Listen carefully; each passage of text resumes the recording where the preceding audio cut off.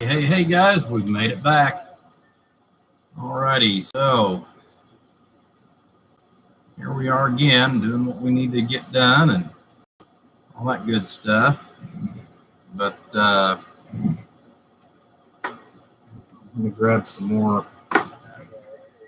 ferrite here. Got more stuff we gotta have for all the builds.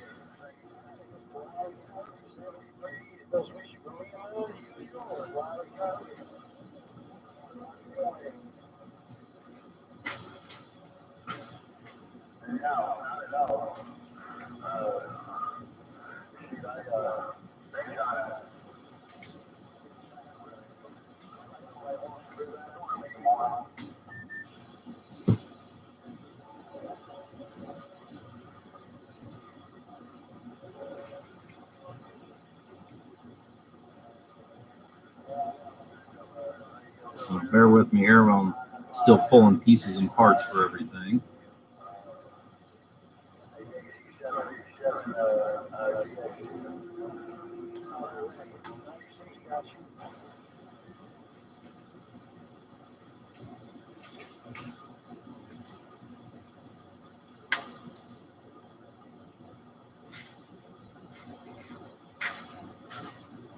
All this stuff's on the other side of the shop here, so that's the reason why it's taking me just a bit here. Hang on.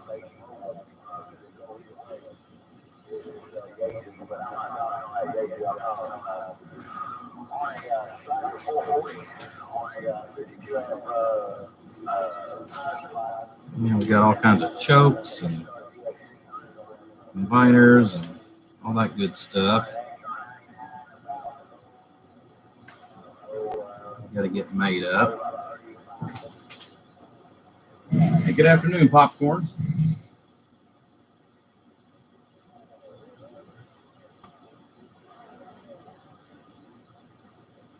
Try to get this in here where it's got a good view for you guys.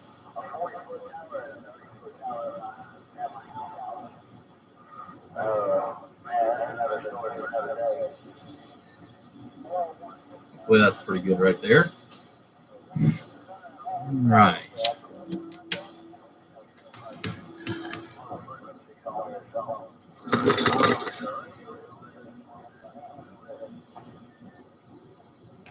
Oh, lots and lots of stuff to build.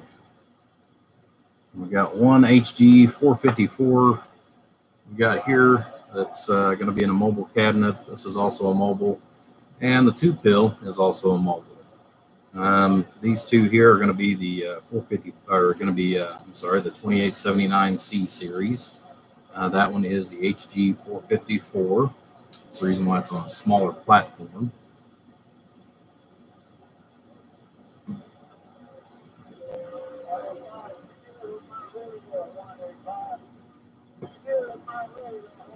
Hopefully,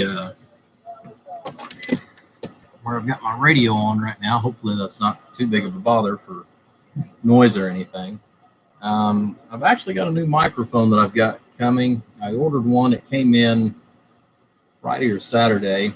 Unfortunately, both of them were side by side, and I accidentally clicked on the wrong one. I clicked on the one that is not compatible with my computer. So I do have a new one that's going to be coming next week. So we'll have some different sounding audio that's going to be coming up here in the very near future. Hopefully it'll be a little bit better in the long run. At least that's what our plans are anyways. So I'm actually going to start right here and get this one mounted down. I've already got the heatsink compound on the heatsink here. I've already went ahead and got these all tapped out and ready to go. So now all I've got left is to just go ahead and start mounting everything on this one. So I'm going to start with this one actually and get it built up so far, and then we're going to move to the next one. Hey, good evening, Warren, or good afternoon. I know it's kind of odd to see me this early or this late in the day. I don't know which the case may be.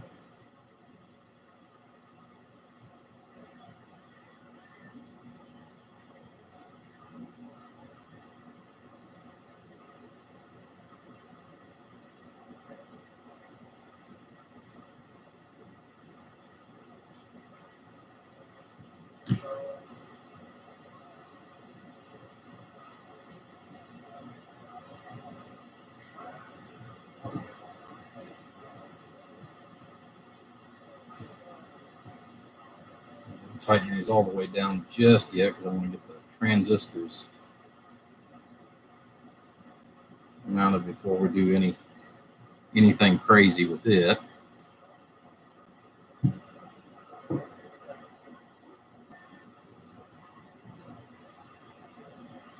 So, like I said, lots of stuff going on this week. Obviously, I've got these 3 here. I'm going to try to get these finished up hopefully by Friday.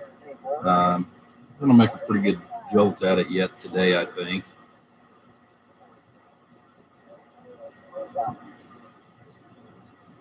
The 2-pill will be the easiest to actually get out of the way. That one, I started on that one here several weeks ago. I actually started on that one back just prior to my eyes being worked on.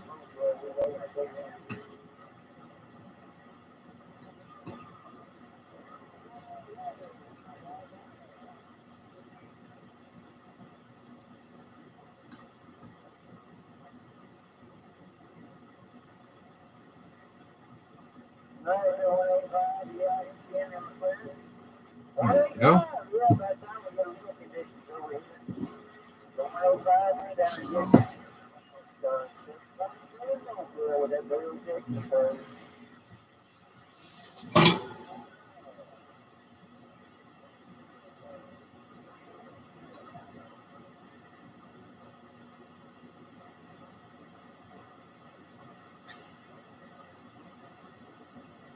Tabs pushed down in place.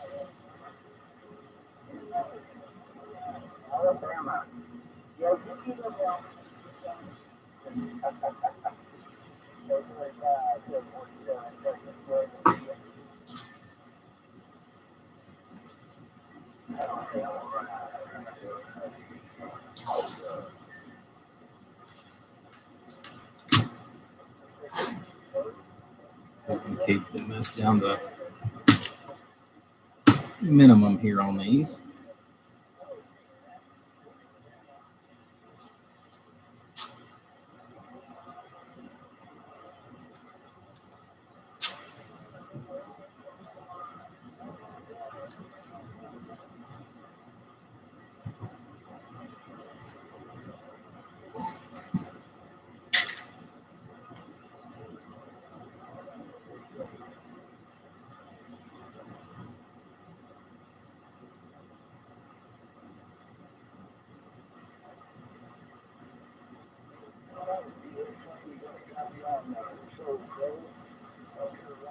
Like I said, if that radio in the background gets too much, please let me know ahead of time, and I'll turn it either off or down even further. I'm just kind of listening to some of the local skip, or local guys talk skip, I should say.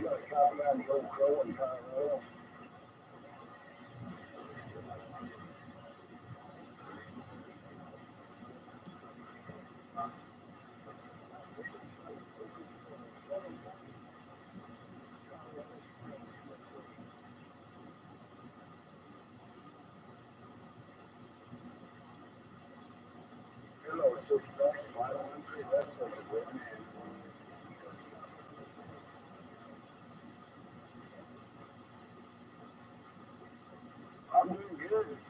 Enjoying this nice cool day for a change. A little bit of rain here and there, but it's not crazy. I was going to try to get some capacitors and stuff pulled and ready, but I had a phone call and went ahead and finished up some lunch/dinner. Hello, Tracy. All right, so we got that part of it out of the way. I finally got some parts in here that have literally been on the slow boat from China. I got to get those unpacked yet. I've got a huge box. It's almost 2.5 feet by like 18 by, I think, 18 or 24 or something like that. I mean, it's a pretty good sized box of stuff that I have waited for. And like everybody else, I keep being told, oh, well, it was due to COVID, blah, blah, blah, blah, blah. So I don't know how much of it really and truly is true, how much of it isn't. All I know is, like me and everybody else, it's put everybody in kind of a bind as far as being able to, get parts and what have you. So I'm going to get these transistors all set. Do this one just a little different. I usually like to go ahead and kind of pretend these little pads here before I actually even put the transistors in.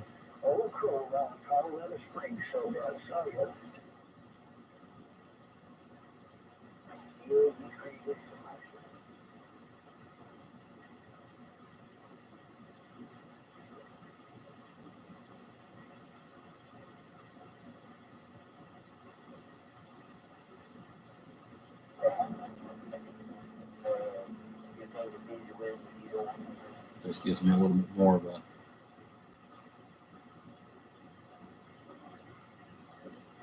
of a body to actually catch the transistors and get those down exactly the way I want them. Makes it easier to set the transformers too.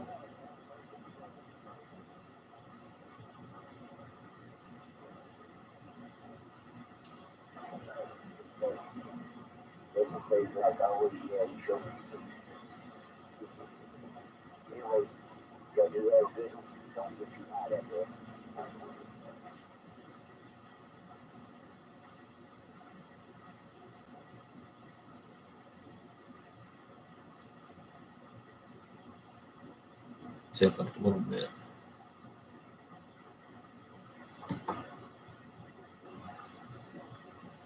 So how's everybody's weekend went? Hopefully it's went good for everybody.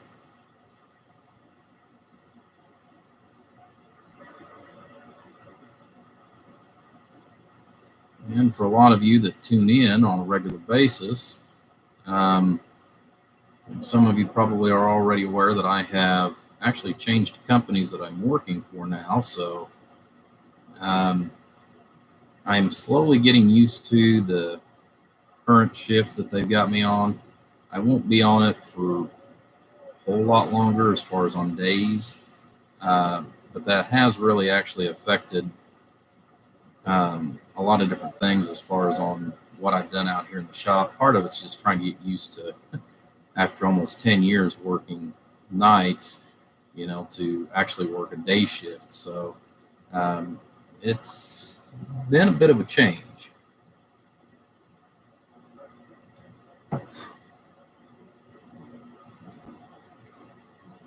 Okay, and I've already got the thermal compound already on these transistors. Turn here. Focus. This is stupid camera. Yep. It was there and it was gone. There we go. Anyways, 2879Cs, which is what is going on this amplifier. Been getting quite a few more calls for these. They do tune a little different. They do work a little different.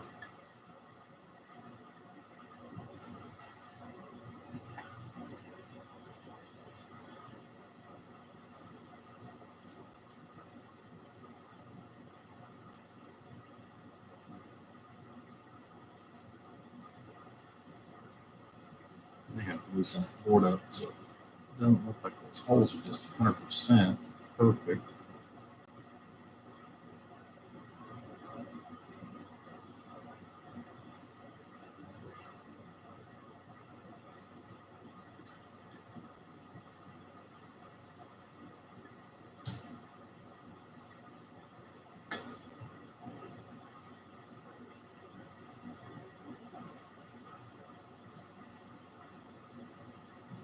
Should give me enough wiggle room.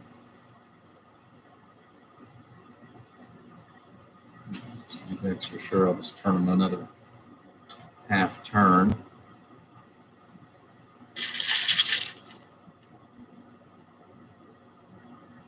On this batch, This batch is 62, is what the HFE is written on them. Give me a second here.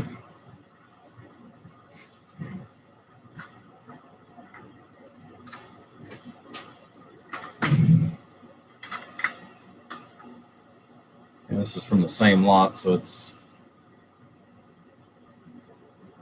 got a 62 on it.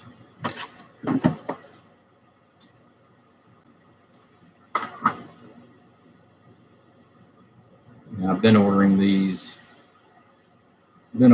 by the flats. They come 20 to a flat, so I typically order at least 20 or more at a time. And the last order that I made, I ordered 140 transistors. So, all right, and get in the shop here.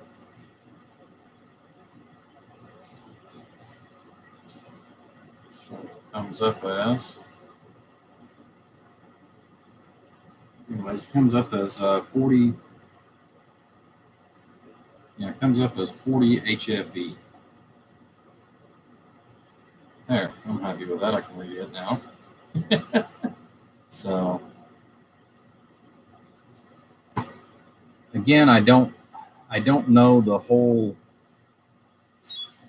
combination because, I mean, for the most part, back when we used to get Toshibas from RF Parts, you know, if they told you that the gain was, let's say, 100, just for easy math, if you actually check the HFE gains on the transistors, they would actually read fairly close to what your DCA, the DCA Pro would give you as far as on your numbers.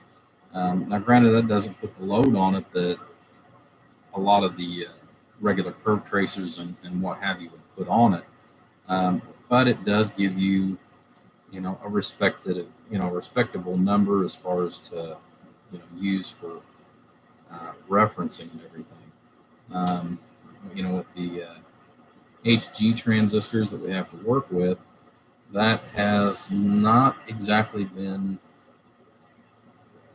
the gospel, if you will.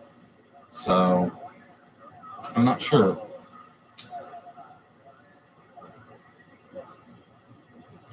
No, I haven't seen any of them. I think the highest that I've seen has been 68. I think is the highest that I've at least ever had shipped to me. I'll put it that way. Usually 60, 60 and up is what I've been seeing. For whatever, for like I said, for whatever that's worth to you.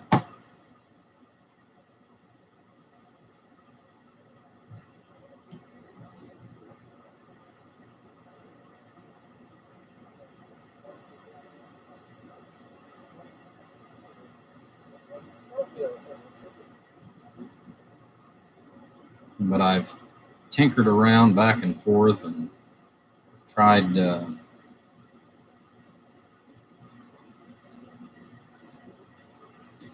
multiple different combinations on these as far as for tuning and stuff. And, I have found that they do like a little different format as far as on the size of the transformer. A lot of times I'll use an 1.5-inch transformer in almost everything, unless I'm building a 1-pill. But overall, these seem to work really well with about 1.25 inch, whether it be the 1/2 inch or the 5/8 core. I've had good luck with both of them on, this particular format.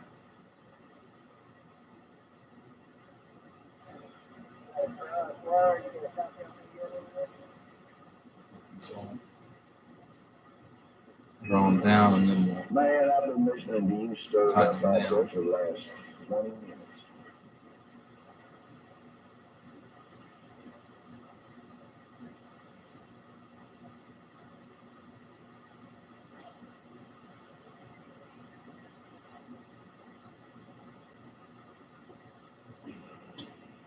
47. You got a copy of them? Somebody sent me a message.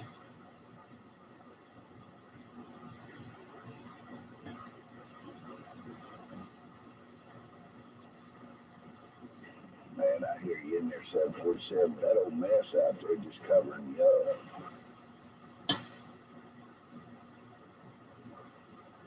Quick look at it here in just a second. These screws tightened down before we do much of anything else.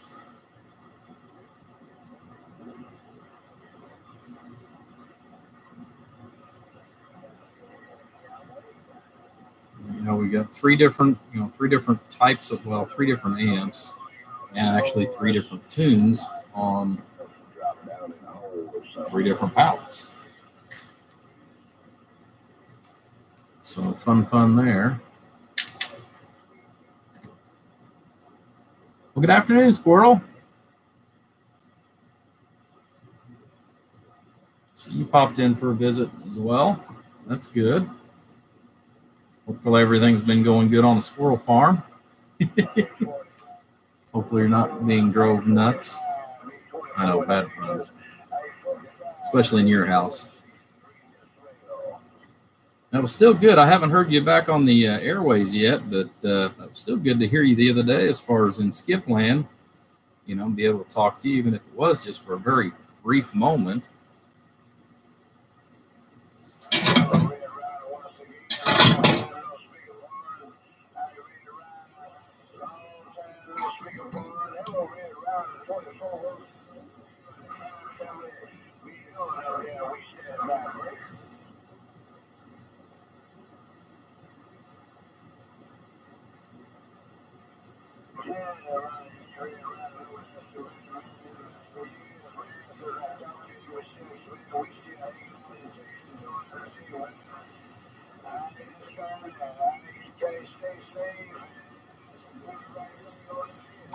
Pump that up just a little bit more on the heat. It's a whole lot more heat sink to wake up the heat off of your soldering iron.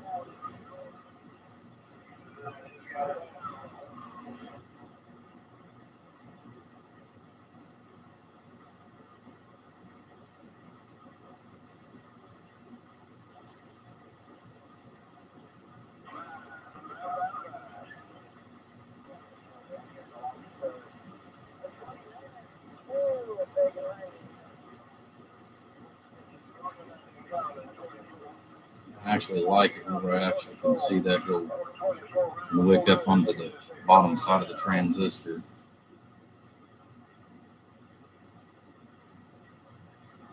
I'm not worried about getting these perfect as far as soldered down. We still got to put a transformer and solder back to them one more time yet.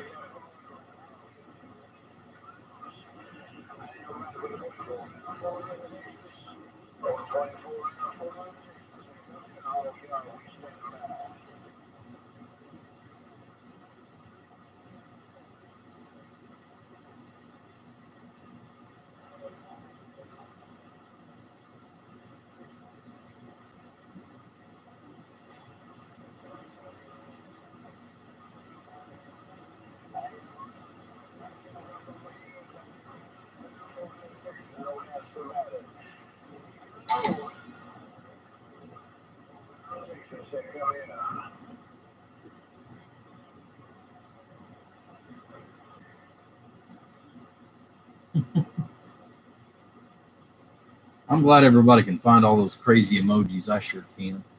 I can if I'm on my phone, but I can't find some of the neat ones that I've seen you guys pop up with from time to time either.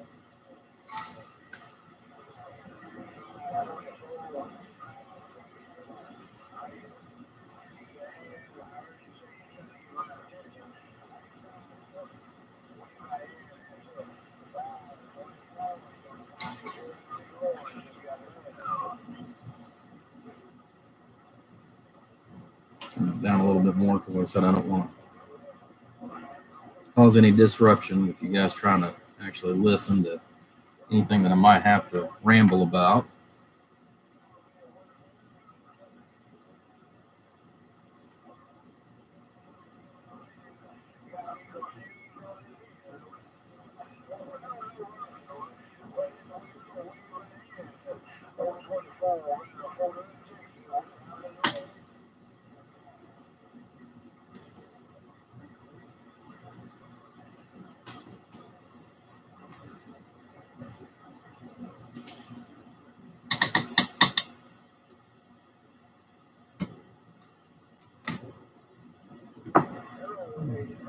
cut that one off according to whatever I've got.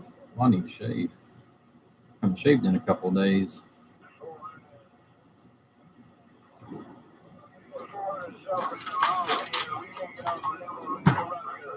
Looking too much like a hobo.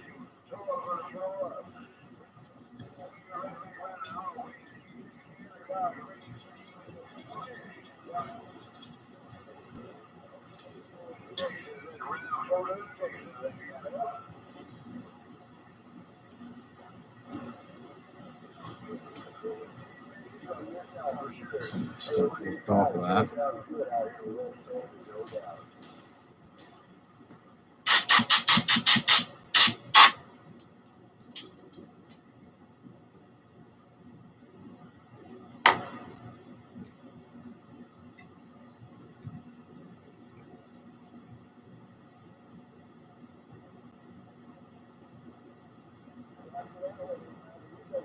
I'm undecided if I like these or not.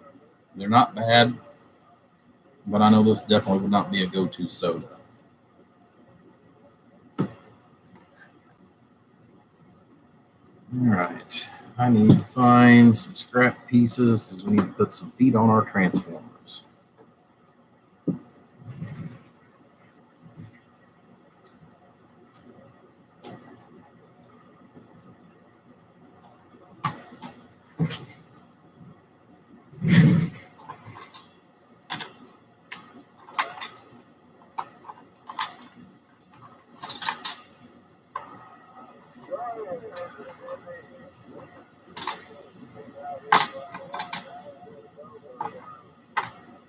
I'm going to keep some of my scrap in just so that I can cut it up for all kinds of miscellaneous purposes.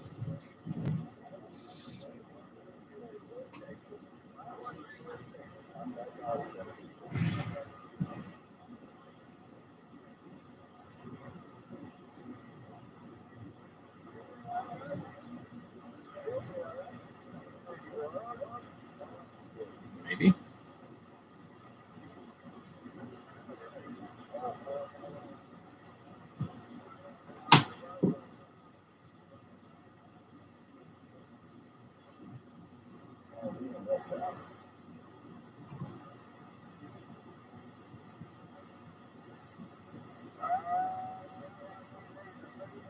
I think my poor old clients have just about had it. They're going to need to. I'll have to take something to start sharpening these, I guess.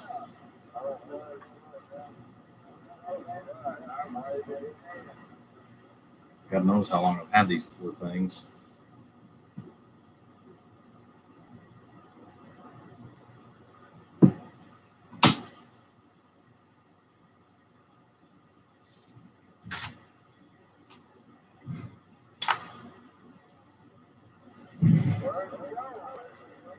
Sadly, you can't really take them apart though to actually repolish an edge on them. I'd say that's probably the worst. I'd say that's probably the worst part about it.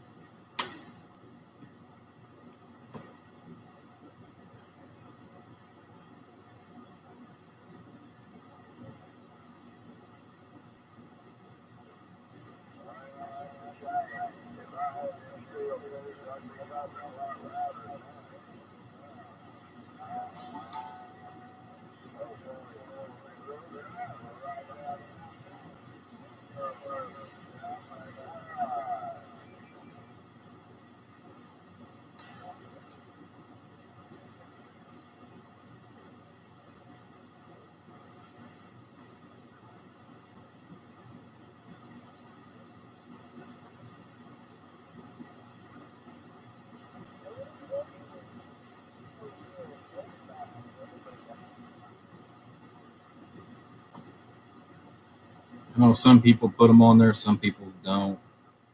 I like putting them on there more for safety than I do anything else.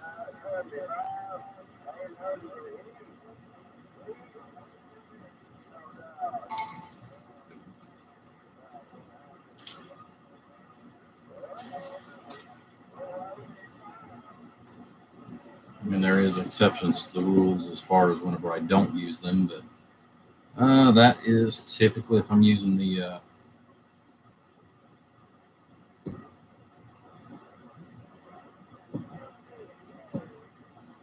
5/8 core that I get from Luke, mainly because they're already set up and they've got that little extra taken off of them.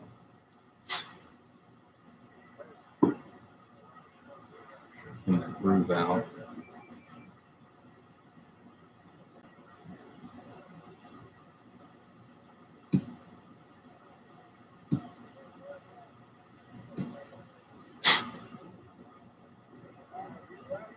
Go.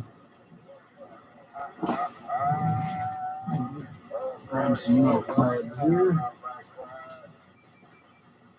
Oop.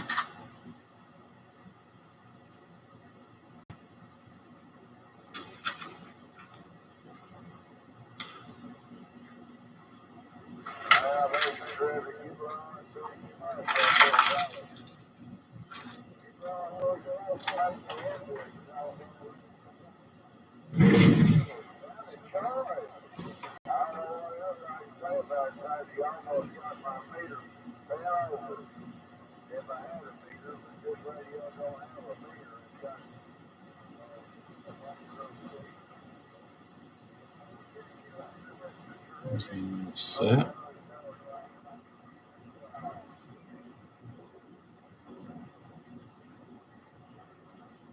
Set those off to the side because I've got another amp coming up that I need a matched pair for. I've got a bunch of these that are already pre-matched that are already in here, where I typically write it on the tabs, or I'll put different markings that based on what they are when I go through and match them up.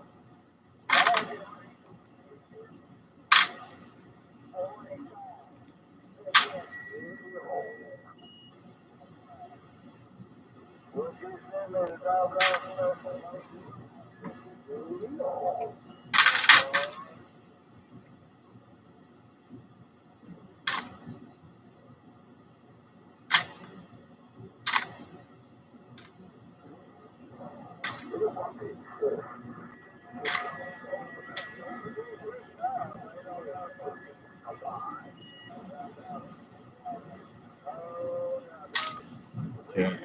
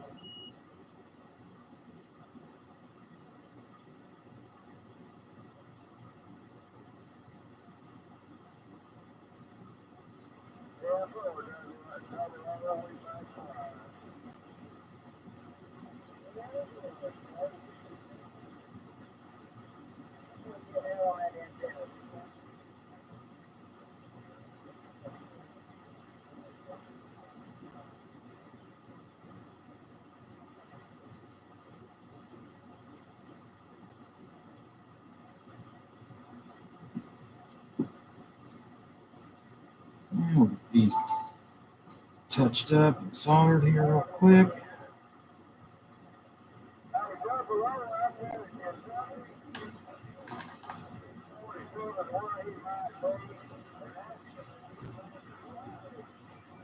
Just makes it easier if you've got a little dab of solder on them at least.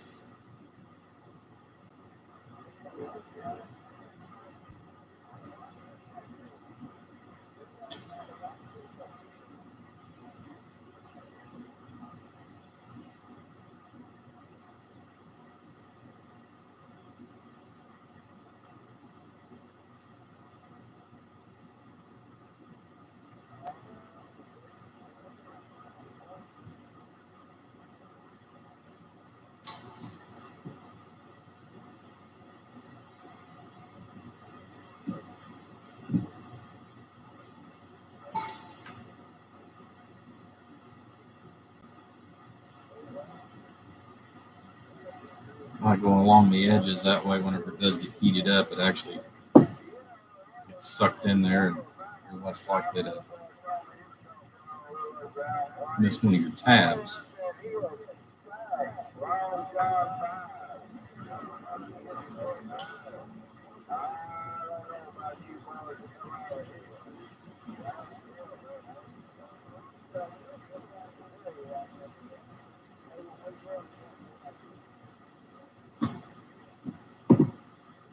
Well, I looked down for 2 minutes. Got all kinds of people in there now. Or comments, anyways.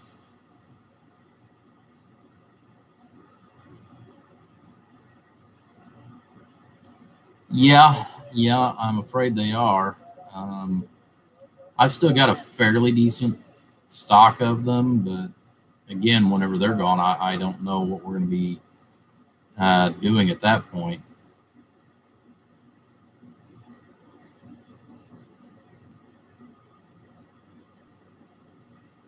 I know that there's a lot of parts that are becoming more and more scarce, sadly.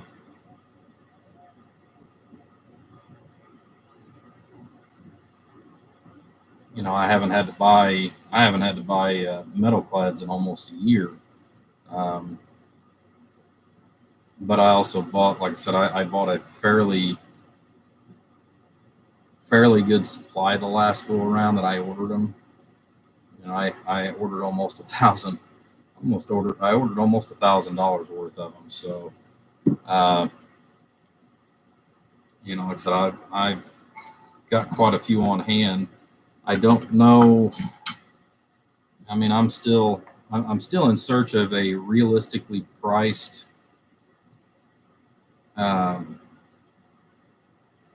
surface mount. I know that they make good surface mount versions.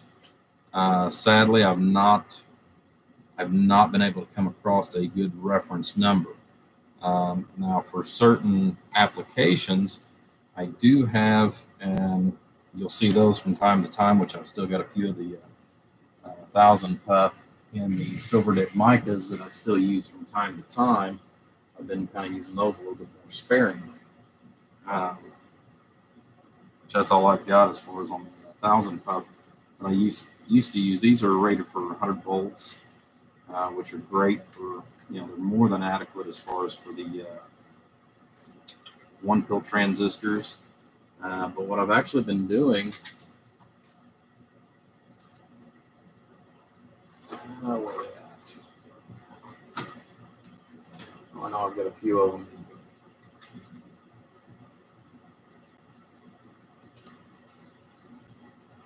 Which I have found a decent replacement on the input transistor of the one pills.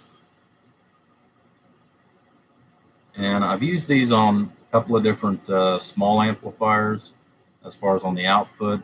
And on a one pill, they work fine. Some of the others, they may not. They're still fairly, it's fairly good size and a pretty good kVA rating that's on these. But as far as like in a built amplifier, like a 4-pill or something like that, I don't think they will hold up under the stress of something like this. So it's again one of those where I'm kind of at the mercy of everybody else right now too. I'm still hunting for the pink elephant. I just haven't drank enough beers, I guess, to find the pink elephant. It's just going to take me a couple of decades to probably drink that much. But anyhow,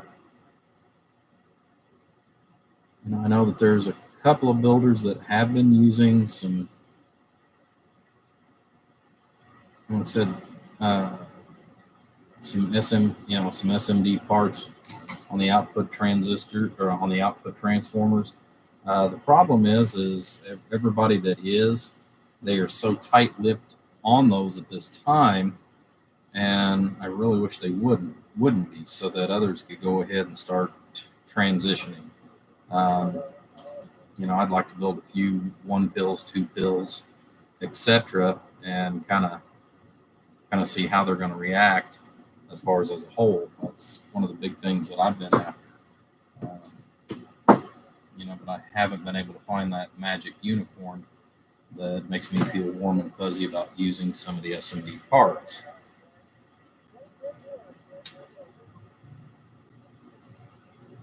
Focus camera.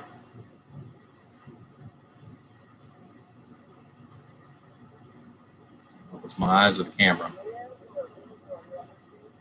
Maybe a little bit of both. Did finally get one of my new pair of glasses in. That I see everything out of.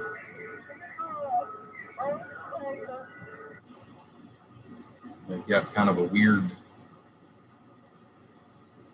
tint to them, but it helps as far as with what I can see.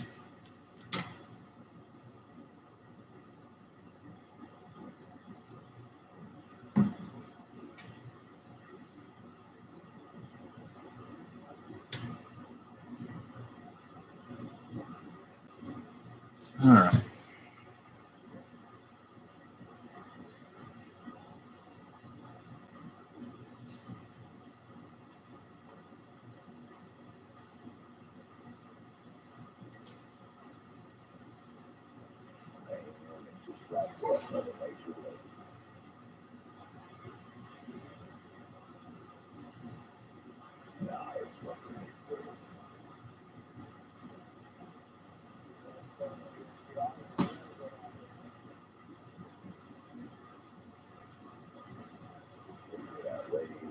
I don't know how many times that I sit there and I forget to put these on prior to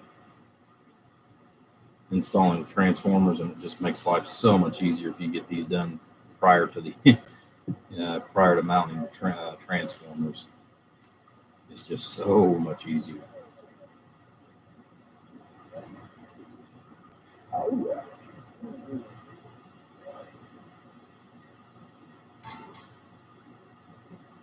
Tweak that one just a little bit more.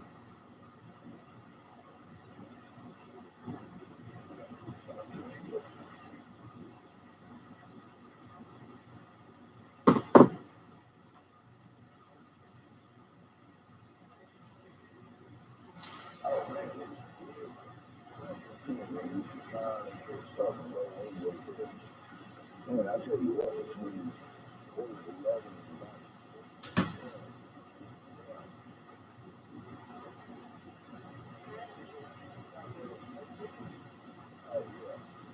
and Yeah, Skip's been kind of rolling in and out today. I was all over.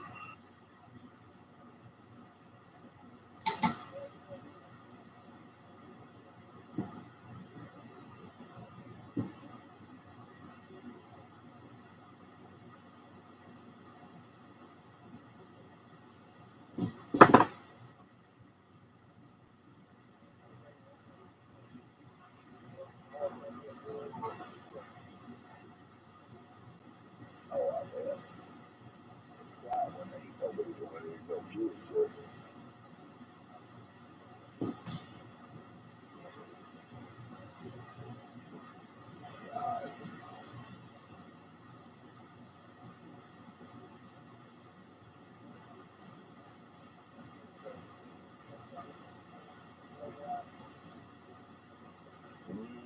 So, Get that camera in here a little bit better if I can. There we go.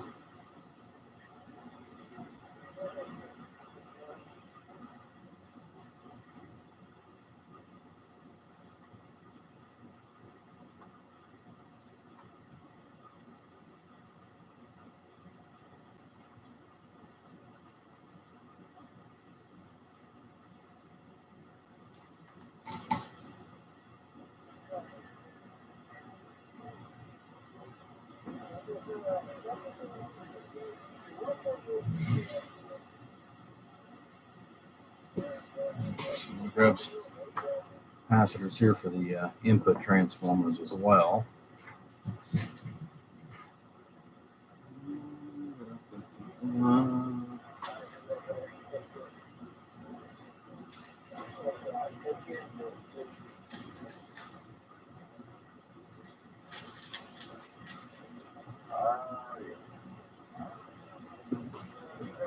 Those are matched.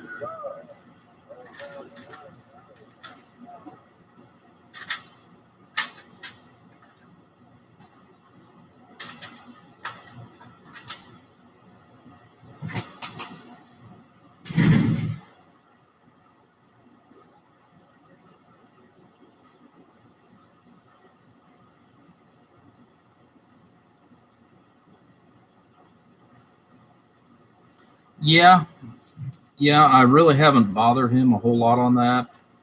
Um, that he is definitely one of them, though, that I will say has been the best in relationship to sharing information. Um, ever since I've known him, that is one thing that I have got to give him some of the utmost respect for is, sharing information. There's a lot of stuff that, you know, prior to, you know, me actually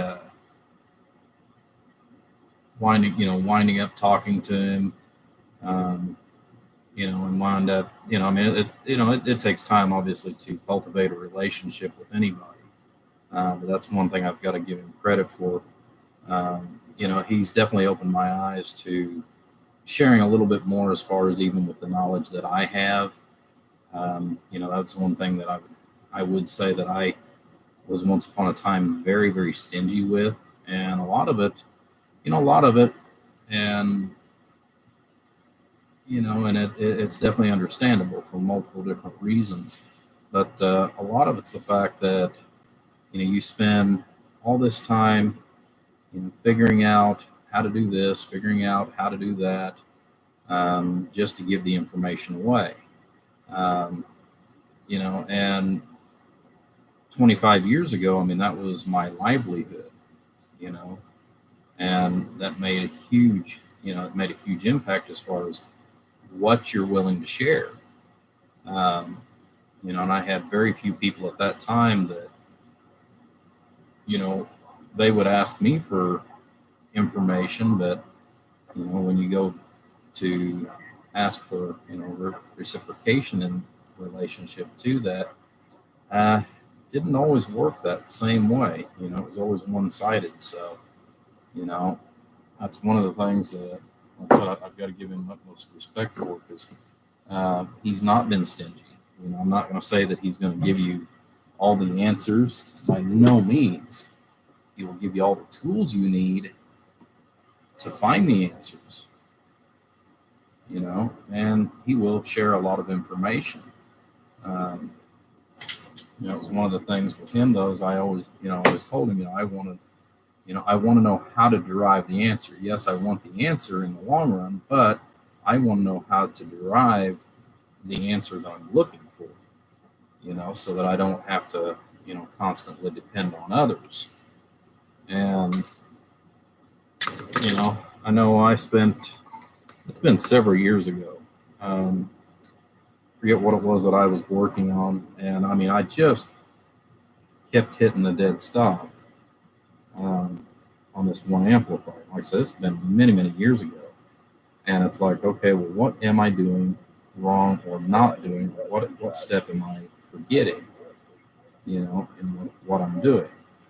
So he sat there and he took, I'm going to say, a good 45 minutes that one day, which, if any of you've ever tried to talk to him on the phone, for him to give you 45 minutes of his day, that's a lot. And I do mean a lot. So, for him to sit there and he walked me through it as far as, okay, well, this is what you've got. Okay, now this is where you need to start, in order to come up with, the answer that you're looking for. Okay. So I went that direction, and he said, if you run into more trouble, give me a holler, and we'll sit down, we'll figure it out together. Granted, he already knew the answer. He knew what I was looking for. But that wasn't the question I had for him. It was, how do I find this answer on my own? And it wasn't one of those that I absolutely had to have whatever it was at that time. I didn't have to have it done right then and there for one of my customers. Otherwise we might have bypassed it. But I wanted the knowledge to know how to go back again if I ran into the same situation. And like I said, he might even remember, but there again, he talks to how many thousand people every month versus with me, I speak with maybe about 100 a month now, and a lot of it just has to do with my scheduling. I'm very, very hard to get a hold of in many cases. The best advice I give most everybody is please text me. You're more apt to get a quicker response due to a text than you are a call. And part of that's because, I work third shift. So I'm up very obscure hours for most people with the 12-hour shifts that I've been working, which again, takes me to the next, the next thing. Like I said, most of you know that I have, since changed jobs. I am still currently in training for the new position. However, it's going to be a very healthy position because of the fact that I will gain about 4 hours of my life every day back. So whenever I go to do repairs or anything else, I'm actually going to have a little more time out here in the shop, more time to work on things as far as that I need to for my own physical needs, as far as, for example, mowing grass, things of that nature. So it's been a very, very big blessing in relationship to that. Just knowing that, I have more time for myself.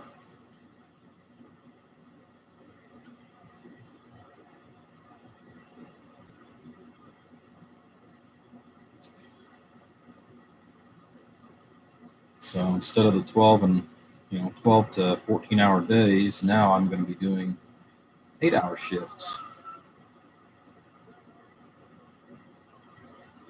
The first week with this company, I'll be honest with you, I did almost nothing out here in the shop because of the fact that I was just so unaccustomed to the time change, for number one. Number two, not only the time change, but also being off 4 hours sooner.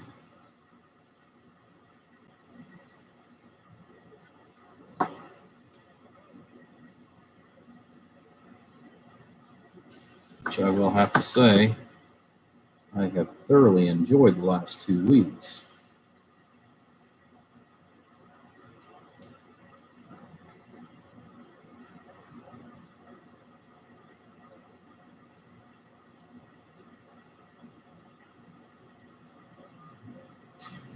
Here, I get too wild and crazy because it's easier to do this next step before I get too wild and crazy and put my 10 ohms on.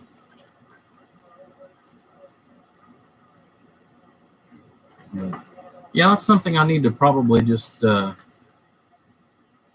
hit Luke up and ask him, because I'm sure he knows. I know some of the ones that I found that would make me feel warm and fuzzy. Sadly, what they want for the components, they're, as far as on the metal clads, going back to those. You're looking at, geez Louise, you're looking at, what I come up with? The ones I found are $36 a piece that I know are 100% guaranteed used for this type of an application. As you know, though, that would add such a huge spike to the cost that I'm not sure which way to go on that.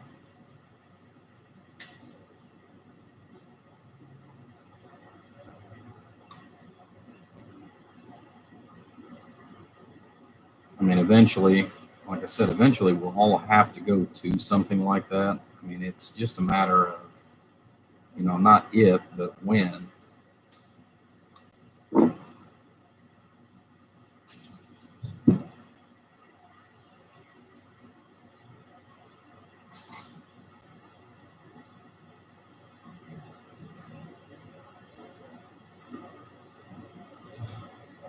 Phone keeps buzzing. I'm gonna have to see who that is that's trying to message me.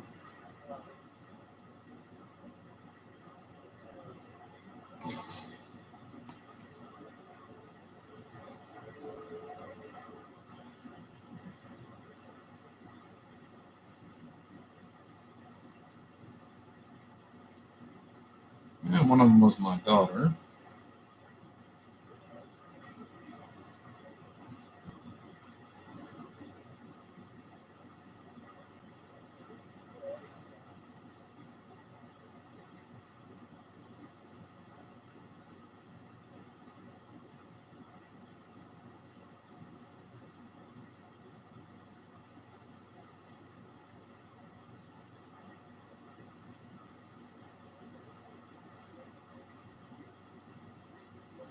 Yeah, the wire is exactly the same gauge. However, the insulation is a little heavier. I noticed on the green as well.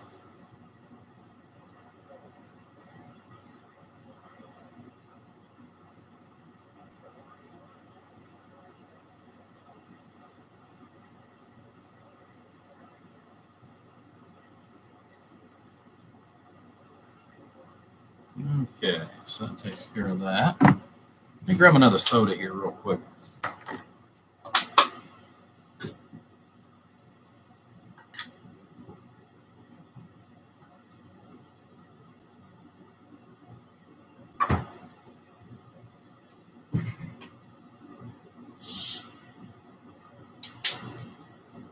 You work this evening, Gary?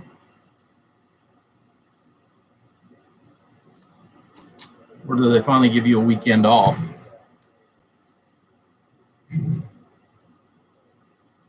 Not that that's really in your I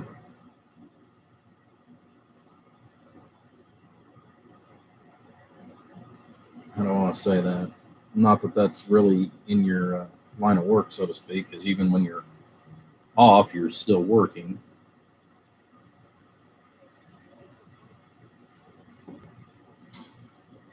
Sadly.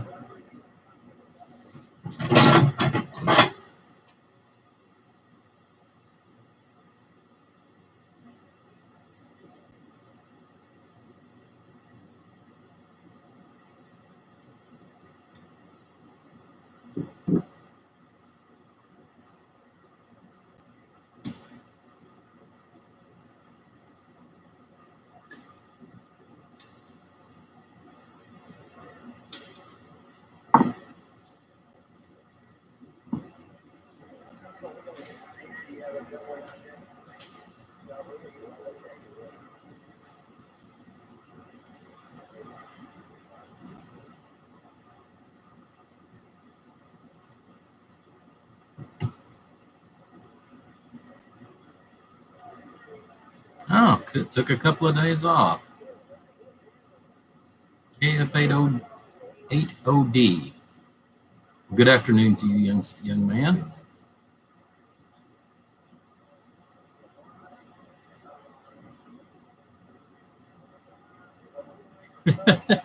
Yeah, that is one thing I'll say about this company that I've started with.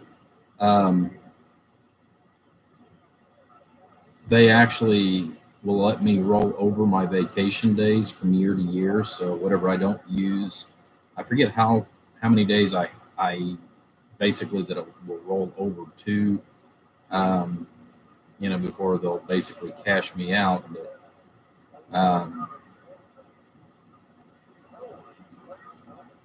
I get sick days that I didn't have before. So that's kind of nice. And I get the one thing I don't like is my vacation. That's probably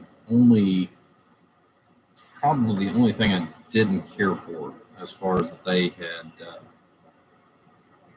had me for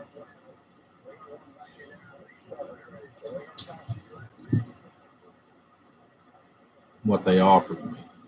That's the only part of it I didn't care for.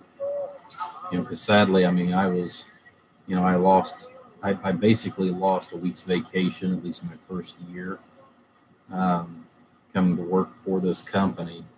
However, whatever I don't use this year, I can go ahead and roll over to next.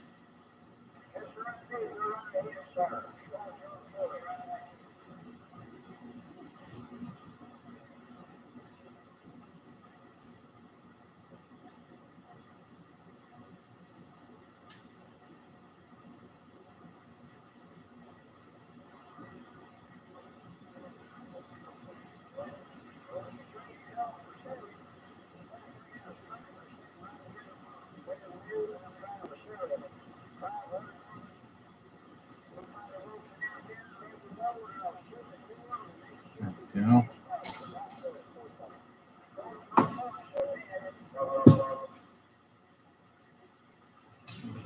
these on the 2-pill here real quick.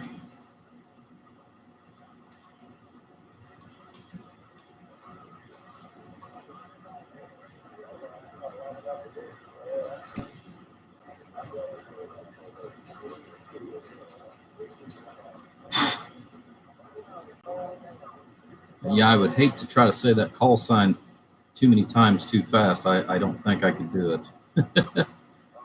Thank God for pen and paper.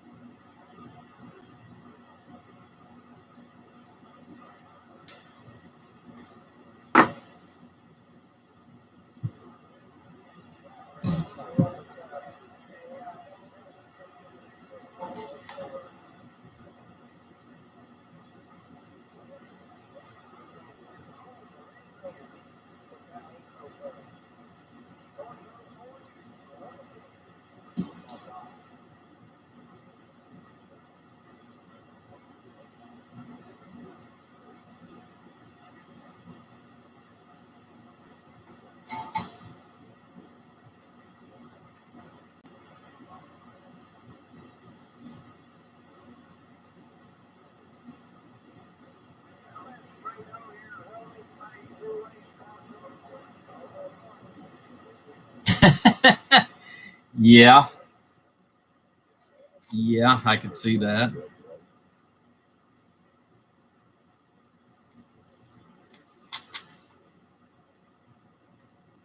Yeah, there's only so many places that they could hide such a creature.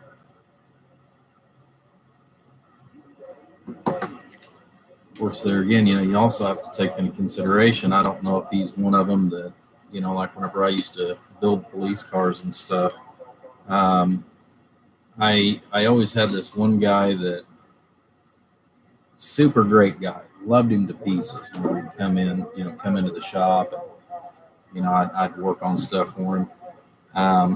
Most of the time, though, I always had to ask him to, please unload your vehicle before, bringing it to me to work on. The reason why is because I usually would spend, especially like the last time that I put a camera system in for him, as far as in his cruiser, I spent almost 45 minutes unpacking his trunk. I have no clue, don't even want to know where he got half the firearms that he had in the trunk, as well as ammo. I mean, I found ammo in places that I didn't even know that the cars even had orifices. Some of it loose, some of it still in boxes. Which means he was a big range guy. I mean, he loved to go to the range.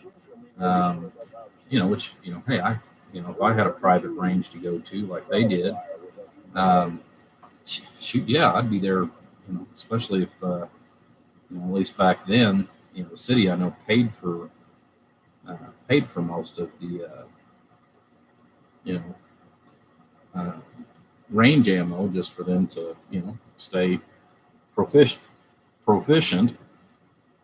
But I mean, it was always a nightmare putting something in, especially if I had to get into the trunk. You open up the doors. Oh man, I don't know how many times, and that was the other thing too, is I almost got to the point where, and thank God, we finally got rubber mats for the shop. I would open up the doors and, firearms would actually fall out of the door pockets. You go to shut the door, there would be handfuls of either 9mm or 223 that was right there in the catch on the Crown Vics. The only thing that I think that I have never found, thank God, since they are metal jacketed, thank God I have never found any live ammunition that was down inside the consoles, because there was times where I'd have to pull everything out of those consoles, especially whenever they would have them built from, some of the other places.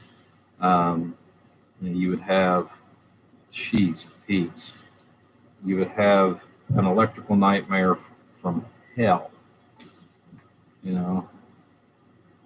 was almost out of the scene of The Hills Have Eyes as far as working on one of those cars. I mean, it was horrible. Anytime I'd have to do those, but yeah, like I said, as far as putting antennas in, running the cables, like I said, putting the camera systems in, microphones, what have you, into the patrol cars. Like I said, that was just a living nightmare. Anytime I had to get into one guy's car, I cringed. He actually did. I know of one time, though, he actually did, listen, and apparently he had enough time, and he actually did unload his vehicle for me once, which that was really nice. I think before I solder that one down, I'm going to go ahead and wrap that transformer.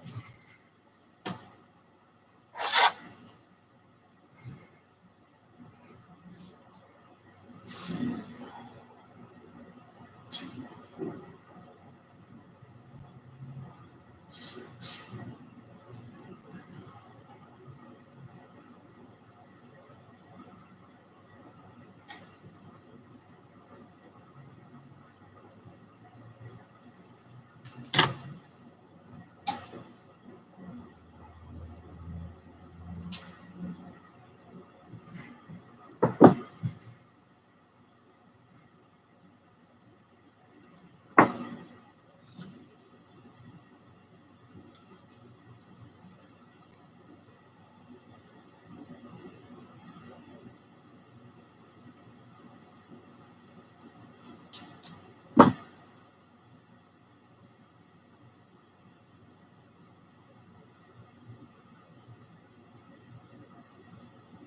Oh, and for those of you that are watching, I have to look at the calendar to give you an exact day on it, with everything that's coming up here next month. But next month, I am actually going to stop everything I'm doing for one day, except if I have to work that day. I've got to look and see if that falls on a work day or a weekend. But anyhow, coming up next month, I actually will have a special build coming up.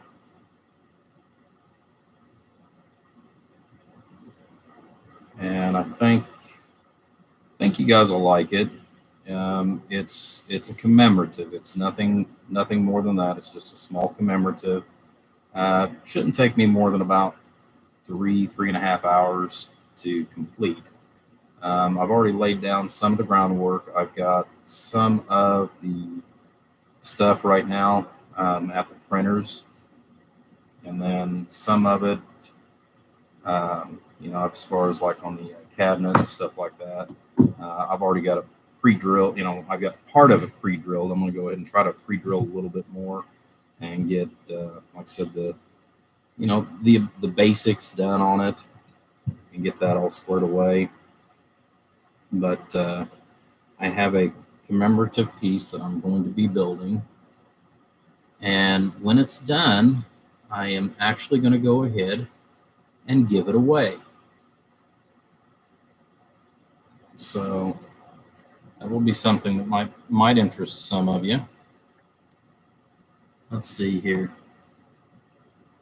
What did you say, Gary? I found a revolver I forgot I had. Yeah. Yeah, I don't doubt that. Well, hello, Bluegrass. Good evening time. But, like I said, for those of you that might be interested in, like I said, it is a commemorative piece. I'm pretty sure I already know where I'm going to send it at, as far as that goes, whenever it's all said and done. But it's just it's a thank you piece is kind of what it is, as far as for everything. But it's one of those that I know will touch a few different people and different attributes because of what it is and everything else. Right now, I'm actually working on the board as far as what I'm going to be doing for it, because it's got some differences that's going to be done to it as well. So, like I said, don't want to give too much detail away on it, but like I said, I think it'll be a nice little gesture, anyways. Besides, who doesn't like free stuff, especially when it's brand new?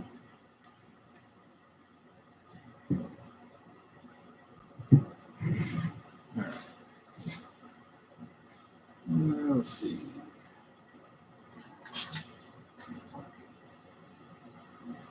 I've got some more. Yep, good. Good. I love these little drawers. I'll sit down, and it's another one of those 1,000,001 things I need to actually do multiple different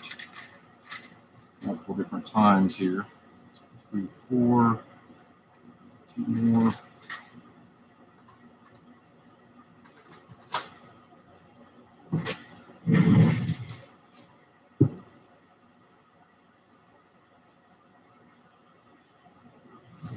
That's the same value, but I'd rather have the same version. There we go.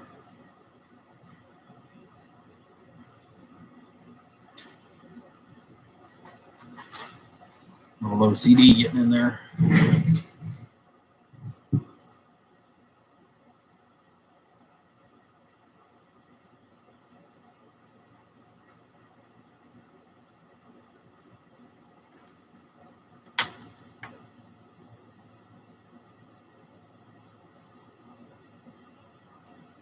Yeah, well, we've got September 11th that has came up, or that's coming up very, very soon. And this will be done hopefully prior to September 11th. It just depends on how my time hits. But anyways, that is what it is kind of geared towards. It's nothing, nothing crazy, but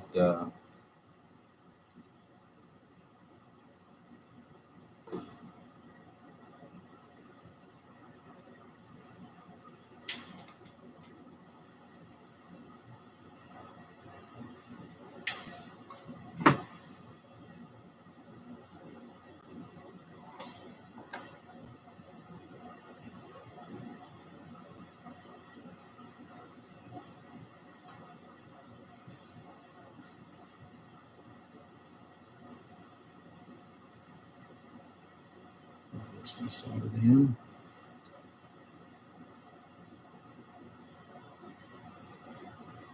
I can touch it up here in a minute.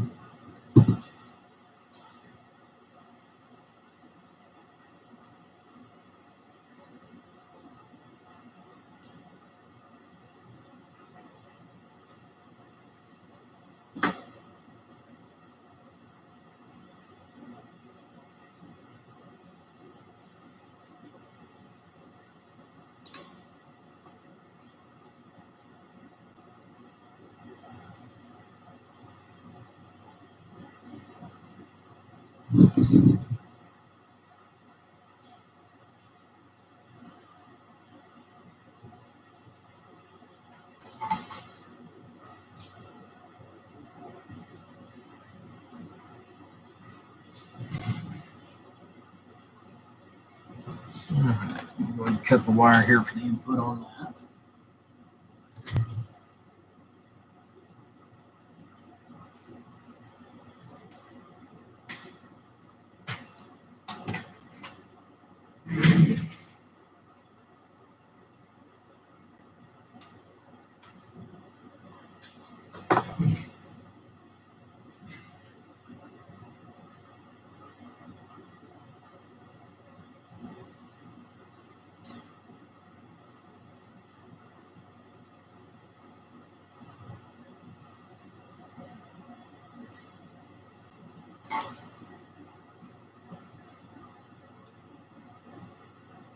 So do any of you guys do anything special for September 11th? I mean, I know it's not technically a holiday, at least as of yet.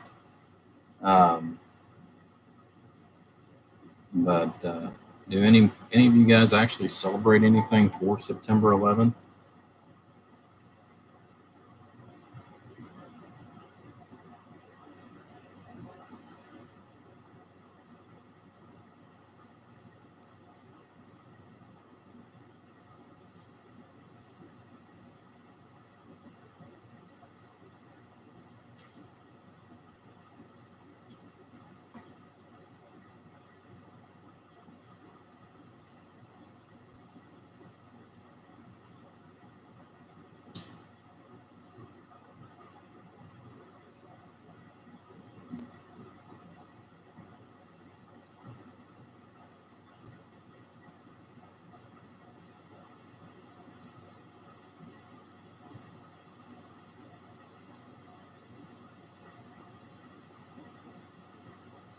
Oh, the year after. I know the year after, one of the things that we actually did, as far as myself, a lot of it's the fact that I didn't realize it until after we'd finished all the work and everything.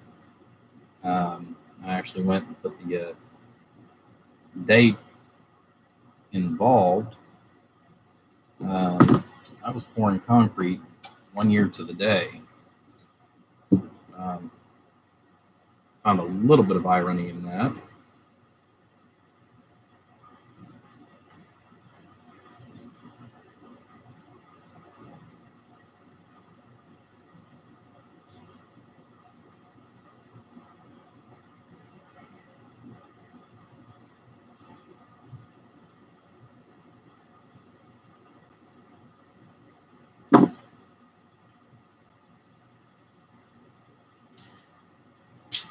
Yeah, I actually remember where I was at that day too when that all happened. I was sitting actually in a little diner just before work. Matter of fact, it was me and all of the co-workers for where I worked at. and the owners that day. We'd sit down and we just had breakfast, and I heard it on the, and it had just, it had already happened by the time I got into the vehicle, and me and a couple of the guys, we were actually on the radio at the time, or had, both of us had two ways in the cars, so we'd heard it come across the radio at the same time, and when we got to work, we set things up as far as on the computer. Where back then, you could have, you could actually get a TV card, video card.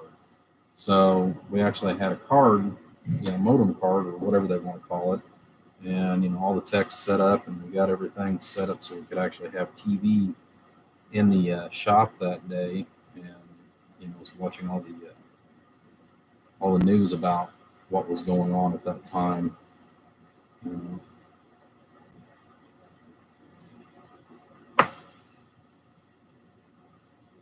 But I would say that's probably been, as far as in the last, since the early 70s. I mean, that's been one of the largest things, I think, to actually hit the American public.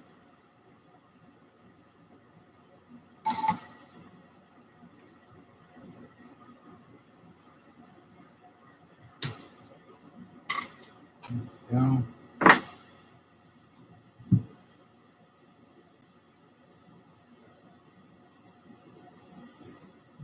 Go ahead and put the output capacitor on that as well.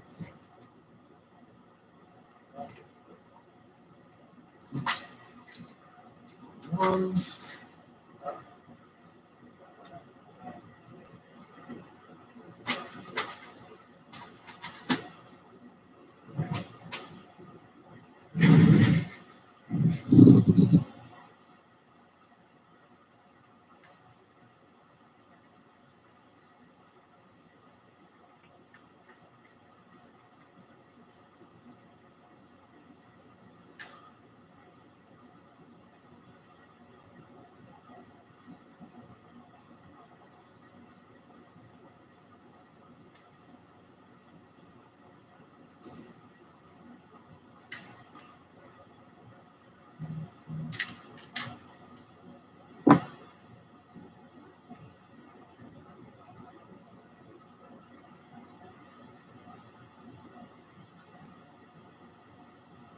Okay, I don't know what both are. Okay.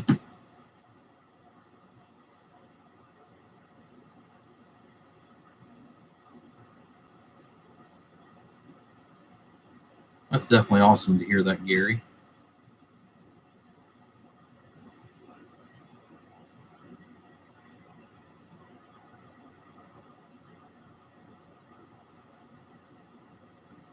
Yeah. The other thing too that was kind of creepy was, how many days was it that they did the no-fly zone? So, the skies around here where I'm at, which Evansville, I'm about 3 miles or 3 hours northeast of where you're at, to give you kind of an idea. Just a very small little farming community, and we had tons of people that were spraying crops and everything else, and then zilch, nothing. For I think it was a week that they did the no-fly zone.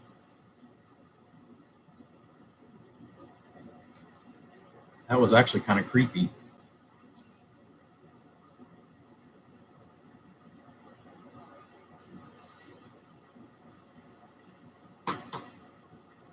Oh wow! Now I remember sitting in school at that time, and we actually witnessed, because they did live feeds and stuff back then. We were all gathered around the TV watching that when that happened.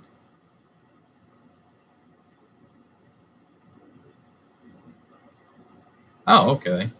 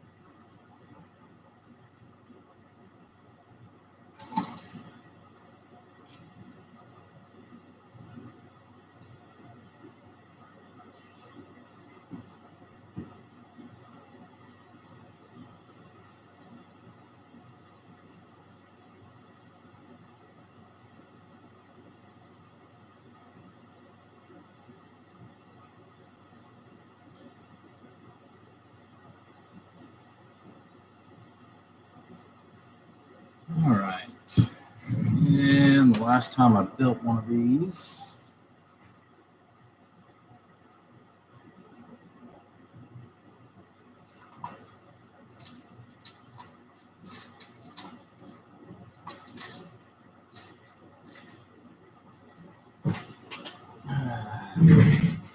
Starting reference was a little different, so this time, since this is out of the same batch,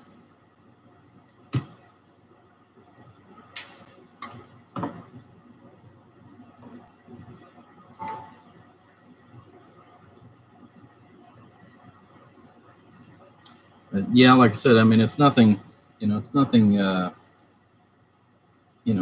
crazy that I'm going to actually be doing, but like I said, it's kind of, kind of in response to that. Part of it too is also going to determine what I can get Steve talked into, where he has got such an incredible workload right now going on. I'm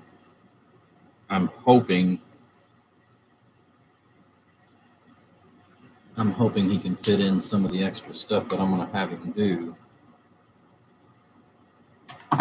But this is, like I said, it's going to be given away. Given away once it's built. It's actually going to get given away, and I will actually give it away live, provided that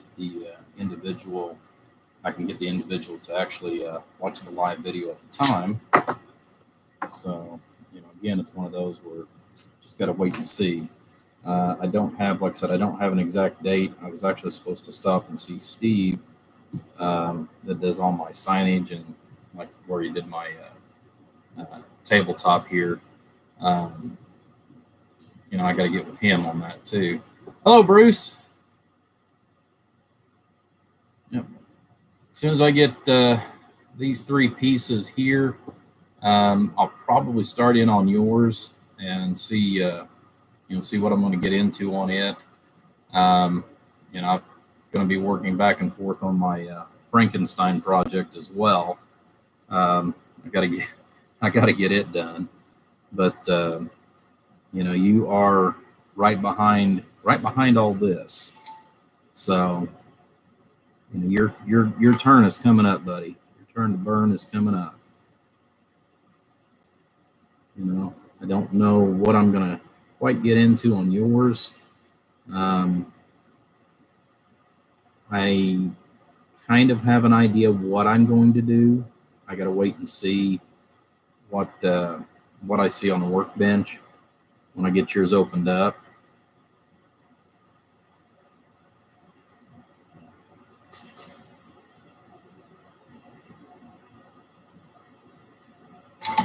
Go. Set that one off to the side. I've got that other diode already laid out. Let me just go ahead and pop that on this output relay here real quick. Still got to get some material yet for output of that.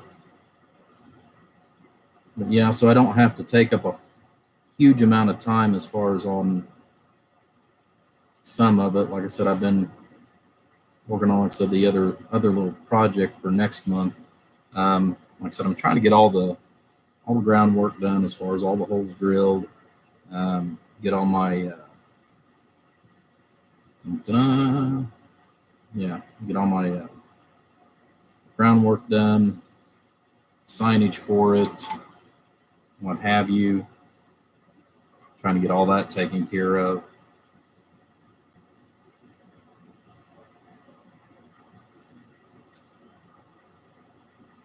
That way it won't take up as much time as far as the actual build process, because like I said, once we get it all tweaked in and taken care of, like I said, I want to actually give it away.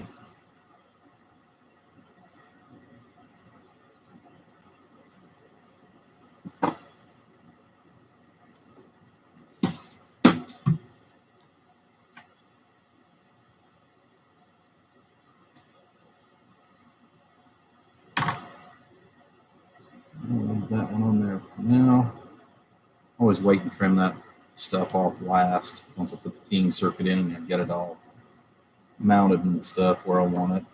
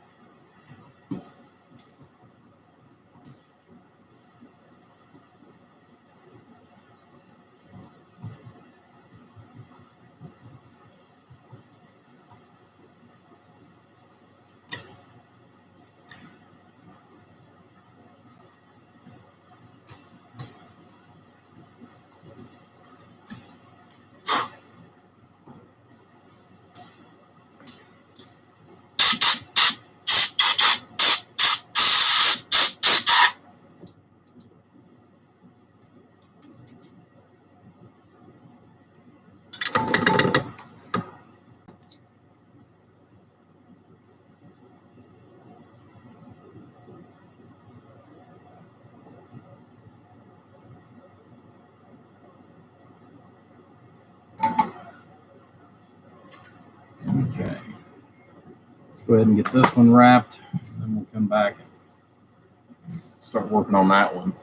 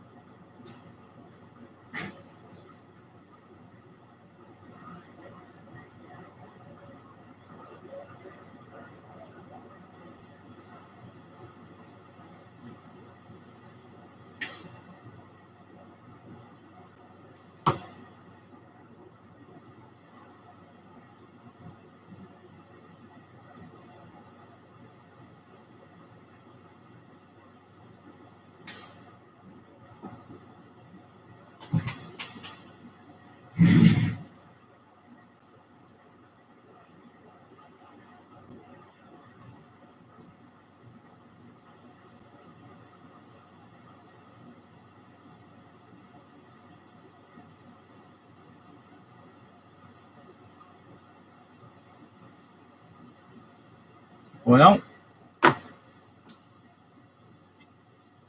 part of it depends on which transistors that you're looking to use, Gary. For example, on a 2x8, you're looking at pretty close to 200 amps. That you're going to need available for that. If it's the C's do pull quite a bit more current than the regular 2879s. Of course, they do more power, so that's something else to keep in the back of your mind. Straight 4. If it's the standard HGs, I've seen those pull as hard as 109 amps. I don't know in which format you're looking at as far as on the straight 4. What you're looking at as far as if you want to use the regulars or the C series. But I'd put in there roughly 120 amps to be on the safe side as far as that. A 2x6, I really don't recommend a 2x6. If you're going to do a 6 pill with a driver, honestly, I would go with a 1x6. And the reason why is the 2 pill is just a little too hot on a 6 pill. It really is. And it's very hard to control. I've actually built one of those. Matter of fact, it's sitting on a shelf in the house right at the moment. that I actually was going to build for another guy. I got it 99% done, and that's one of the things that I ran into was the amount of output is a little bit too hot for that, for whatever that's worth to you. Part of it depends on the radio you're going to be using more so than anything. As far as that goes, the Texas Star, the way they're typically built, Texas Star, you're not going to get the same output power out of it that you will like the 4-pills that we typically build. Which they are a little more streamlined for a single bandwidth, if you will. That's part of it. The other side of it too is it also depends on if you're going to go Class C or Class B, where you've actually got the biasing in. Everything that's on my bench today right now that I'm going to be building is actually going to be in Class C format. Now, I do have this one set up with the 3-pole relay that I usually use for my biased amps, for whatever that's worth to you. But I kind of did that for a couple different reasons. I do have 2-pole relays that I do use. The only thing that is, I buy the 3-pole in such a large quantity, and I've got a few of them out there that I've even used the 30 amp relays, which are phenomenal relays. They're a little more expensive, which that's not really the big thing. It's the fact that,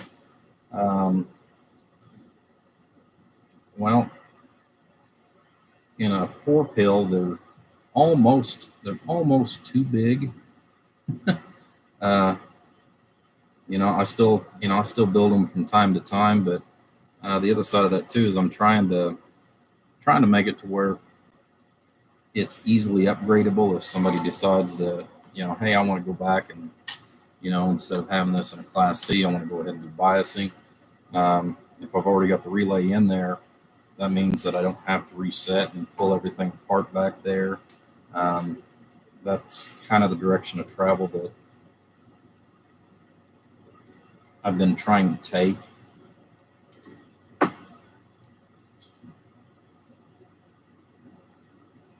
At least if I build a Class C amplifier, is to make it where it's easily upgradable, because since I buy my relays by the case, the cost is kind of insignificant from it versus a traditional 2-pole relay.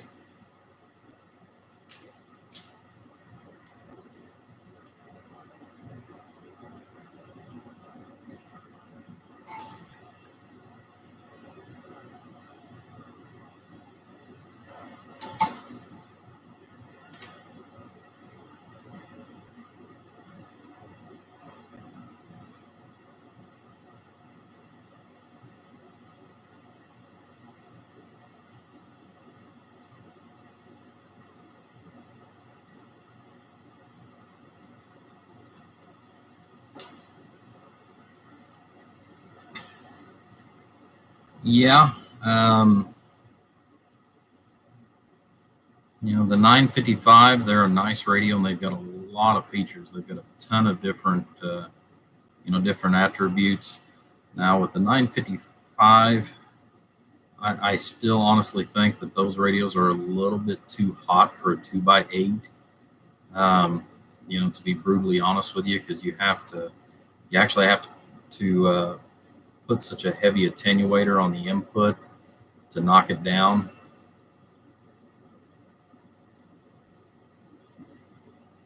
Well, hello, Josh. See, you popped in there.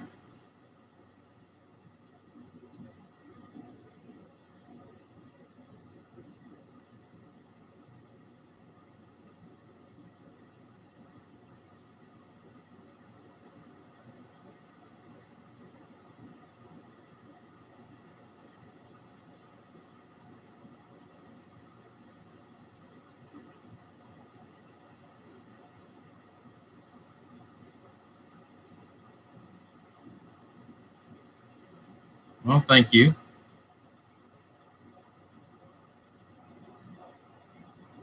Yeah, bluegrass. That's actually one of my new favorites is the Lincoln 2.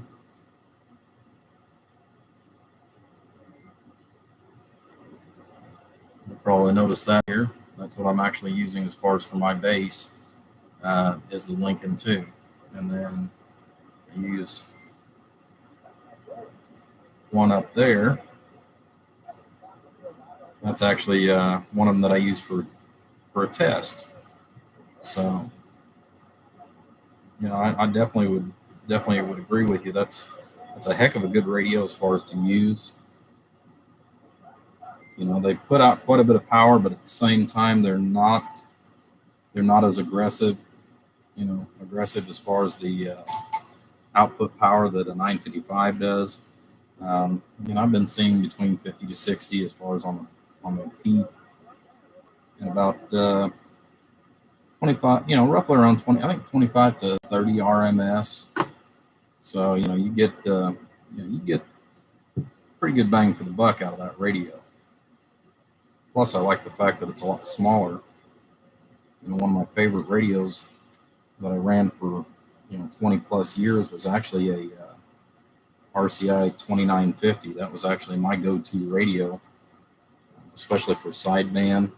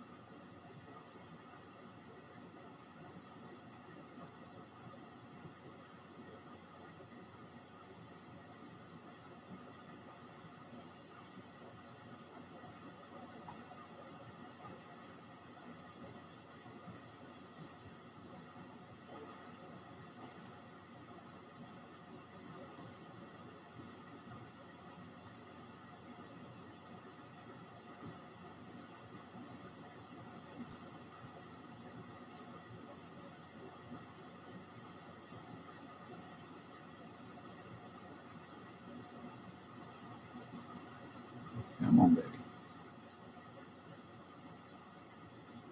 There we go.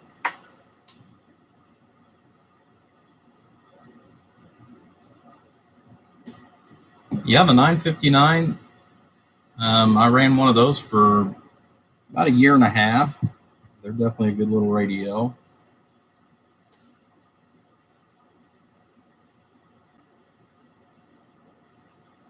About 60. Yeah, that might work. You're still going to probably want a little bit of an attenuator. If you do Gary, one of the things that I might suggest though would be having the C series used, because I know that they'll take a little bit more. They'll take a little bit more drive. So out of your drive section, since you're going to be basically at full saturation, you might want to consider the C series. I know that it's 30, 60. I know it's going to be about another $30 roughly, $130 to $150 more to go with the C series. But for what you're looking at, I would really recommend something like that.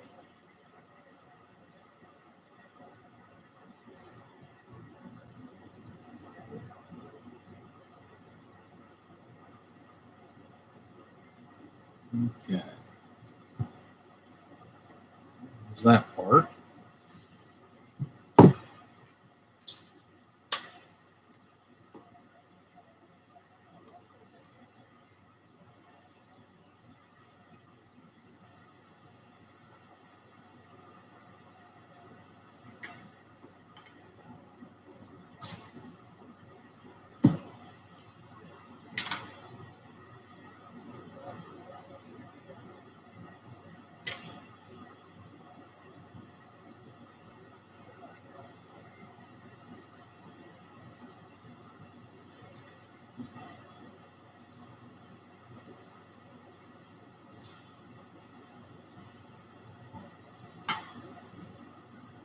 Like I said, the Lincoln, I really like it as far as all the features. I don't remember as far as without having to pull the book out as far as how to get into some some of the settings on a regular basis, because I'm one of those that I've got it all set and I leave it alone. Um, but I mean they've got one of the best sounding echoes I think that's out there. The monitoring that they've got built in is great. Which is the talkback feature.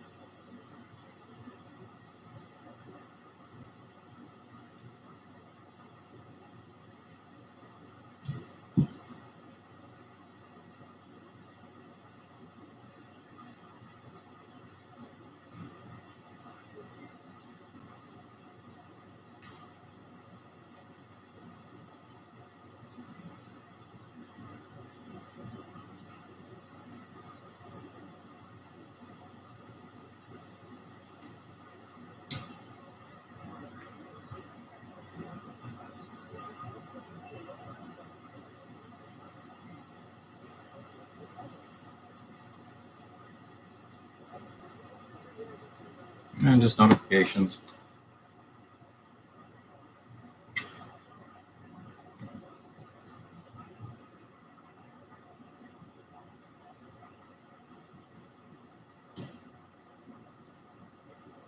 Keep hearing my phone vibrate.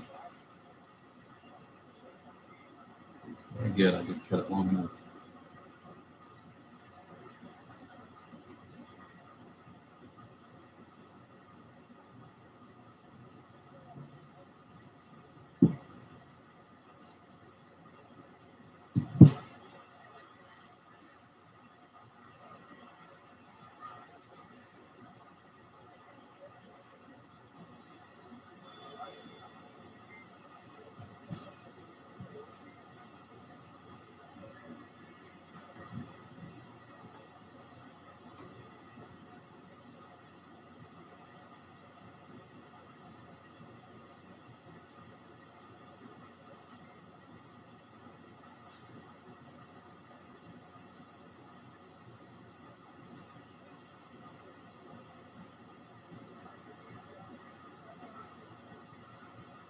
The only thing that's kind of rough about these is you got to put extra wire inside these crazy transformers to get the impedance down where you need it.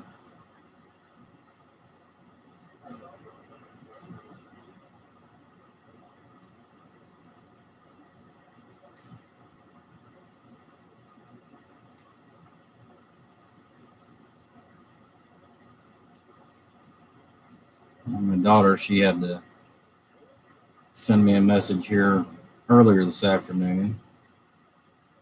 She's got, I think, 2 new kittens. One of them didn't make it, so she's got 3 new kitties.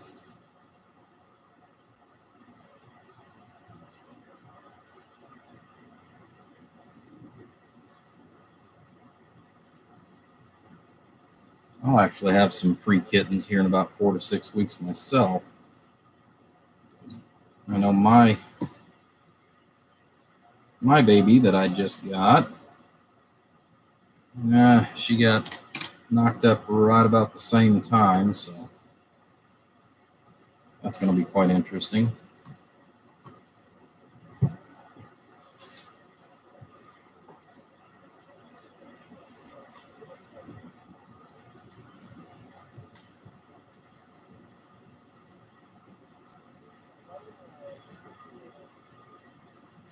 Get some of the stuff here off the board. Get loosened up.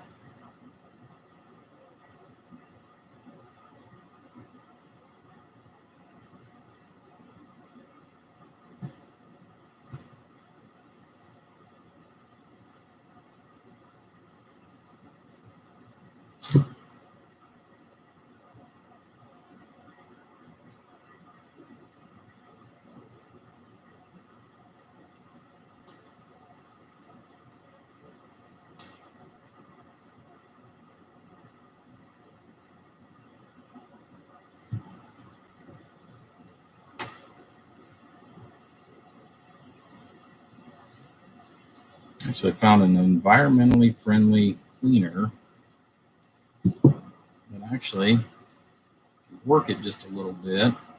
Actually does quite well on dissolving and getting rid of some of the flux off the circuit board.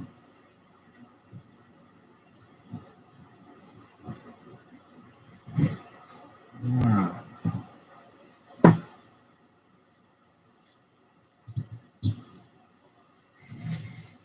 Cut the wire for this.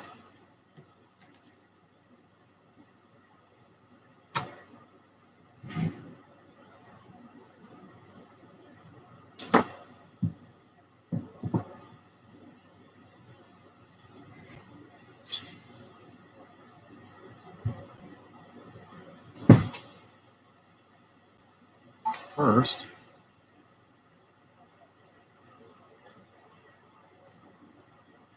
I don't know how that didn't get soldered, but it didn't get soldered from the factory.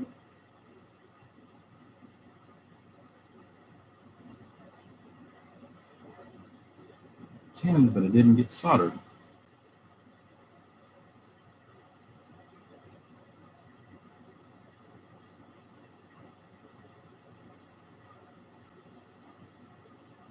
There we go.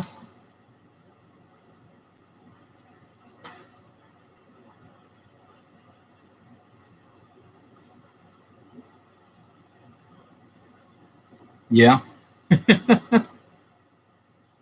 Yeah, that's always the $1 million question there.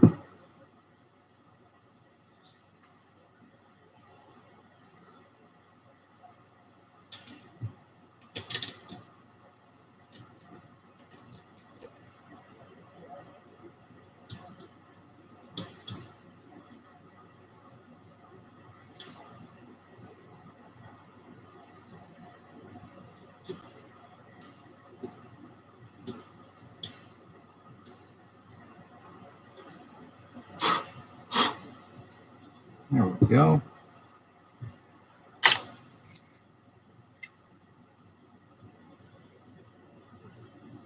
Let's see here.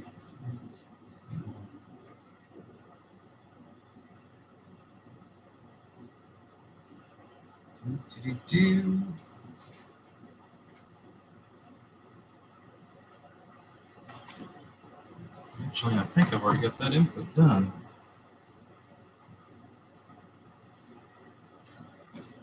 There it is.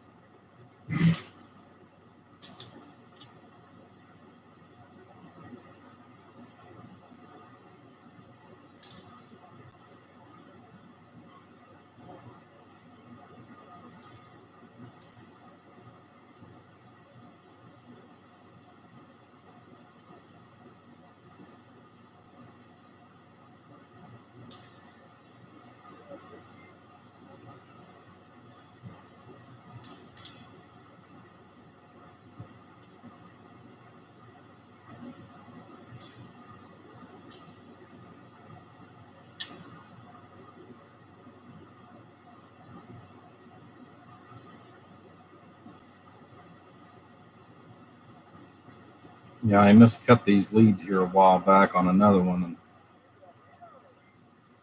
I don't know what I was thinking, but I know they're way too long for an input, but they're way too short for the output. But if they're too long for the input, that's easy. All I do is just cut them off.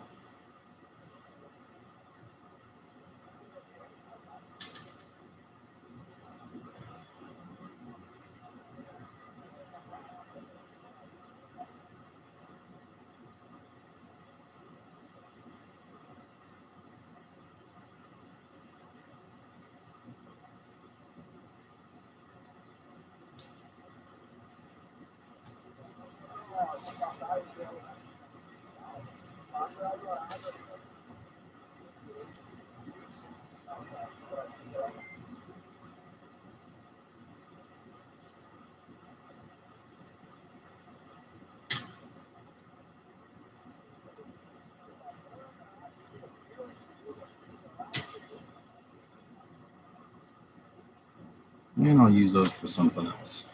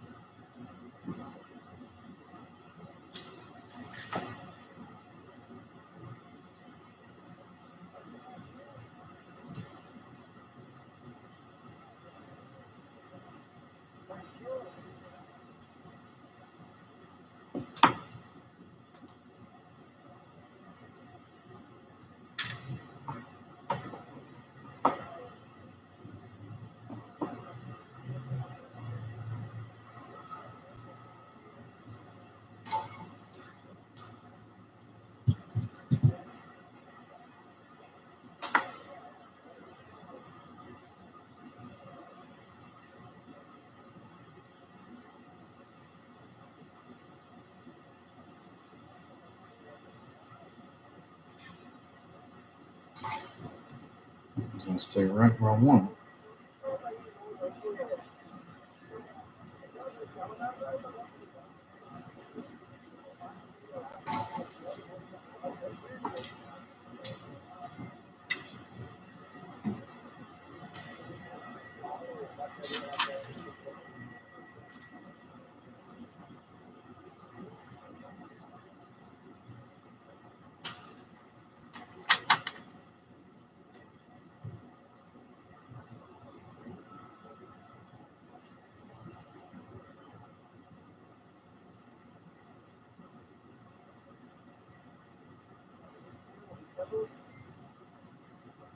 Okay.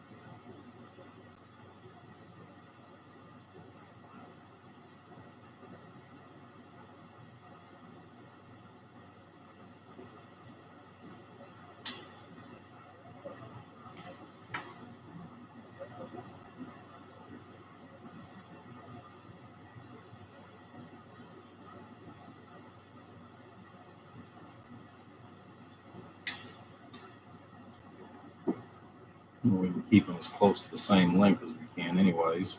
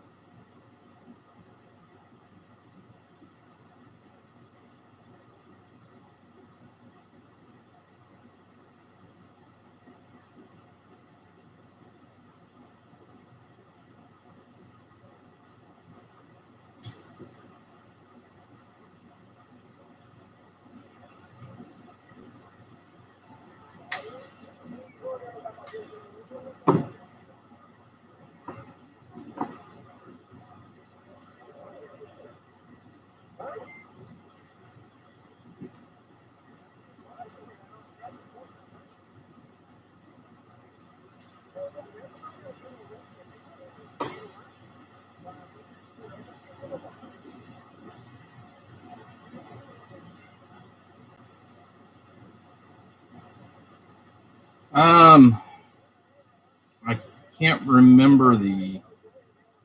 can't remember where I bought them off the top of my head. I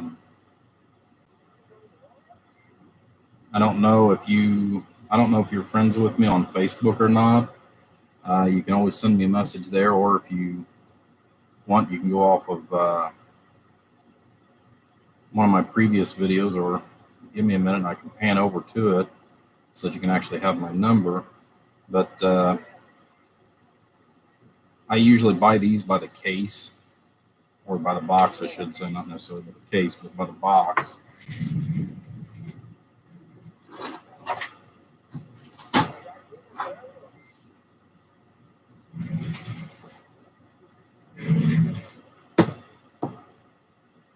But I buy a couple at a time. So, come on, man. I've only used 4 out of the box. This is 4, 5, 6, 7, 8, 9, 10. Yeah, so there's 10 to a box. Generally, that'll last me a year and a half. Sometimes longer, sometimes less. It depends on how brutal I am on them. The biggest thing is I cut way too much stuff that I shouldn't. But if you want to go to the actual website,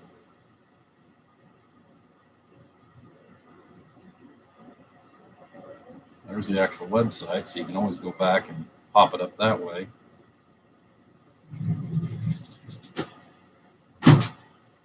But I can go back and look and see if I can figure out where I bought them at the last time. But like I said, I've been buying them by the box just because, well, looks like you do radio work. I don't know that you do amps, but and I don't know how busy you are. But I know I have tons and tons and tons of calls for radio work, and I just don't have the time anymore to do radio work. I've still got a lot of stuff from customers that have waited for literally years to get something on my workbench. Like I said, I don't do a whole lot with radio anymore. Part of it has to do with my eyes. That's been a lot of it. The other side of that too is with the one job that I had for the last 3 years. The amount of time consumption, from my everyday job, I just can't fit. I just can't really and truly fit radio work in anymore.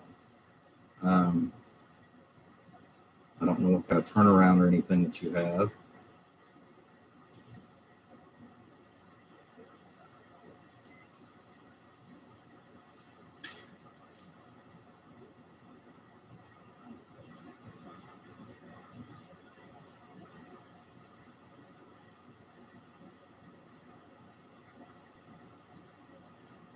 I've got probably a half a dozen of my own radios themselves sitting on the bench, or sitting on the shelf that I just can't get to. And a lot of it again is just due to time restraints for me. I've got a 600 amp power supply that's sitting behind me. I still need to get finished. Thankfully, I don't have anything big enough that I need that power supply just yet. Otherwise, I'll have to literally stop everything that I'm doing and finish it up. Because I sold my original power supply that I used here in the shop. I sold it here a while back, and I started the build, and like I said, it's just part of the eye surgery that I had. That was a big portion of it. Got off the phone actually just a couple of hours ago with the doctor who had went in and did all the test work and all the groundwork for my eyes. I've got to go in Friday down to Louisville. I got to be there before 5 o'clock, which I've actually got to go to 2 different eye doctors back to back that day.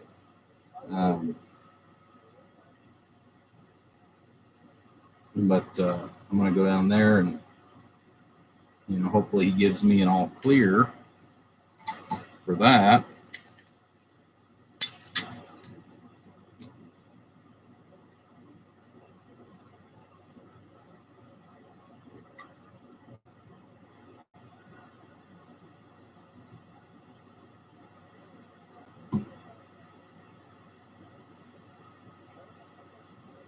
Well, this was my regular day-to-day job for many, many years.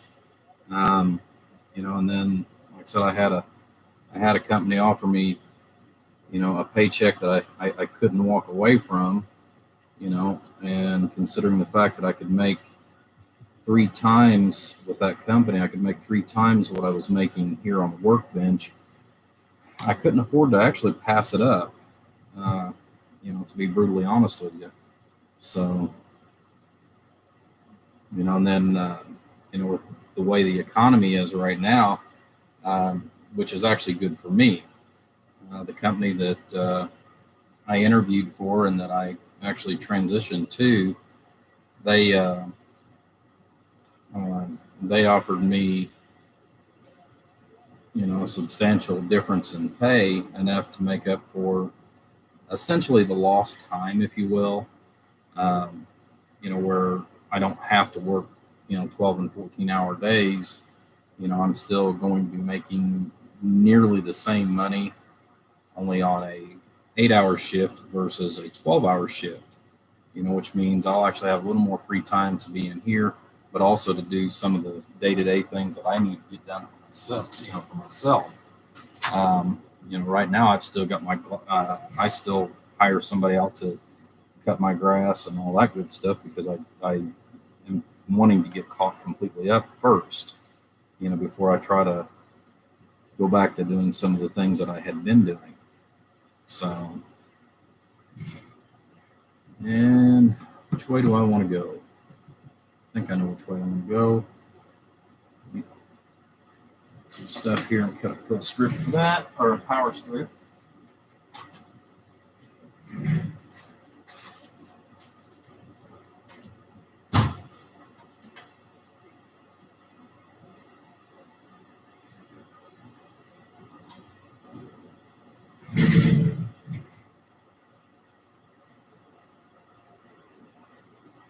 Oh, you heard that too, Josh.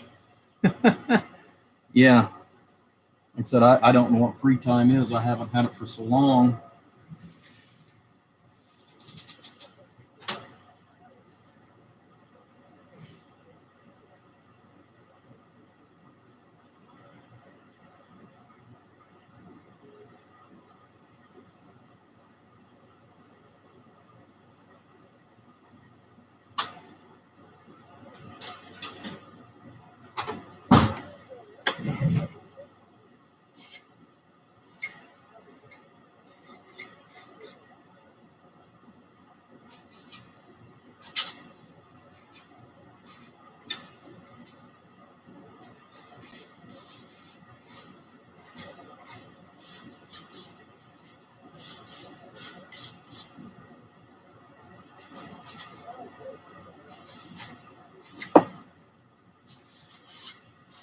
Yeah, like most of the companies though around here where I'm at right now, um, everybody's hurting for employees.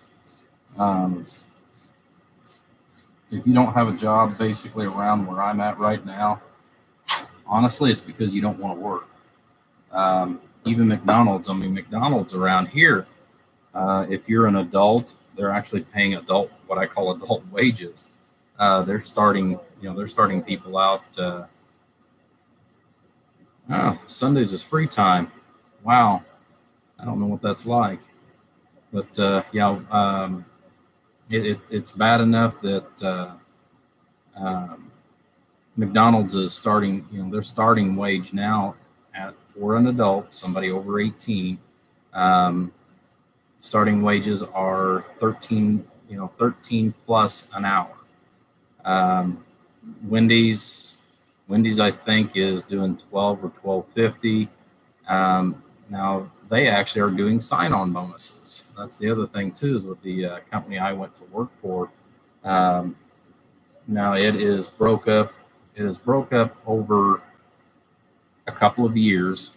But for every 6 months that I'm there, once I'm there for my first 6 months, right now I actually will uh, receive $1,000 bonus, as part of my sign on with this company. $1,000 bonus for every 6 months that I stay, up to $8,000. So, just for coming into work every day. So that was a pretty good incentive to want to go to see them. Besides the differences in the pay and the fact that, again, like I said, I get 4 hours more of me time, which means, I can devote, more time in here that I actually will get something, more positively done. But also at the same rate, I'll also be in a situation where I can take an evening off or a morning off and actually do things for myself, 1 or 2 days a week if need be. So, works out pretty good.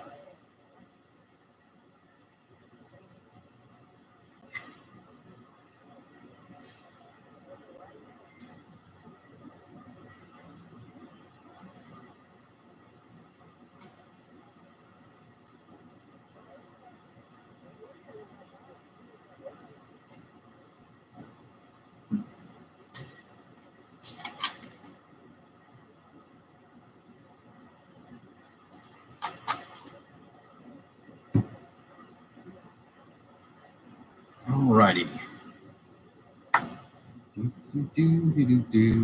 I need snips.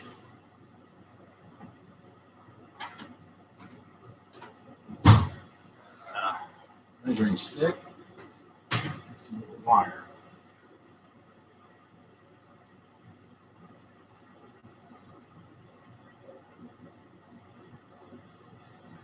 Let's see.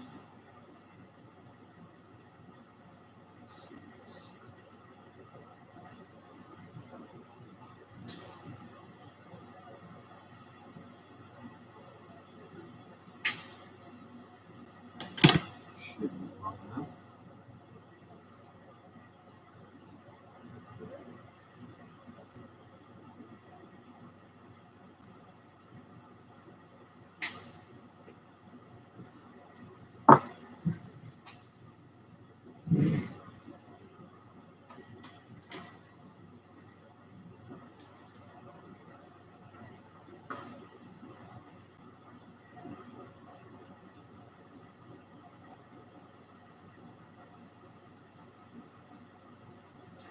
Six days a week ready to slow down for winter.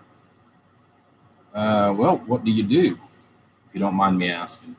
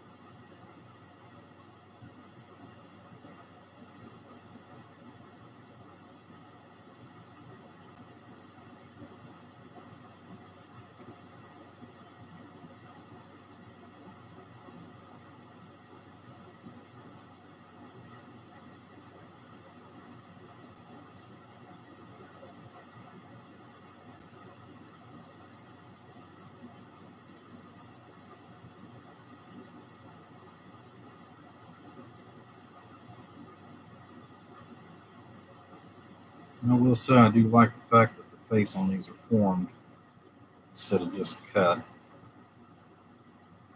thought I cut that a little long. It's okay.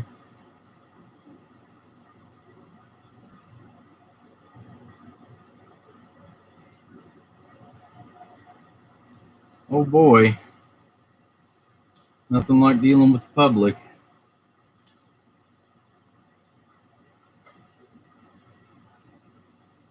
I worked for a Lowe's store for several years, which actually worked out pretty good, uh, mainly because of the fact that I used to do a lot of repair work for one of the local CB shops years ago, back whenever I was working at Lowe's, and uh, usually about 2 to 3 times a week, the old man that had ran that shop for 40 some years, he would come in there, say hi to me, he'd get my keys, and he'd go out to my truck and he'd pile me up with 6, 8, 10 radios at a time sometimes only one. But he always had radios to drop off weekly for me to repair. And then I'd give him a call and let him know, hey, got XYZ done. This is how much it is. Okie dokie. I'll see you tomorrow. He'd show up, pay me for the radios, go back out, get whatever out of my truck, and leave me the next batch, and away we went.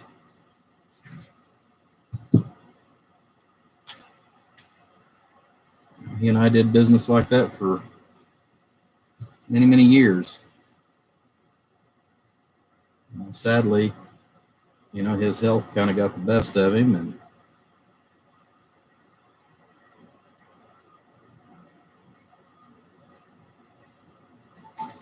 he had to retire. Which he was down to the point, and I was really shocked because he said that he'd kept basically the same hours for the last 40 years, which I thought was kind of peculiar odds, but at the same time, given the fact that he started out doing that in the 60s, and because of the working class and the hours that he worked as well, it was pretty cool. I'd like to have known the gentleman back in his youth, with some of the homemade stuff that I'd seen that was in his shop that he made back in the very late 60s, early 70s. From working on because he worked on radios and did a little bit himself from time to time, what have you. He just got to where he just didn't want to do that anymore. All he wanted to do was, especially after he retired from 30 years for government job that he did.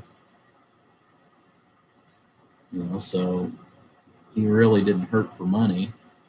Between that and being in on the big CB boom back in the day.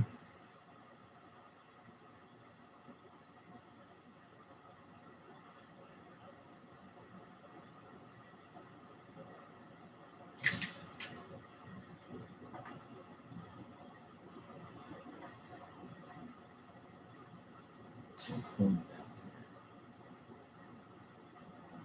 see how that looks. Beautiful.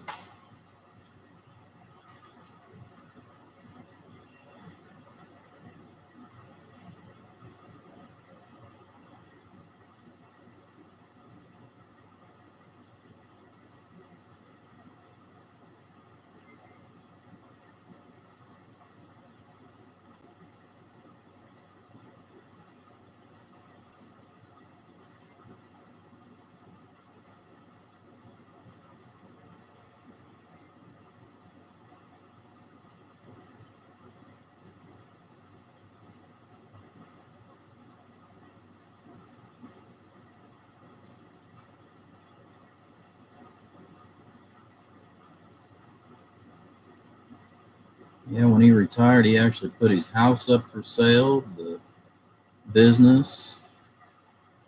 There's one old truck that I wished I'd had the money, because it was pretty much exactly what I always wanted as a kid growing up, because it was a 1972 Chevy. You know, he had a brand new truck that he kept, and him and his wife bought a little house a little further into town.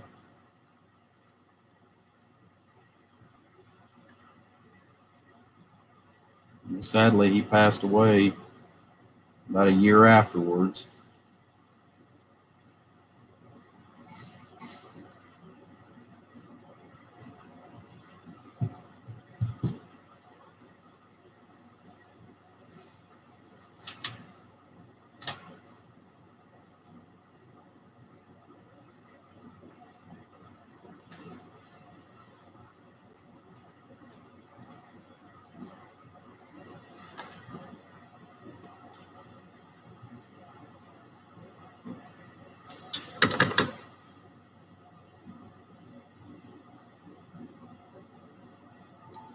Wow.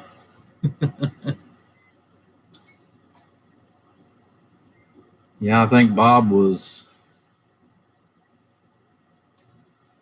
78 or 79 when he finally decided to shut his shop down. You know, but now he had, like I said, he had what I thought was kind of odd hours. Um, you know, his hours were from 8:30 in the evening till midnight, 7 days a week.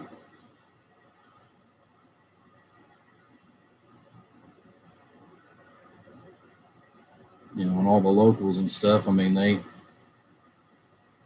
were so used to that. I mean, he had the normal time wasters. You know, they'd come in, buy a soda off of him, and in the winter they'd sit around and they'd talk about this, talk about that, and he'd sell, cold drinks and radios, and would take some stuff in from time to time on trade. But a lot of people, and I mean, he made a couple of dollars as far as off of, you know, being the middleman. You know, I mean, he didn't make, but which he really wasn't in. You know, at that point, he really wasn't into it for the money. He was just into it more for the service. You know, he charged him $5 over whatever my cost to him was for repairs. You know, so like I said, he wasn't looking to get rich off of it by no means. All righty.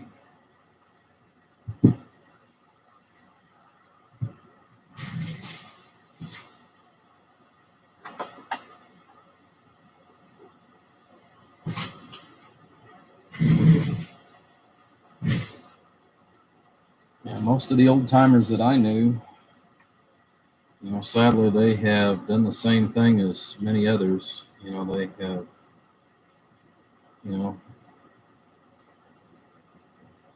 to the happy hunting grounds.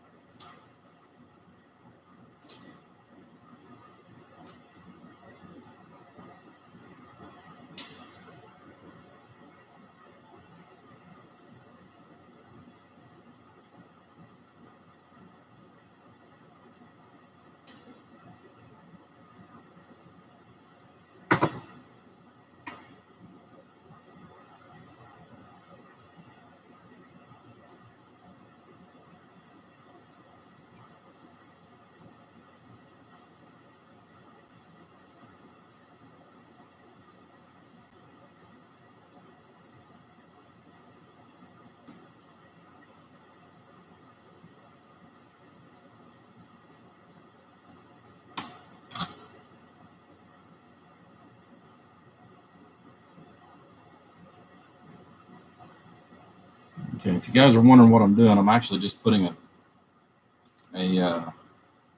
it's made by 3M. It's a ultra thin, and it's got a reasonably decent stick to it. It's not, like the Gorilla stuff that I use on the relays.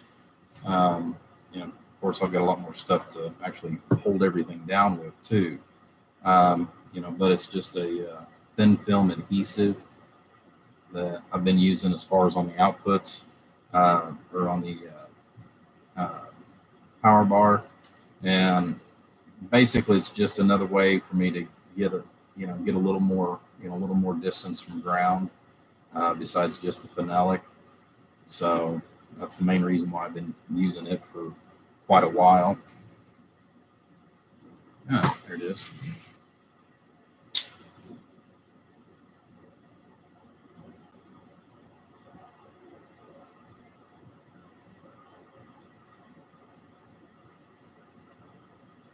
So get started here.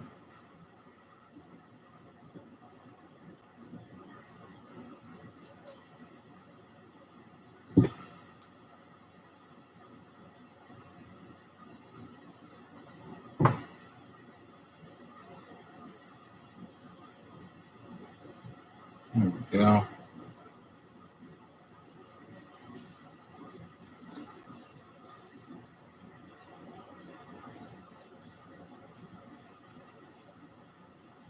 Glue is sticking to the knife.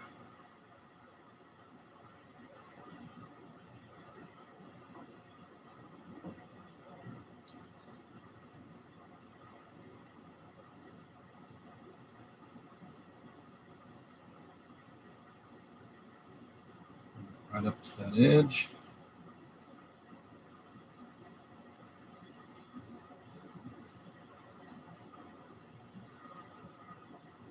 Same thing with this one.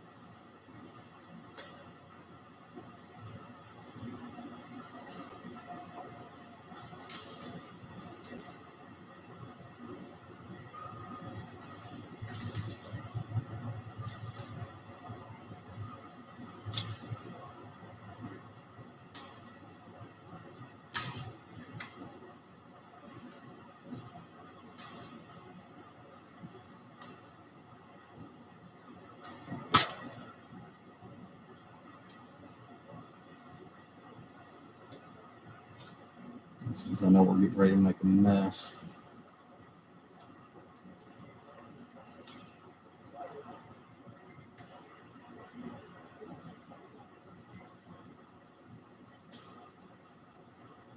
Oh, you crazy tape. There we go.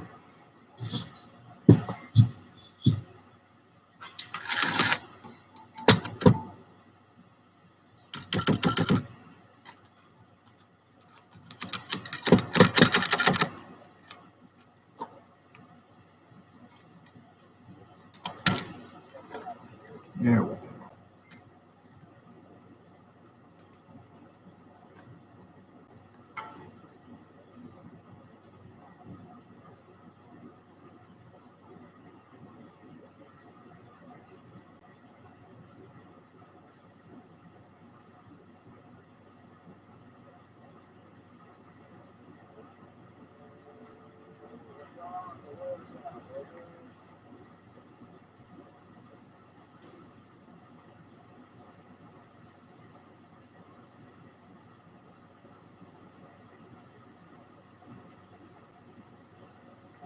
Normally I'll do this before I put the adhesive on the back.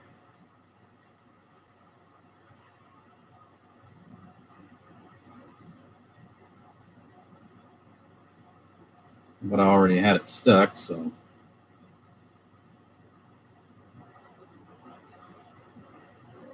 it'll work just fine.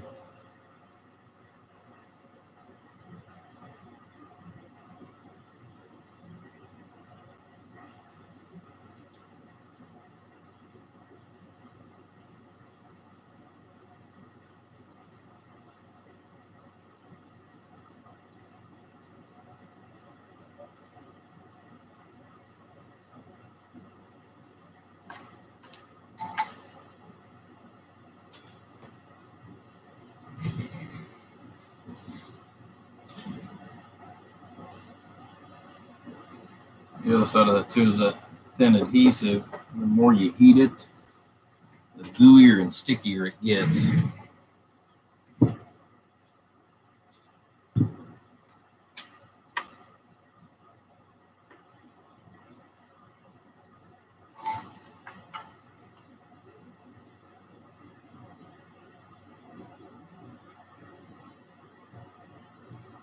Oh, wow.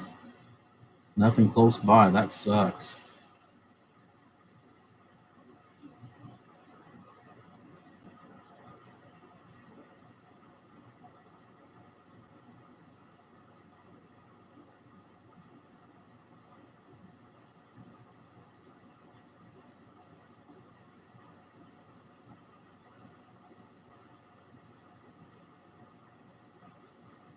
Yeah, I've had umpteen people want me to move to their state.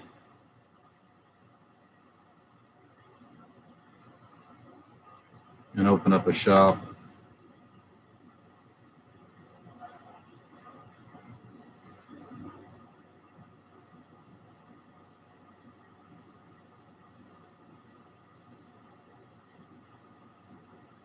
But in this day and age, it is so hard to sit there and actually even do something like that.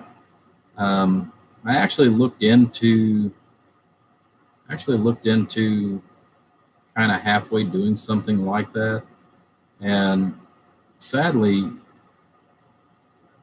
especially whenever I moved back from Arizona this last go around, um, the one shop that I was actually interested in trying to purchase, or what used to be a CB shop,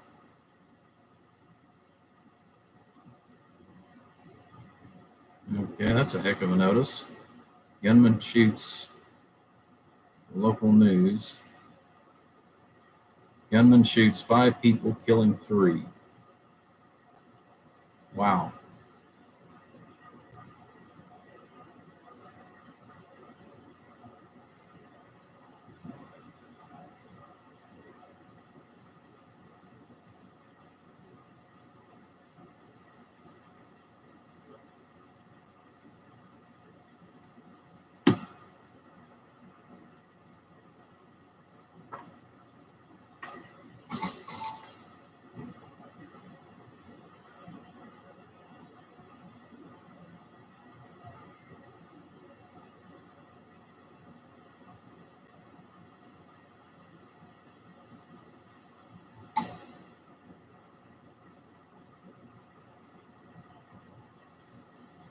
Where's my little pick at?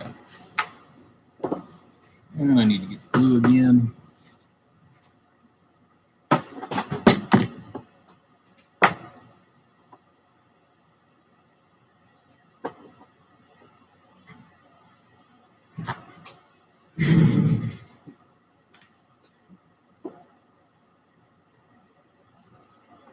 Yeah, I like this little silicone mat as far as for working on.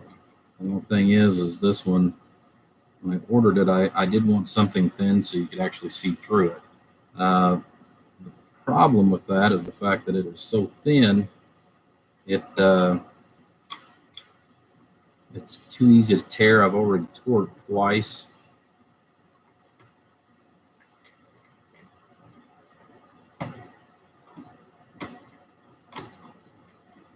This one's still too hot. The leftover resin is still tacky.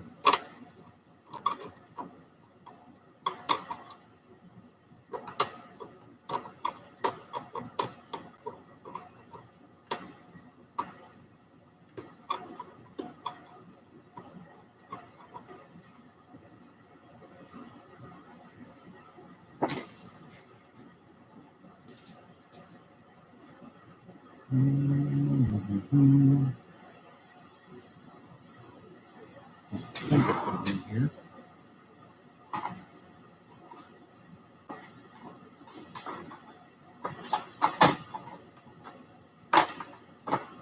I don't see it.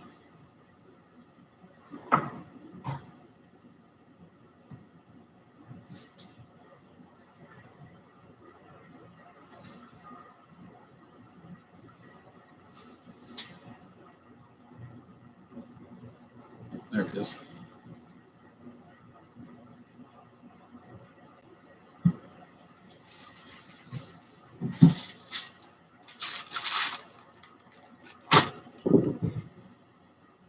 I found two other things too.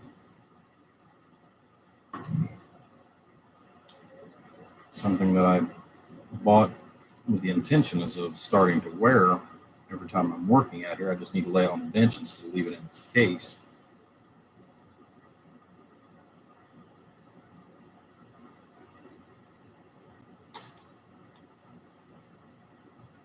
I've still got the old style, but unfortunately, when I've redone my workbench this last time, I've not got any of that taken care of yet.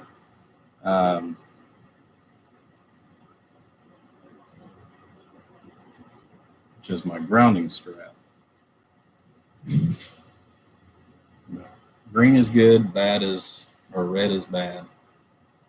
That way, what it does, it's actually got a little deal inside there. The light just lets you know whether you're positively charged or negatively charged, and also lets you know whether or not it's functioning. It makes contact on the back side of your wrist, and it discharges for static electricity.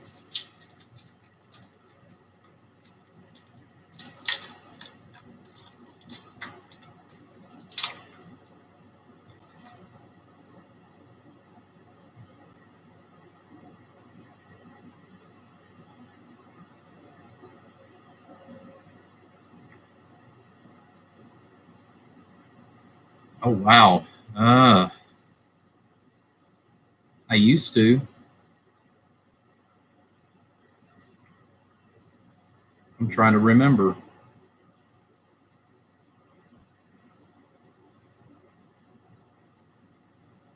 Let's see, TLC. I've never used the NTE version of the 2312.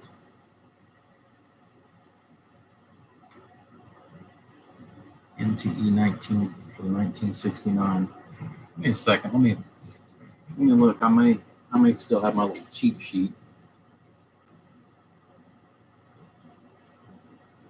I actually still have. Oh,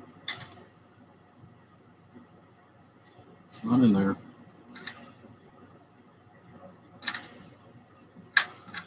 I do have one great white elephant left.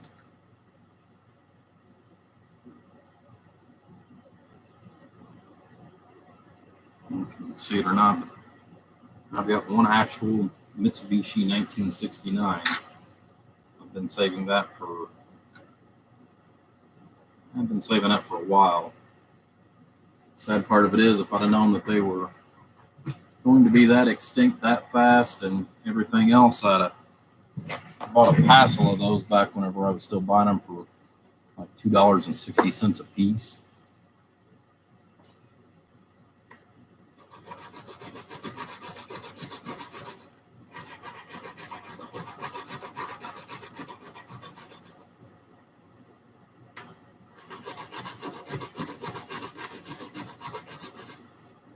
Especially at the insane price that I've seen here about a year and a half or so ago, that I've seen those going for.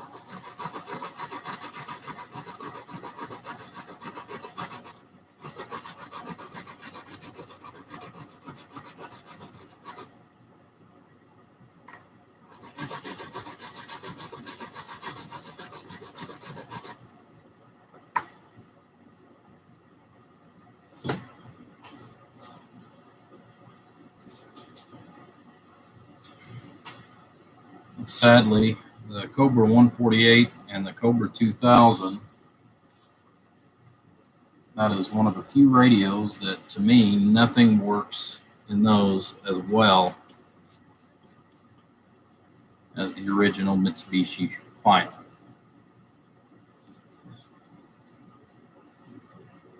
I know, contrary to belief, because I've got a couple over here, I do have a couple of radios that I got to go through yet.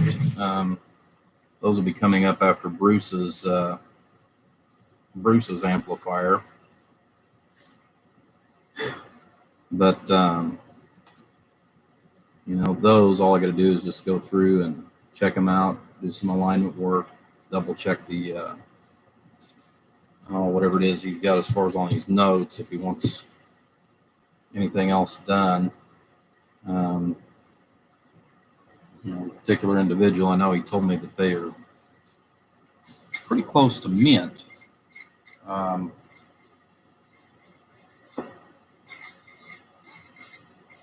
And his version of mint versus mine are very, very similar. So if he says that they're like mint, chances are he's probably even stepped them up even one step further yet, because he's very, very particular on some things, which is also a good thing.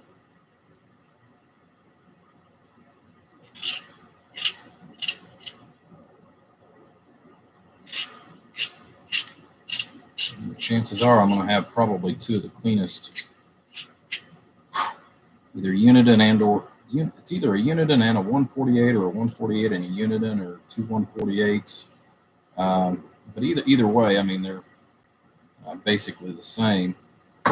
But I know I've got a couple of those that are going to be coming up here very, very soon too, within the mix. Because, like I said, once I finish up with what radios I have right now, for the most part, there probably is not going to be any radios next year, other than a few minor modifications. Just because, like I said, I just don't have the time, especially with some of the other projects. You know, one of which that I want to hopefully get to yet, possibly by the end of this year, which is the LD Moss. It's one of them. I've also got, which I've actually been looking into a couple of different possibilities as far as on power supplies for another unit. Looking very heavily at.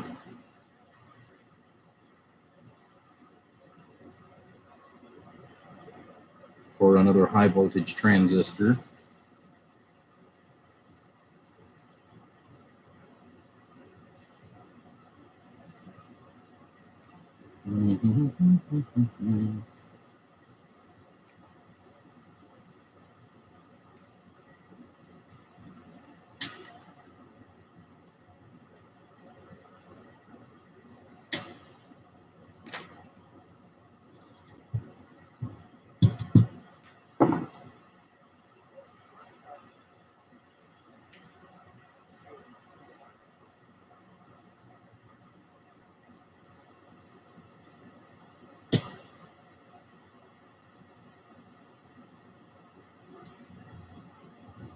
I don't know which project I'm going to get to first, but like I said, I've got some pretty neat stuff coming up if I can just get it worked in yet this year.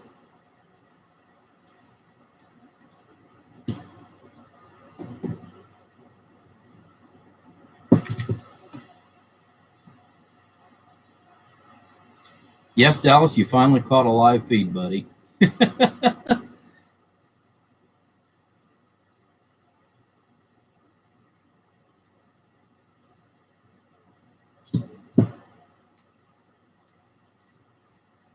Wow, what's going on 6:30?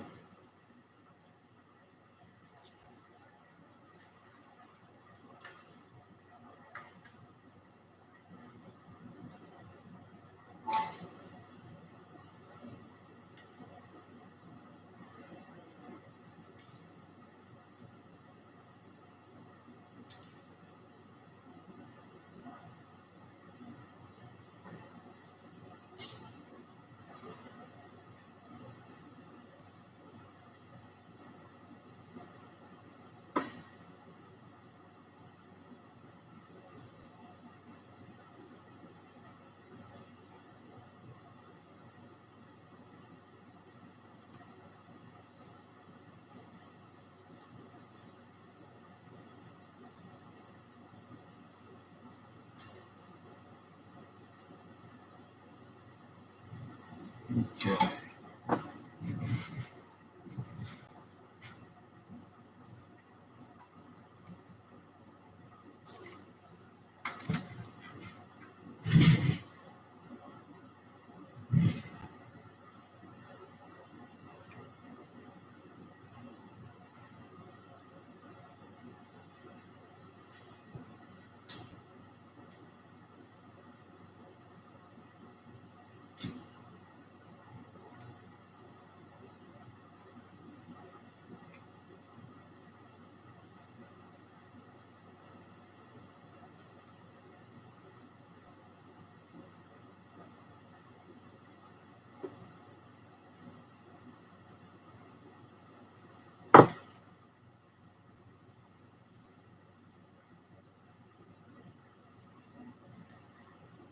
Yeah, you've missed out on a lot of conversation there, Dallas.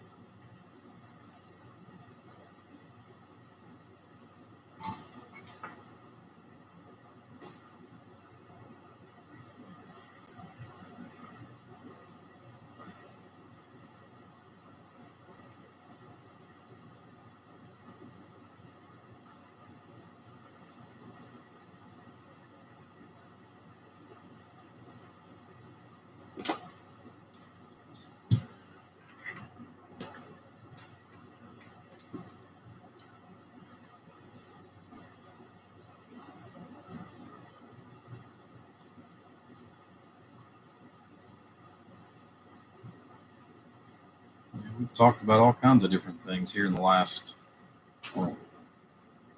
3 hours.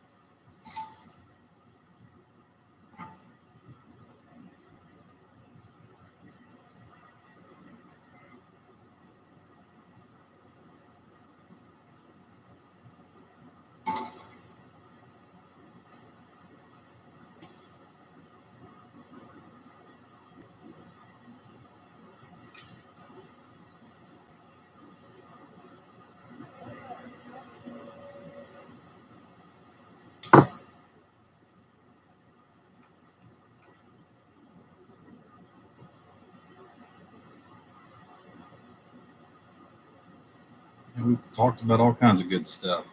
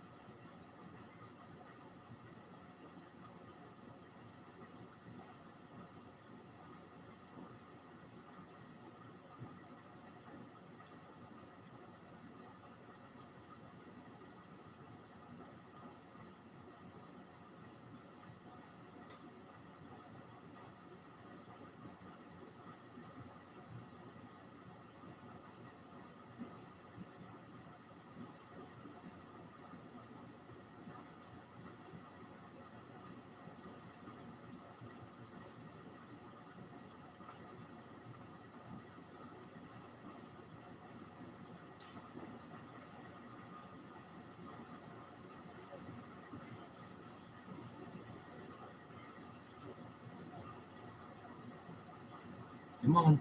There we go.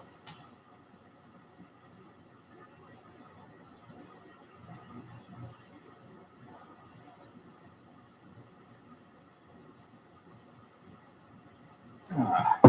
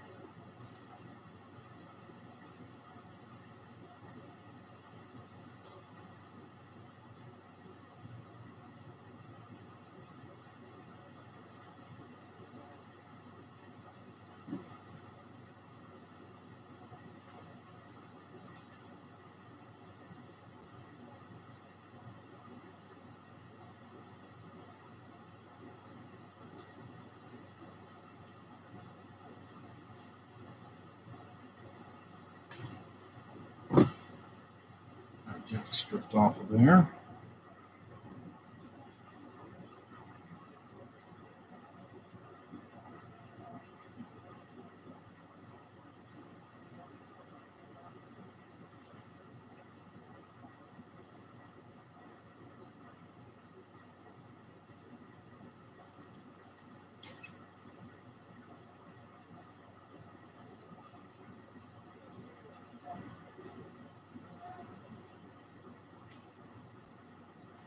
Okay, I think that'll work.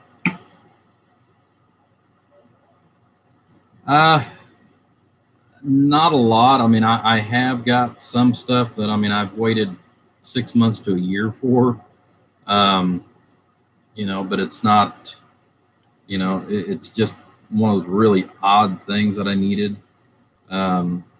Most of why I think I haven't been affected as hard as some of the others is over the last couple of years I have bought so much stuff in bulk. For example, I'm still setting reasonably well on metal clads. Get those in there.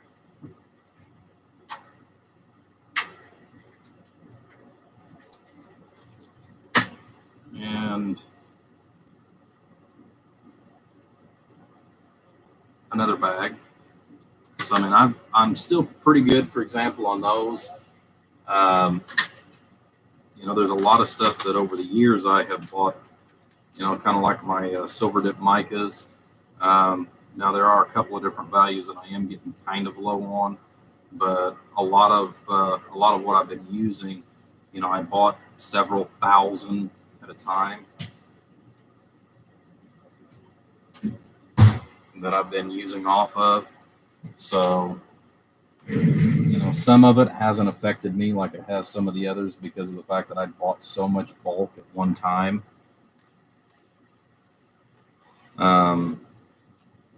Transformers, that is kind of getting skittish as far as on that.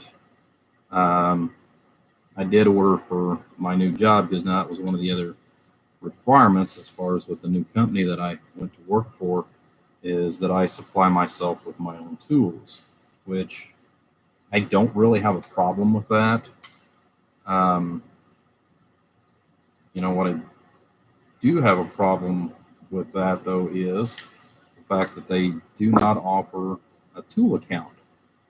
So, this has been kind of expensive because there's a lot of tools that I didn't want to just take out of use as far as between my everyday garage stuff for that. Well, if I have something that I need to work on or want to do as far as here in the shop. Some things, like I said, is not a, some things are just not an issue. Some things are. I ordered a Milwaukee 4.5-inch grinder. Just for an example, I ordered that for my job, mainly because, unfortunately, with the way they have, and it's just their setup. I don't think they really thought it 100% through at that time. But you got to remember, the company's been in, they've been in business for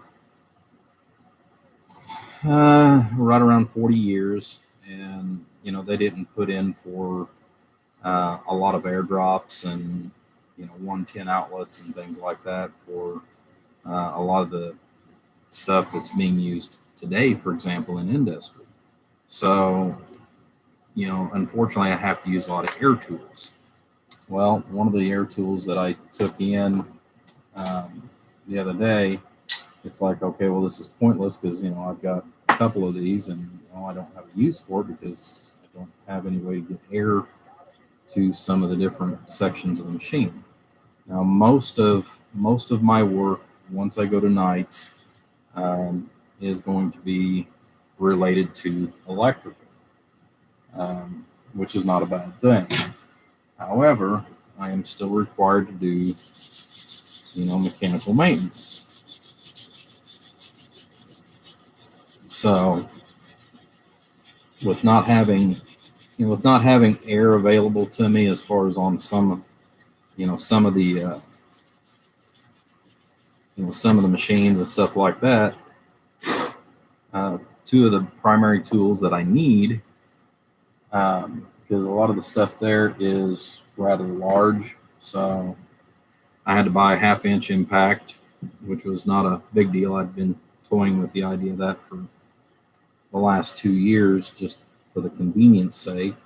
I've got a really good, I've got a really good one that runs on air, but again, that's not really going to be realistic for me to use as far as where I'm at.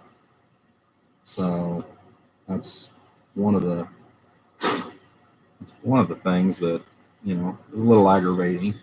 The 4.5, which that came in, actually I bought it off of Amazon because it was cheaper than buying it locally, as far as like Home Depot, Lowe's, places like that. And I didn't have to go 4H for it. The other one was the 4.5-inch grinder. Unfortunately, that got put on back order, and it may be almost a month before I get it. So, I've got, again, air tools, which, back in the 90s, that was probably the big thing that everybody used, was air tools for everything. One of the places I worked at 25 years ago, that was what the requirement was air tools. So, most of what I have is based off of that. And now, because of where I'm at, it's going to be electric. So, granted, I could buy an economy one, but everything that I've got as far as tool-wise and tool-related is actually, based upon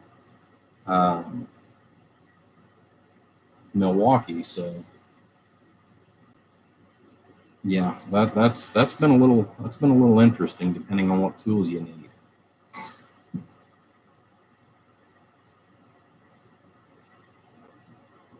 Which it also reminds me, since we're talking about things like that, I have got to take and get me some solder to take in. The stuff that they provide there sucks.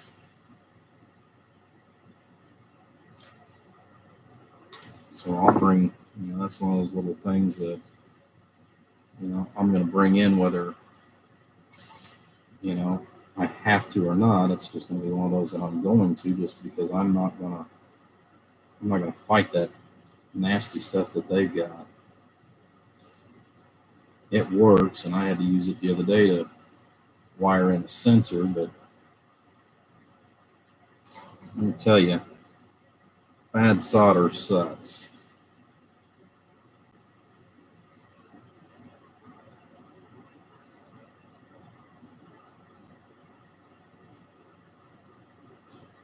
It sucks bad.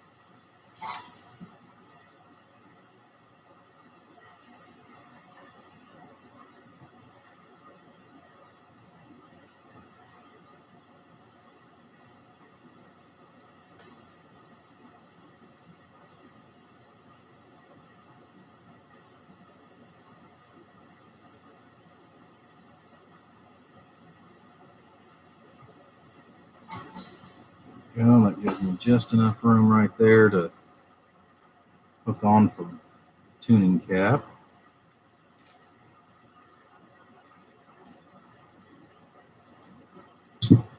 And build some power chokes.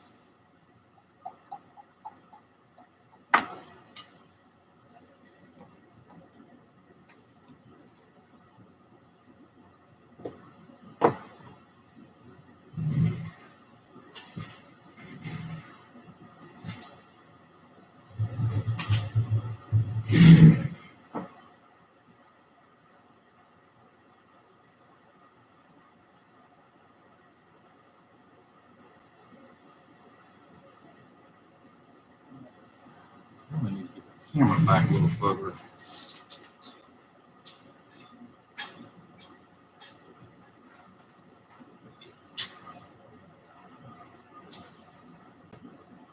Stand me a little bit. Oops.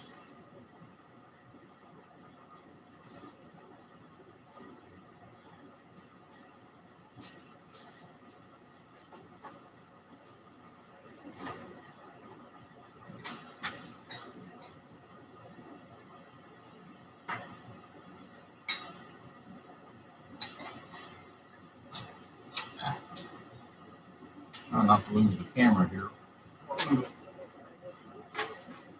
Back a little further.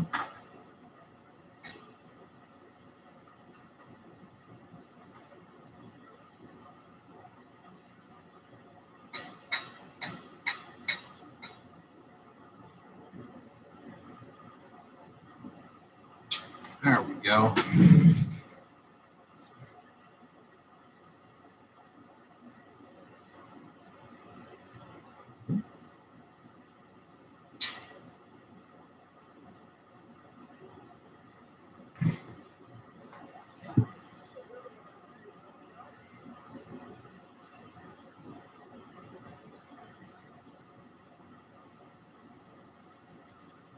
Get you guys a little more square here.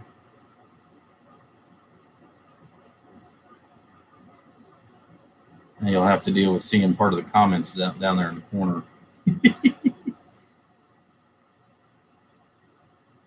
Let's see.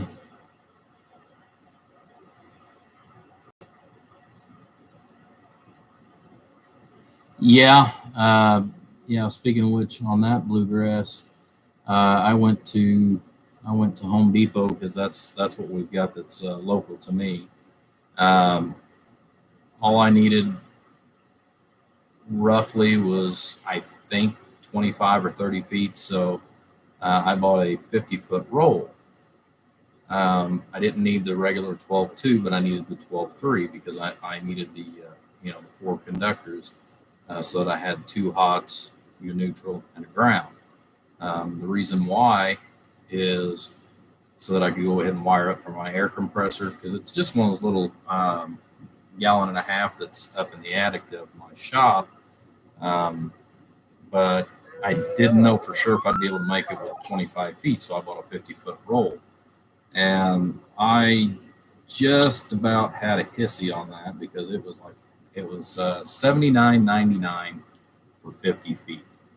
And it's like, man, I can remember buying 250-foot rolls for like $26, the regular 12.2. And it was one of those where I mean they had me over barrel because I mean I needed it, they had it, so I bought it.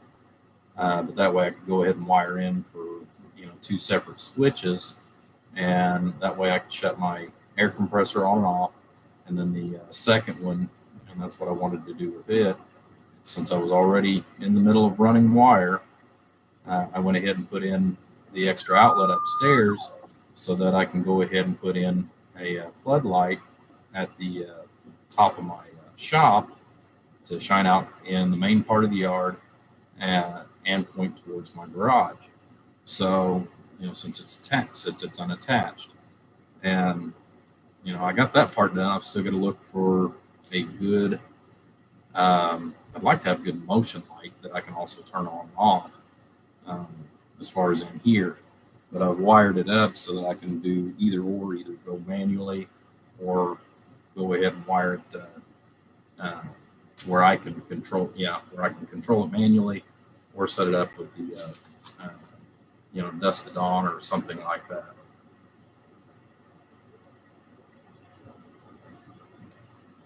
$0.64 a foot. That's actually, for around here, that would actually be pretty good.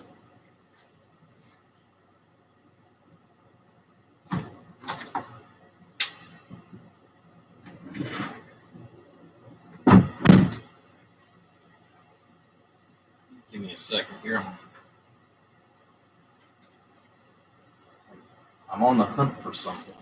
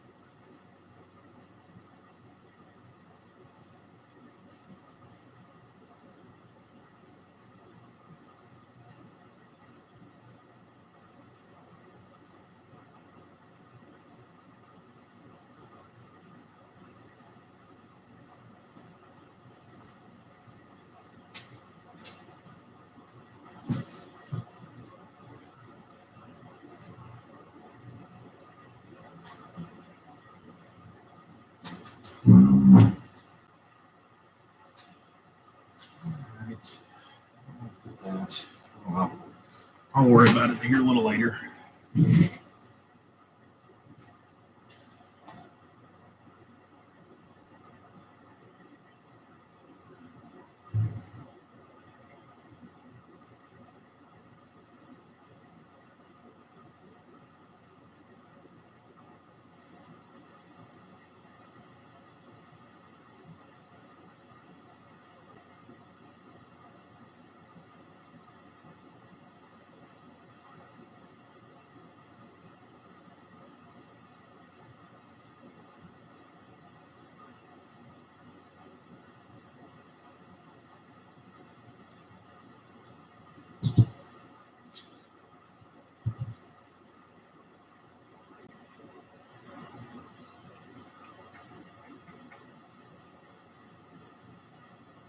I'd rather have a little extra. Cut it off easier than I can add on.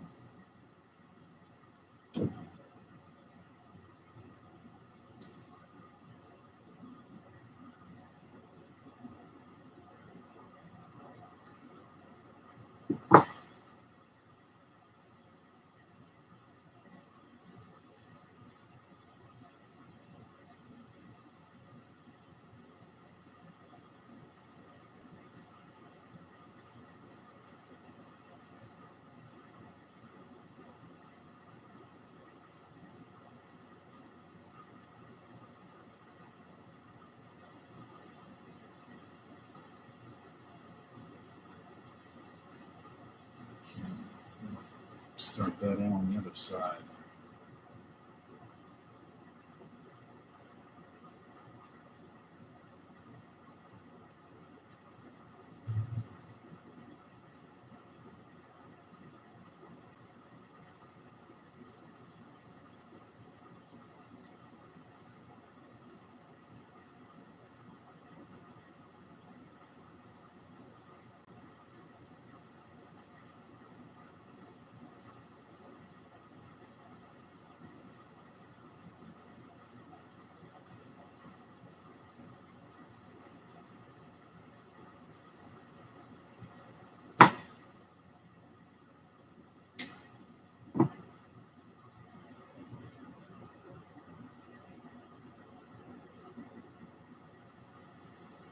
Come on, baby.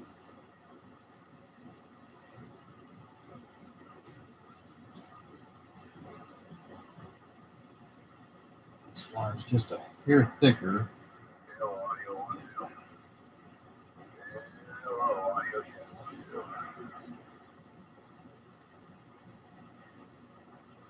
There we go.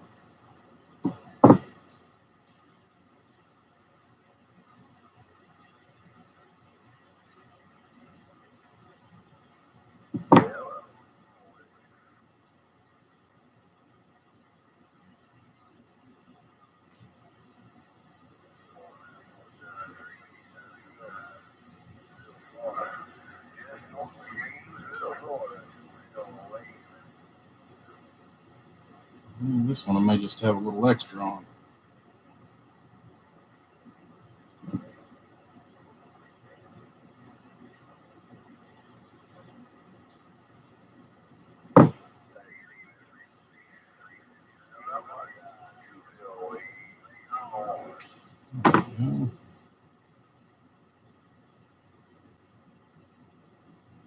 Always cut it off easier than I can add back on. Spit on it. Yeah. Well,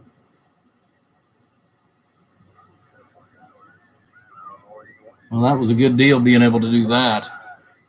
I almost wished I would have went ahead and bought a. Let's see. Holy crap! $230 a foot. Yeah, I could see that, Gary. Well, it's just like I was going to do an add-on to the shop this year. I still may do a kind of sort of add-on. I went ahead and ordered a outbuilding for the time being, which I mean I planned on it anyways. But I went ahead and ordered a 10x16 shed for here, which it's not going to be here now until November. And I ordered it 3 or 4 months ago. But I want to build onto the side of the shop. And it's only going to be like an 8x14. If I can get a hold of somebody that actually does concrete work, I'm going to at least go ahead and have the concrete work done, because I want to do that, and I want to get the porch taken care of. But all my big projects that I went ahead and financed the house for, I've put all that on hold because of the cost of lumber and electrical.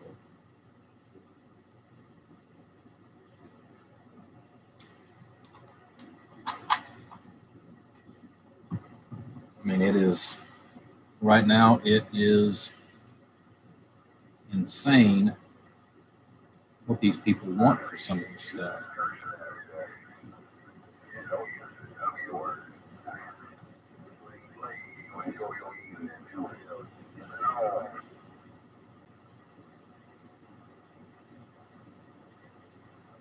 I mean, granted, I've seen a kind of a price drop. It makes me, more and more happy knowing that I at least got my house built when I built my house, because of the cost.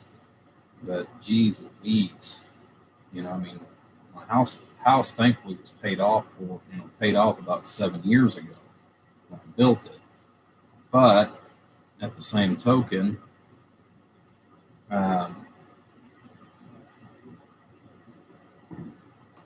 like I said, I refinanced it this year for purpose intended, which is going ahead and, finishing up, because I've been wanting to, I never did put a porch on it because I built the house totally out of pocket. So I cashed in what I had in my 401k and 401ks, I should say, at the time. But I cashed all those in, cashed out a couple other things, and sold a few more things, and took took what I had and built the house as far as I could build it. So I mean, there's a few things that still aren't done that I would like to have done, and that's one of the things that I was actually going to do this year. One of the really nice things that actually wound up happening, and I actually called to get the payoff on it. I knew I would be getting close. I didn't realize how close, but I was incredibly happy to hear when the lady told me that, oh well, your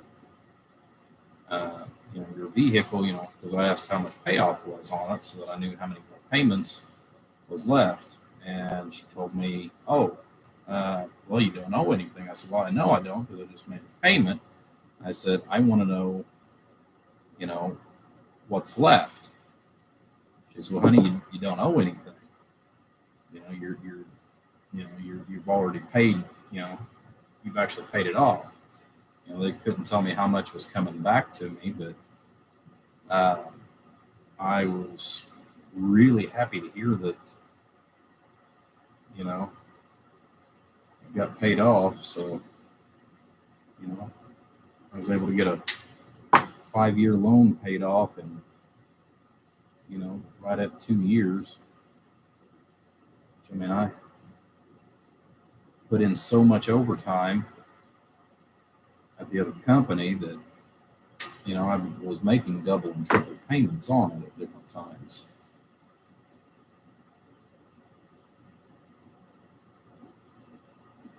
So now I'm going to save up off to another account, and we'll start putting money back, and hopefully I'll get me a truck next year. I don't know if I'm going to buy a new one or a used one. It just depends on what the market looks like.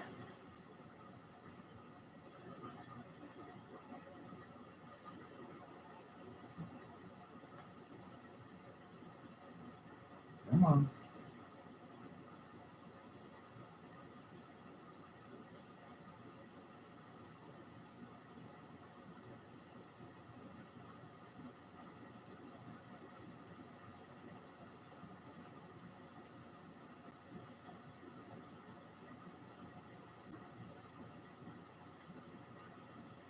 There we go.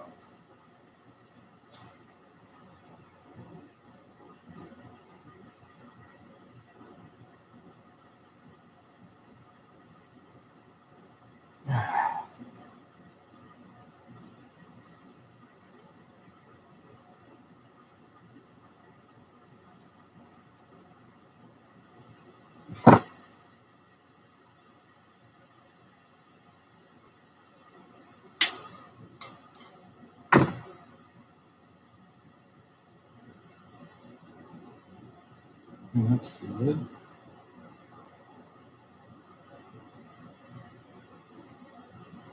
It's here a little closer to the same length.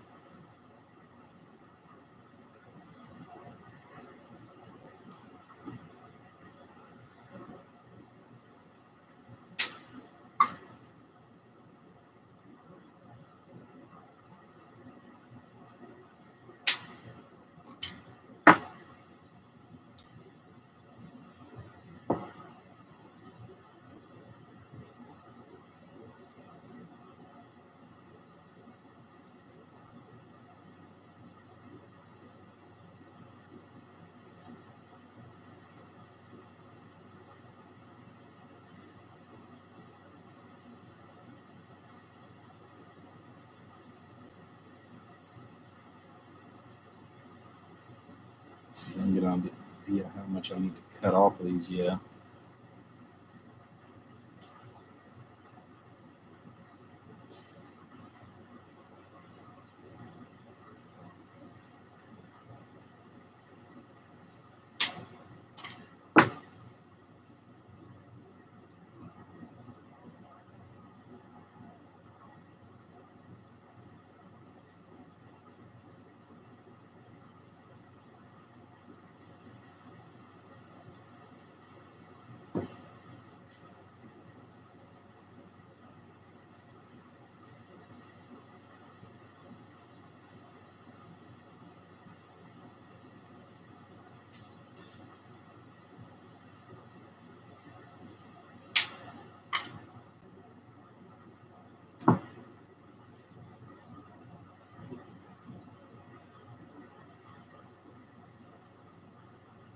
Always like to have a little overkill.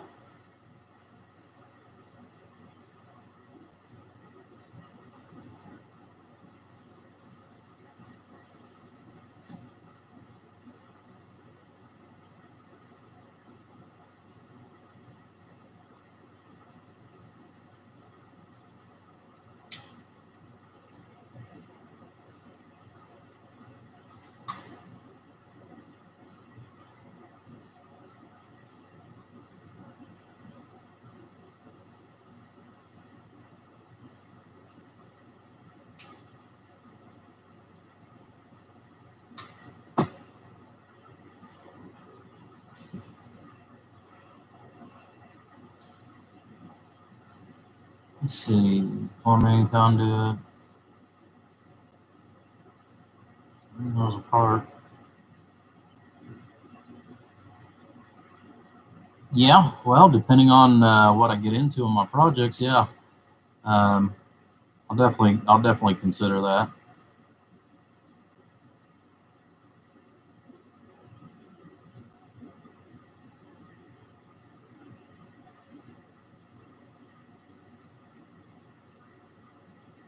Yeah, no chips for him. Yeah.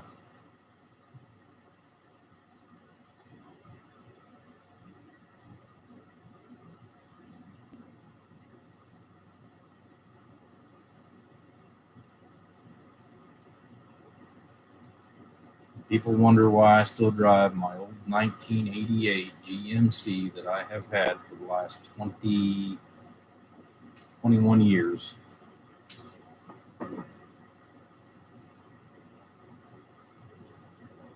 And I tell them honestly, well, it's just because of the fact that it pisses my ex-wife off. uh, Even though the old girl still runs, even though she's cantankerous, you know, I will probably hold on to that poor old truck until it rots completely away. It has been a good and faithful old girl, and it doesn't have AC. It's got little manual crank windows, V6.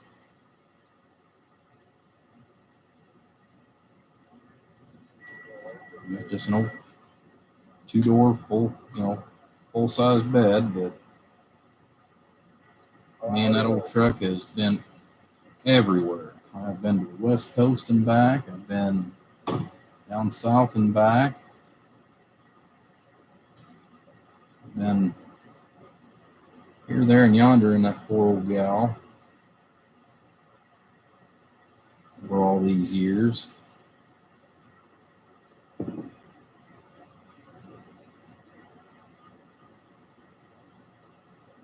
But sadly, I know it is time that I need to look at replacing it.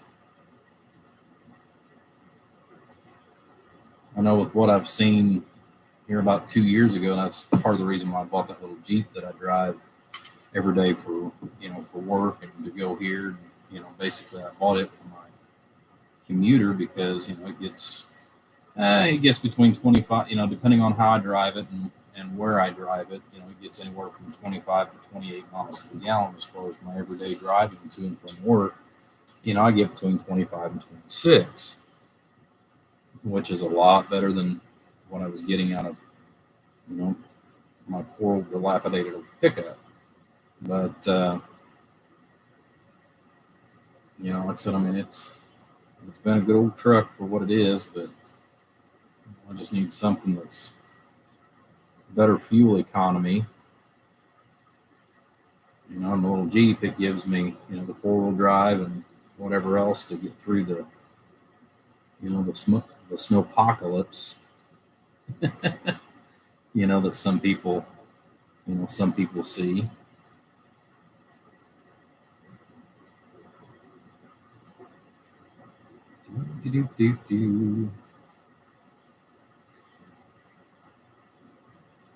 Yeah.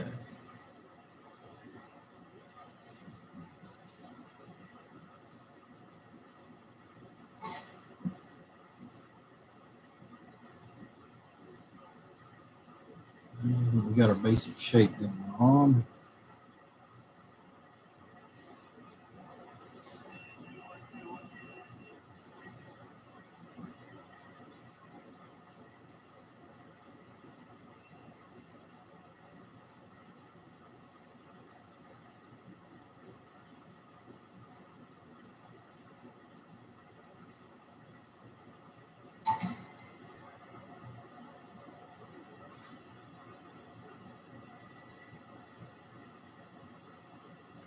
Mine has about 270,000 miles on the old gal.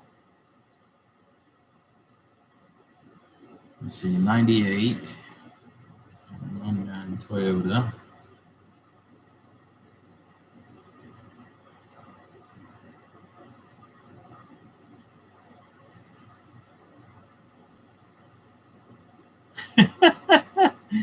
Well, Gary, you are married, big guy. Yeah, and sadly, I have been, I have been car poor myself. I mean, I am down one vehicle from what I have had for some time. Um, one of the things I'd like to actually get worked on and get it finished up this year too, and get it back on the road, is my old 1966 Buick Special. I've had that old girl. I've had that old girl for, geez Louise, I've had it for 25 years. I've got to get the brakes finished. I got to get the brakes fixed on it again, and that's wow. That is a project. Started with working on changing it over to disc brakes due to some issues that I've had, and unfortunately, the guy that started it never got it finished and passed away. Well, that was about 12 years ago. So she's been sitting in the garage. I need a new fuel pump. I need a new carburetor because I can't even find a rebuild kit anymore for it.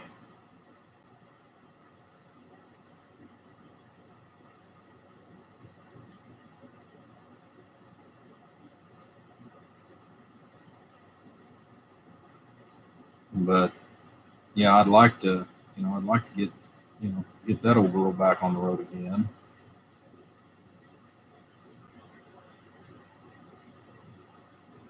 And I've got that. I've got my 2014 Harley.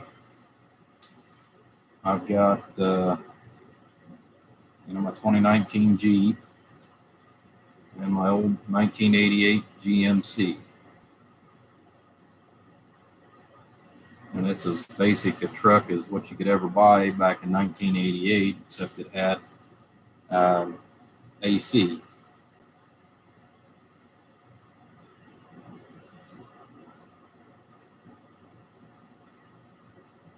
But the old Buick, that's kind of got it's got kind of a sentimental reason. I mean, it used to be my grandma and grandpa's old car back when I was a kid. And grandpa had passed away. Grandma couldn't drive anymore because of glaucoma. She offered it to the oldest grandson, and he really wasn't interested. But I was, just because, I remember riding around in that car with grandma and grandpa, when I was a kid. It ain't nothing sporty by no means. One of the other things that I want to try to do to it, but it'll be next year for sure on that, because I got to get the brakes and carburetor and a fuel pump and the little piddly stuff. I got to get all that fixed before I consider the air conditioning. But I am actually considering going ahead and having that retrofitted with AC.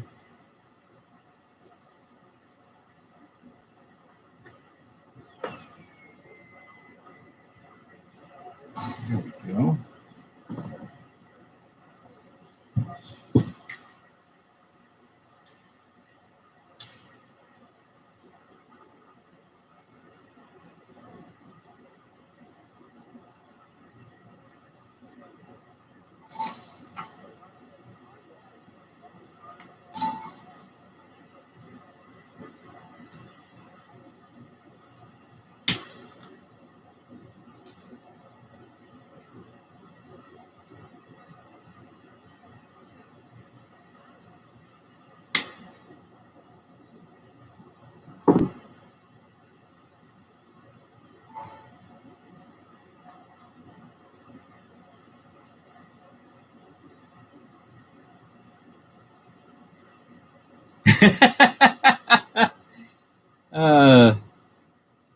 Jerry Reed sings a song about that.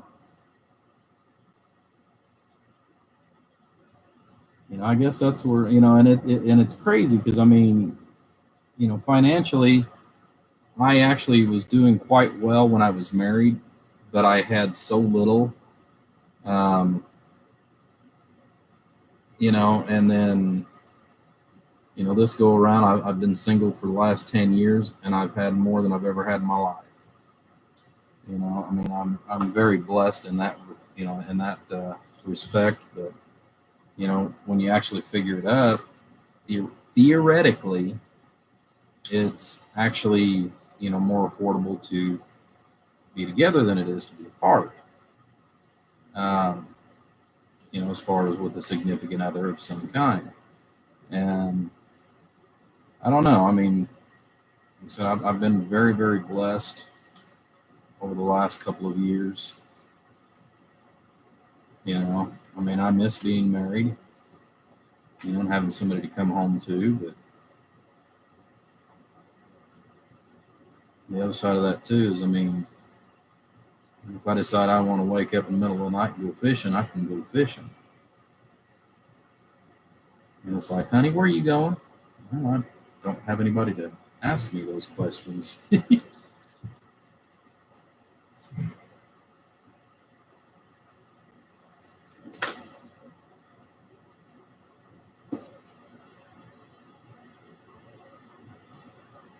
Everything has a price.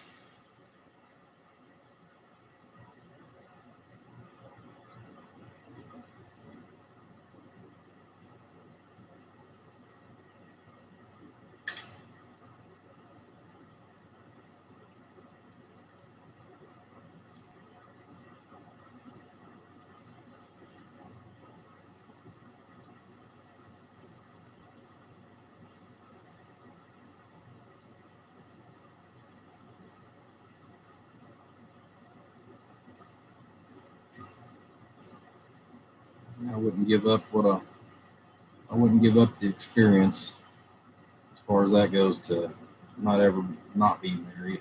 I will say that. I wouldn't have my daughter and all that good stuff.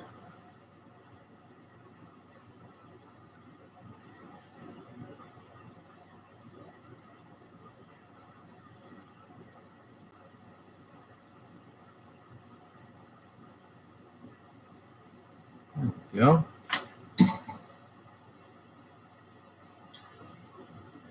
Beautiful.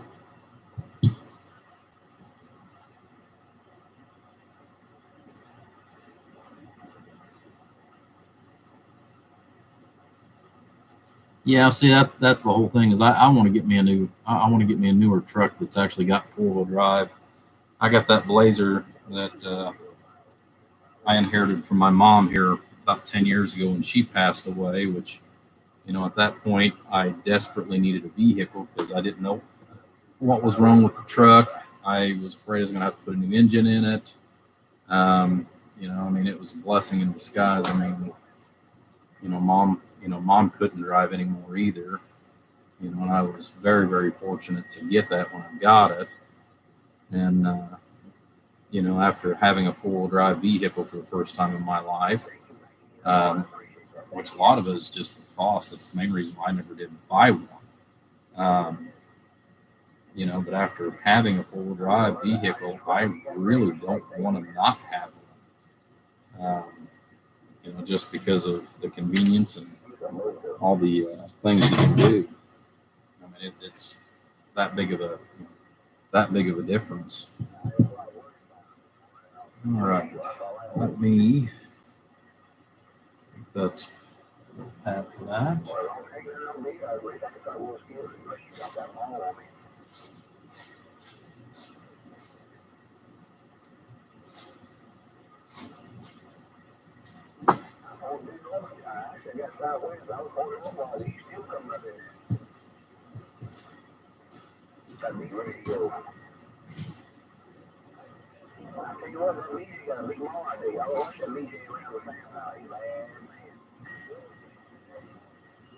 He's a bad man. Y'all be careful.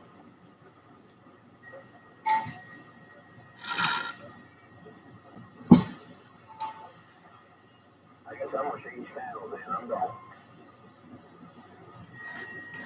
Yeah, like I said, I mean, I was very fortunate at the time because, like I said, that was, that was a hidden blessing in disguise.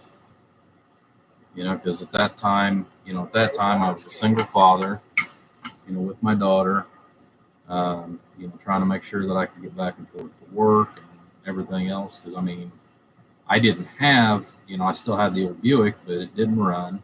Still doesn't run, sadly. Um,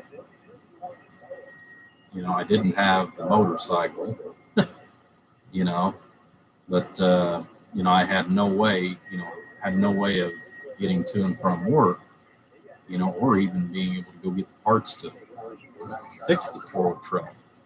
So, like I said, I mean, it was a blessing in disguise that came along at just the right time. You know,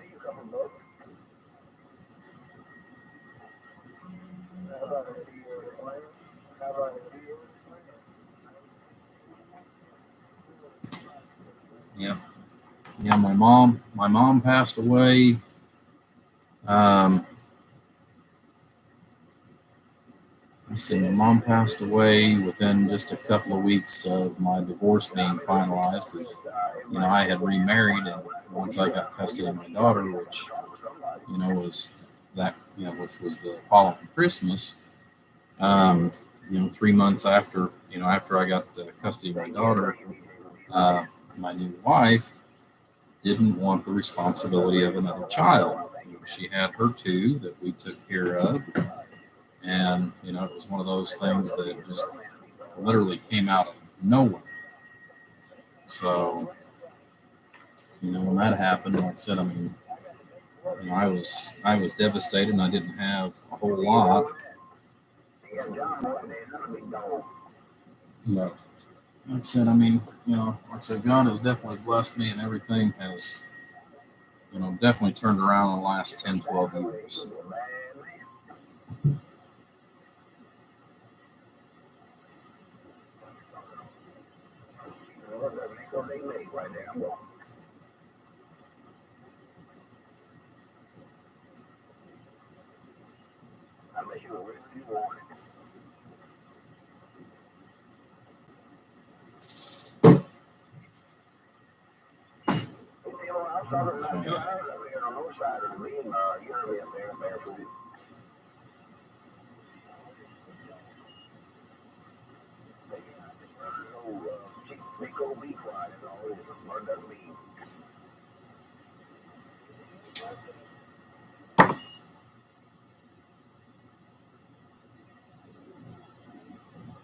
Okay.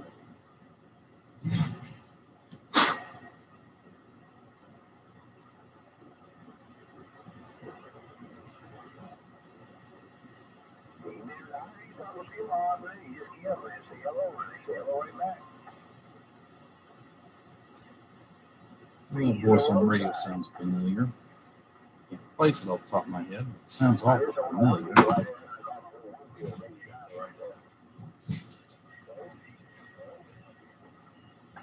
Now I'm going back to the low size. I'm at a low GT. That's only like 25.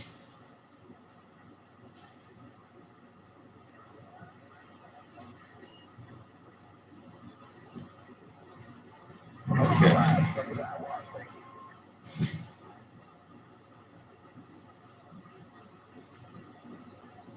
Let's get some rounds.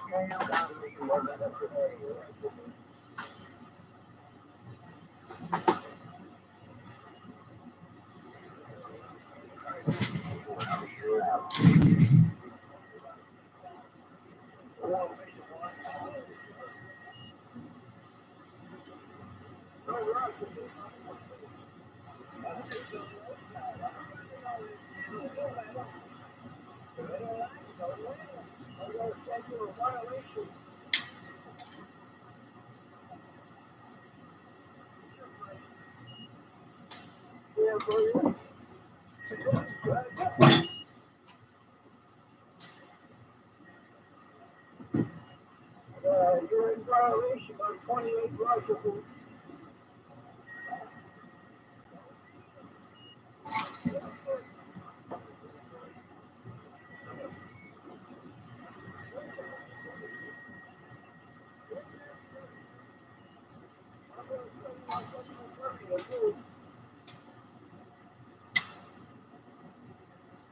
I missed the retracted message. Okay. Part of it's where I was working.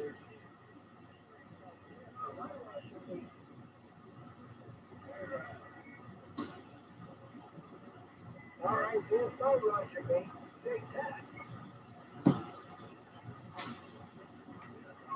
Yeah, Gary does that to me from time to time. Sure, Lord, you guys, listen, Rushable. One of these days, I'm going to have him just start texting me on some of it.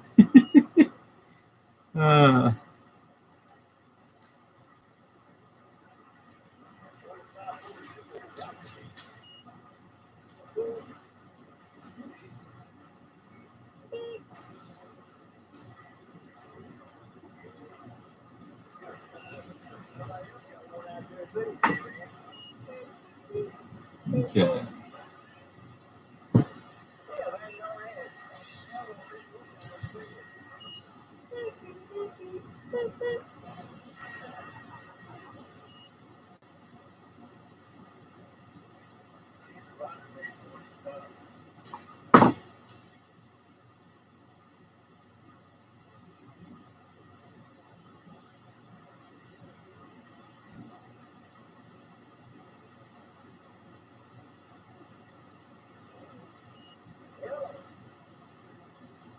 Perfect.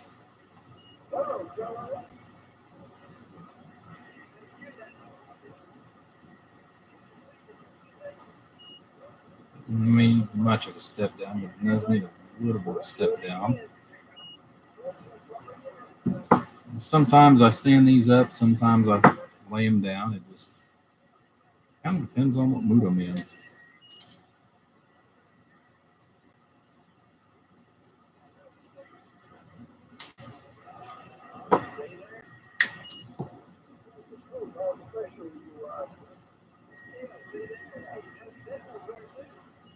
I guess today's the day that I want to lay them down instead of stand them up.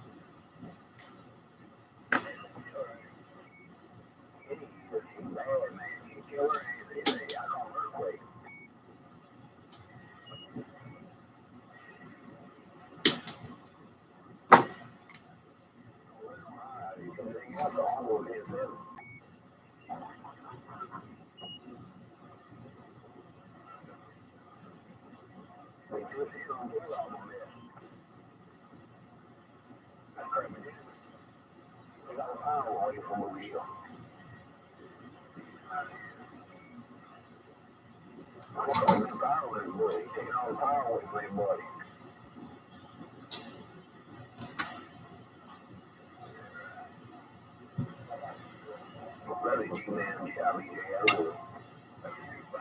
Let's see. No filter. Yeah.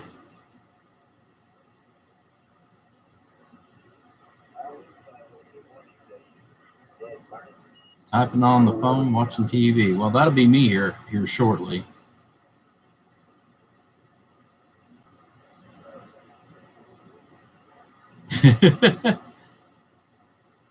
Well, good evening, Buck.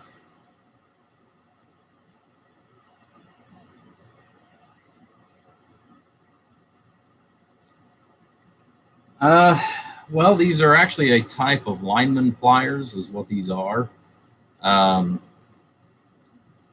These you can buy these from one of two sources, one of which is either Klein or Doyle. Doyle being sold by Harbor Freight. I've actually got a set of, for example, these are the original Klein. I've had these probably for 20 plus years. I've also got a set of Doyle, and you cannot tell the difference. If you polish off the logo and everything on them, you wouldn't be able to tell that these were any different from, it's like I said, these are the original Kleins, but I've got a set of Doyle that I've got out in the garage that are the same thing. So both of them, like I said, are really good. The only thing I don't like about these, it's good and bad at the same time. I actually just recently bought these because I've been looking for a set for a long time. They have a very, very good grip. They also have a very tight, they also come together very, very nice and tight. These are great as far as for bending things. But the main reason why I wanted them is because of the width of them. They actually work out really well for a lot of stuff. For example, on feedbacks, where I'll make feedbacks, I can actually put them right up against there, make my one little bend. And I've got marks and stuff on some of the other old pliers and stuff, but I've been looking for these for a couple of years, and I could never catch any of them on hand. Like I said, they are a type of lineman pliers. For the life of me, since you asked me, I cannot remember the exact name of it as far as what they're called. But if I can remember, I'll definitely tell you that you should be able to pick these up at your local Harbor Freight. Like I said, it'll just say, just got the little logo for Doyle on it. The lighting will allow. You kind of see there. But like I said, they're the same thing as the Klein version, only about $10 cheaper.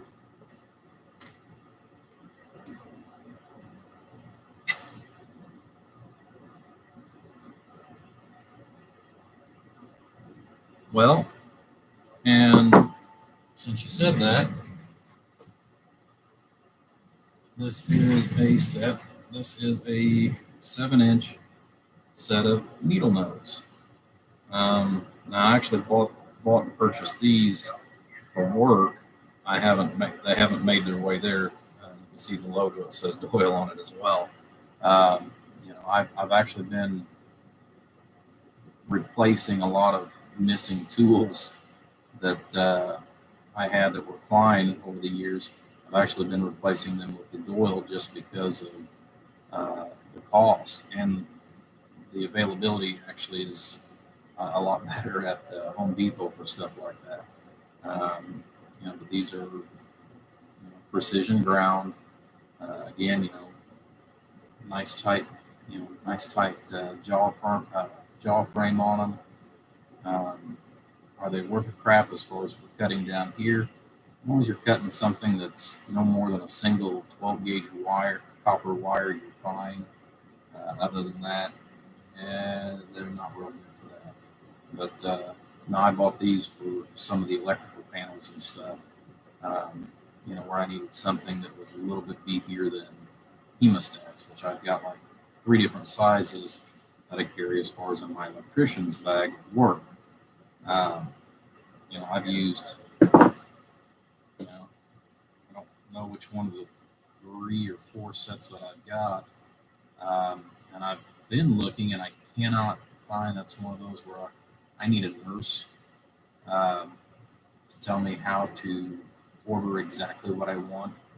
But I know that, most of my hemostats that I've got, I've had these for like 25 years. I actually come across a pair the other day when I was down visiting friends down in Alabama. He actually bought a set of these, but they have an elongated finger hole that are easier for people with bigger fingers. And I would like to actually replace these because I've got one set that I have pushed back into somewhat point, and maybe this set because I can see a little bit of bend in it. These are the curved, but this is this is the only thing that these have ever known their entire life. They have never known a left-handed cigarette or anything like that. They have only known radio parts. All these have ever been used for their entire life. Sadly, I need to replace these. Just because the jaws are just almost completely wore out. But I've tried 2 or 3 times to buy other ones, and I cannot find any that have at least this size of finger hole. I'd like to have the bigger ones, but I don't know how to order them. That's the other big thing. But yeah, Harbor Freight does sell the Doyle. I know the one that we got here about 3 years ago. Well, yeah, it's been about 3 years. They actually carry them, and it's been a blessing as far as on some things. As everybody knows, Harbor Freight has got a lot of cheap stuff. They've also got some pretty good stuff too. So you gotta keep that in mind as well. Let me grab another couple of diodes here.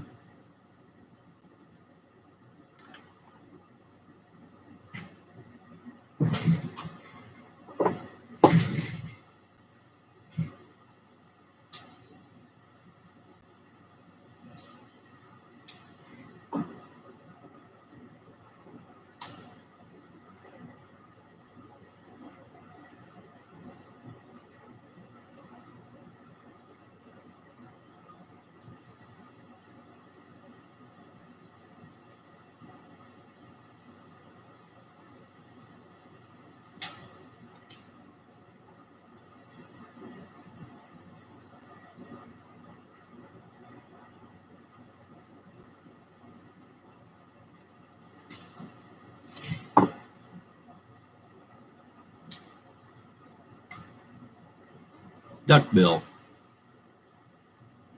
Hey, speaking of which, if you like new and exciting tools, I know I'm getting off my subject here since we are talking about tools. I knew they had a special name, but I couldn't remember Duckbill. I'll have to remember that. This is one of my new favorite toys. It's made by Fleer.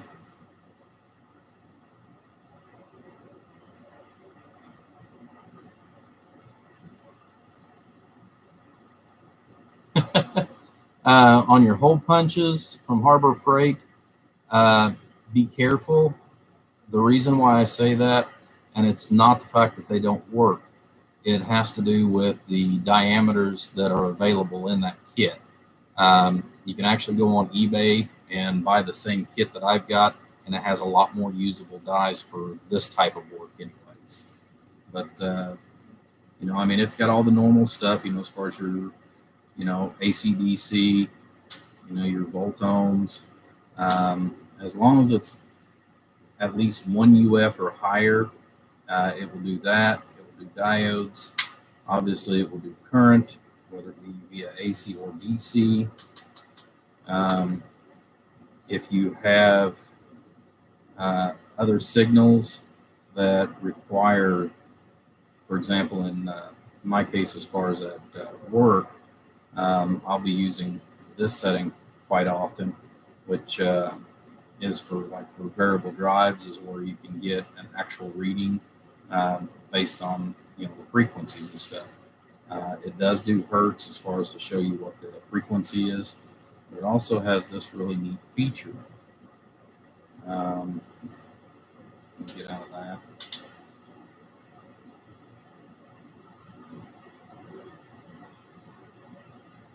We'll wait for a second.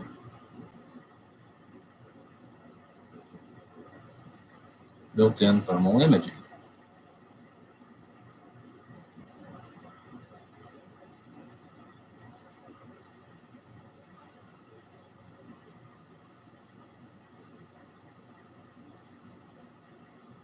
And it's got a great resolution on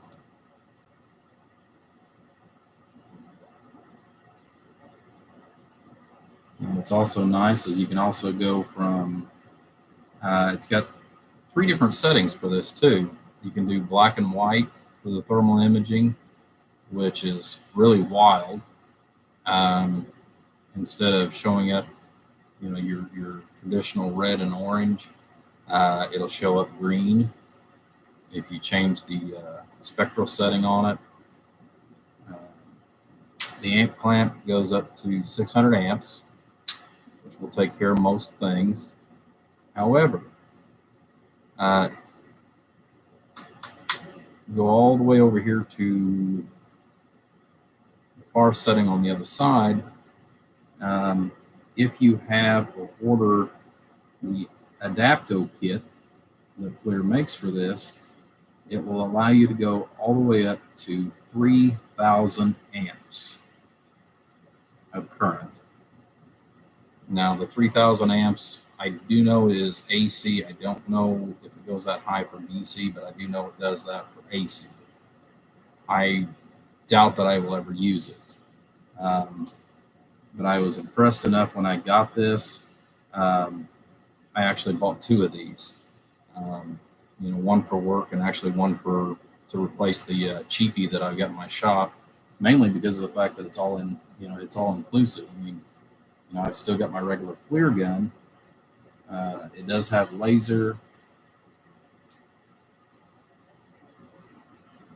and it also has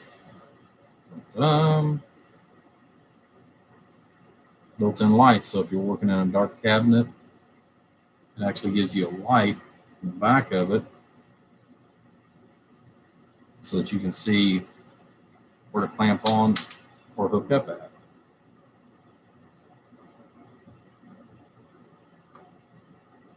So if you like neat toys, make sure you're setting down when you look the price of those up. I went on a tool binge this last month.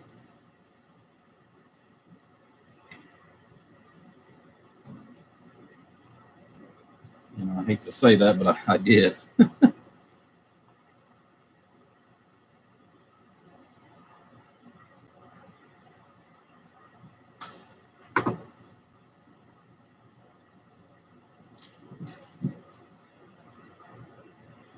I've been looking at those for the last year, and with the development of the new job and everything else, truthfully, it made the most sense, because if I'm going to stick my hands in a cabinet that's got 480 volts and I'm supplying my own tools, I want what I want. And when you consider what I paid for this little jewel 4 years ago for a couple $100 more, I've got this built into my meter, so I've got everything that I need basically to do a job in one hand.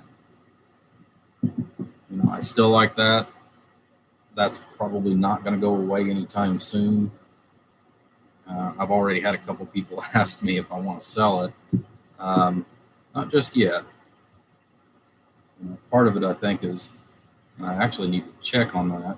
Part of it has to do with the fact that it has been a very, very useful tool for number one. Number two, if nothing else, I can save it as a backup. That one is rechargeable. The Fluke, I do have to actually physically replace the batteries in it. So that's one of the downfalls to it.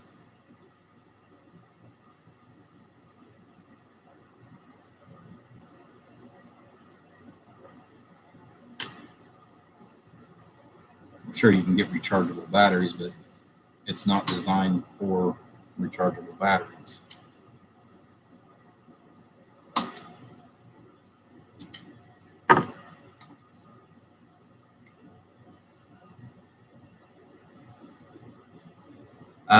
Amazon is where I bought mine at because Amazon had the best price.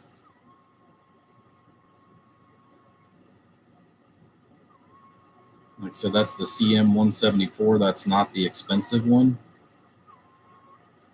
but it is still a holy cow price.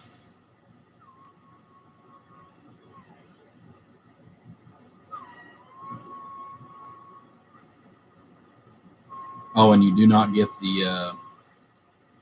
a soft pouch. You got to buy that separate. That's going to run you another $50. And then if you look up, because they've got a strap that's available, and they've also got right here where you can do one of two things. You can either they've got a custom-made magnet that fits this, where you can actually just attach it to the cabinet. They've also got a strap with a magnet for these. Oh my God, all kinds of goodies. Trying to think here. Yeah, like I said, they've got all kinds of goodies. But when you look at that versus a lot of the others that are out there on the market, for example, Fluke, which Fluke makes a really good meter, that's dependable, but doesn't have near the features that that's got.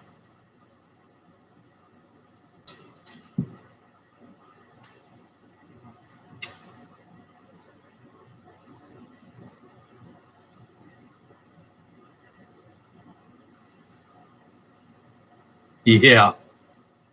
And even longer because you're married. Oh, hi, Gary.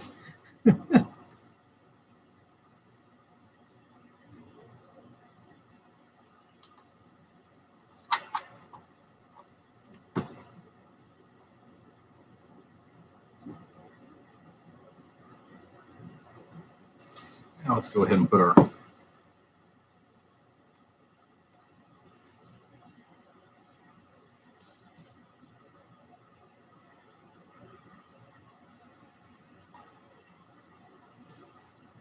Okay, let's go ahead and get that one cut real quick. Get those in there.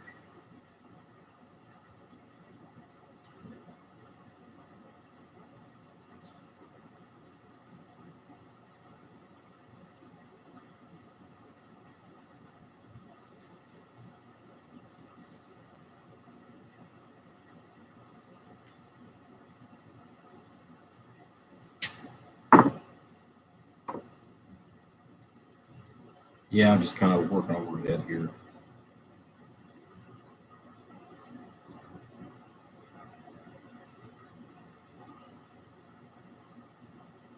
I've got one of my wire racks that's above my head.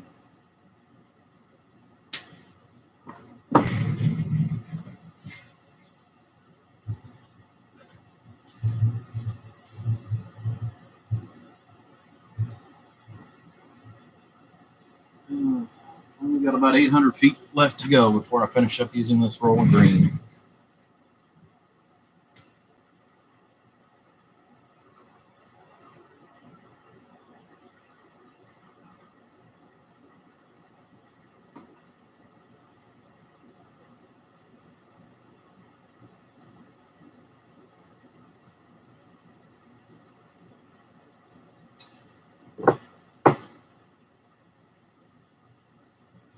this one's not going to draw near the current. We're just going to go with one of those. But if you ever decide you want to try some good screwdrivers, though, I know you guys see me use these on the workbench. I've got one that's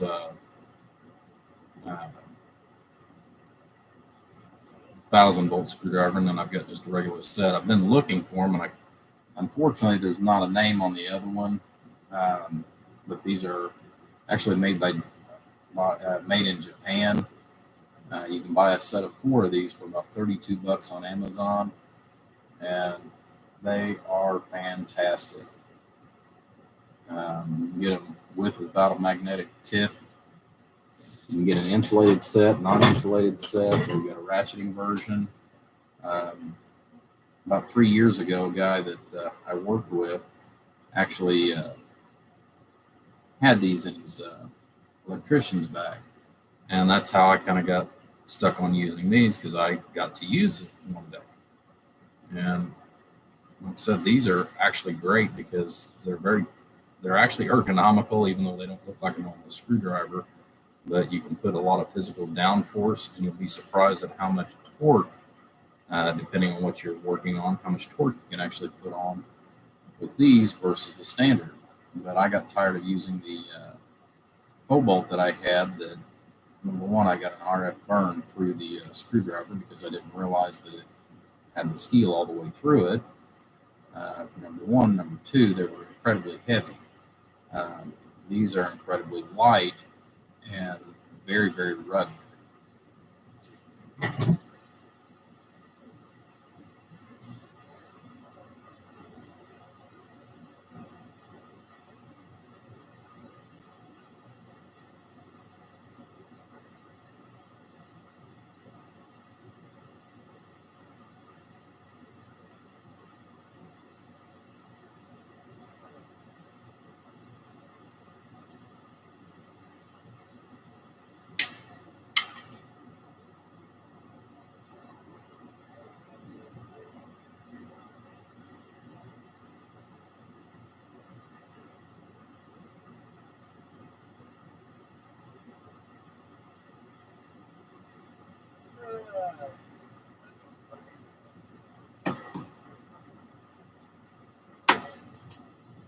Hold of the crazy thing.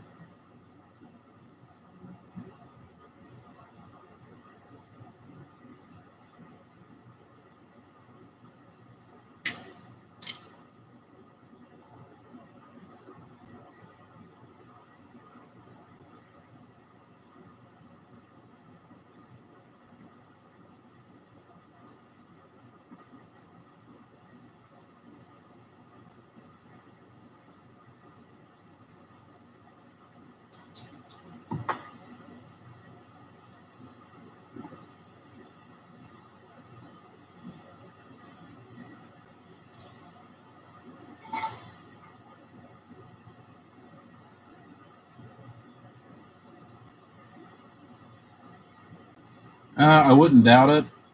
One of the things that if you really want to dig a little deeper on a few things, look up Snap-on. You're going to actually find that Snap-on is actually the majority holder of Snap-on is Harbor Freight. I think they own 70% of Snap-on.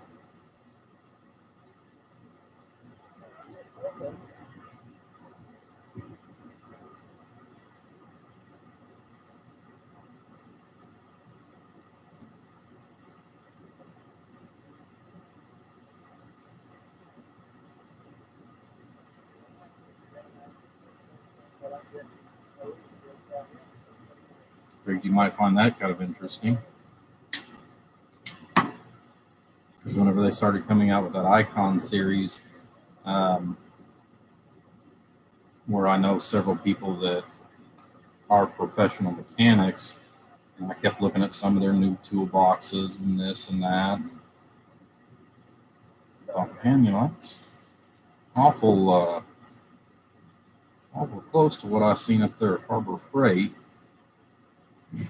and dug a little bit and find out Harbor Freight is owned, or Snap-on is majority owned by Harbor Freight.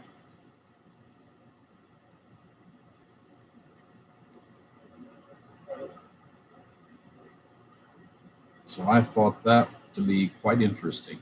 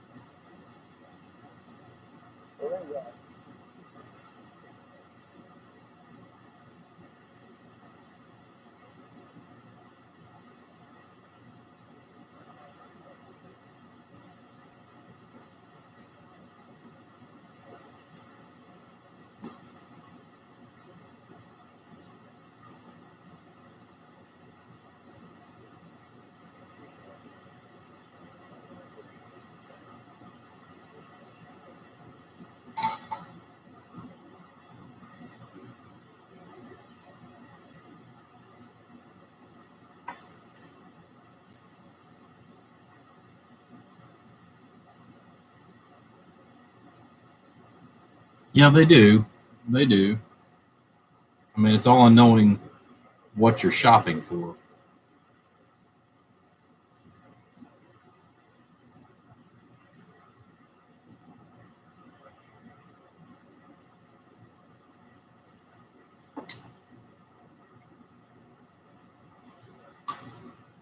Yeah, Blue Point is good. Another one too is Proto. Which Proto was once, I think, owned by Snap-on, but now Mac Tools actually owns the rights to Proto.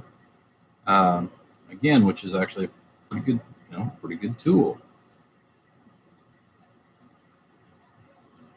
Okay.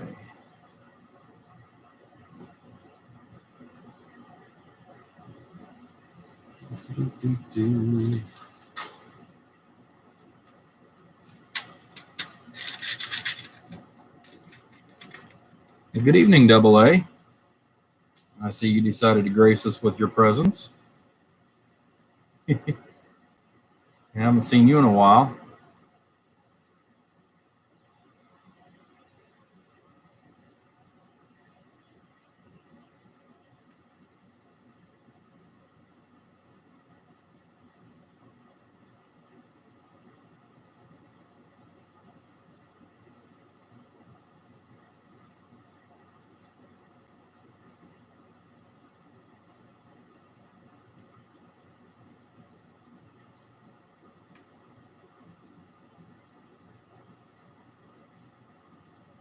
Well, maybe you forgot about us.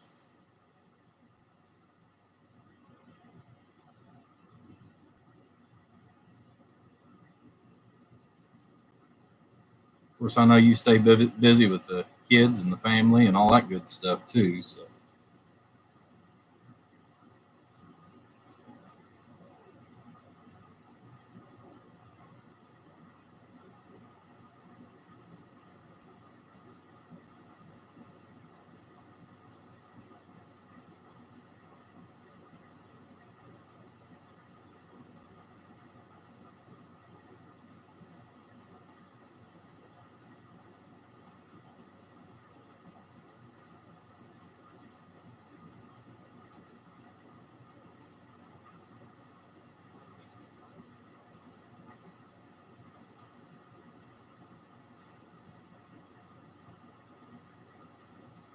And we're in here talking about different tools.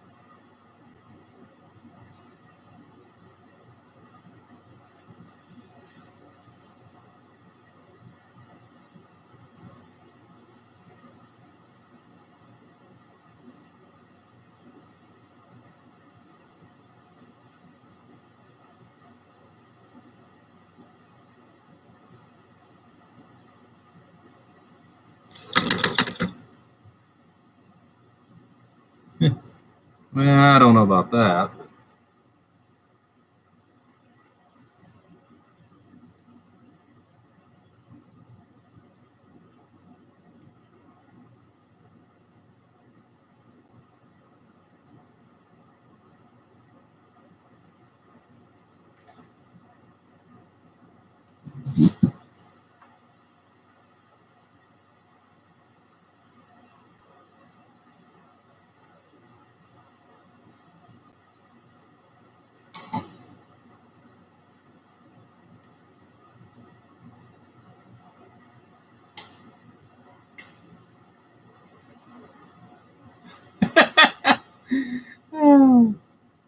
That's a good one. Well, you got to remember, when she said I do, that means I don't do that no more.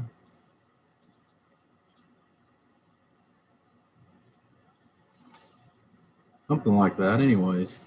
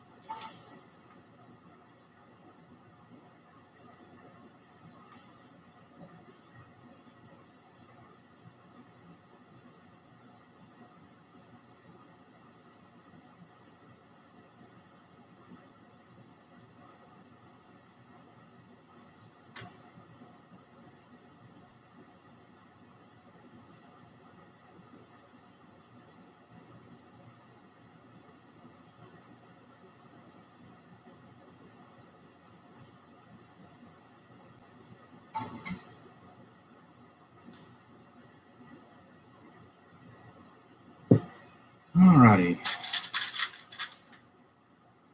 4 more to go.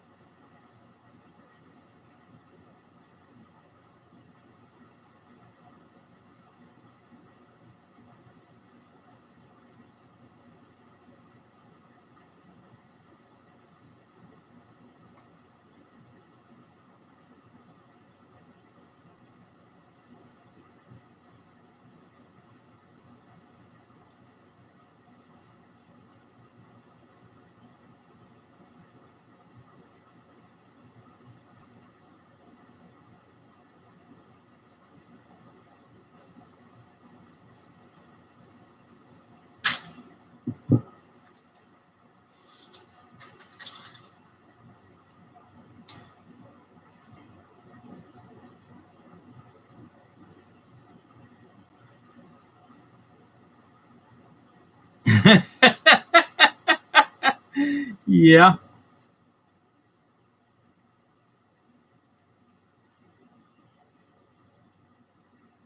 My God, are you correct on that, sir? I think Jackson County, right now, I think it is $30 to get married. It was 29 something on the last one that I seen. I actually had a couple come over here a few weeks ago, and he sideswiped me because I'd just gotten up from working third shift. Thankfully, it was my weekend off, and asked me if I would go ahead and marry him and his wife. Well, yeah, the missus now. I said, well, yeah. So we sit down. We had a 30-minute conversation of different things. I've known him for a while. I've never got a chance to meet his wife. And we sit down and, have the ceremony right there, right there in my living room.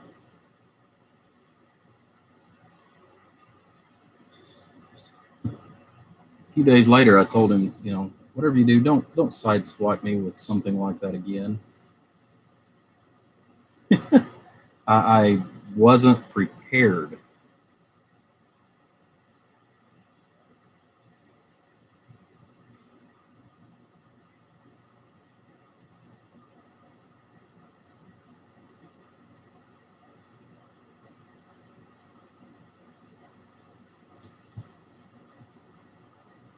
Was not prepared for that.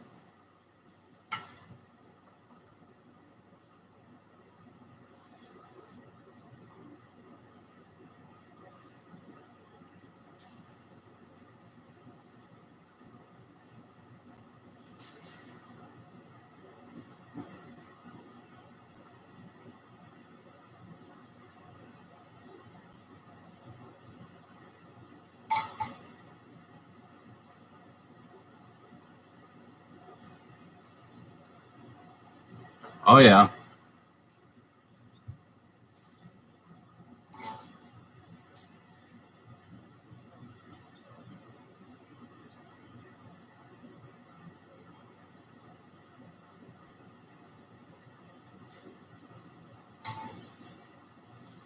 It's an experience.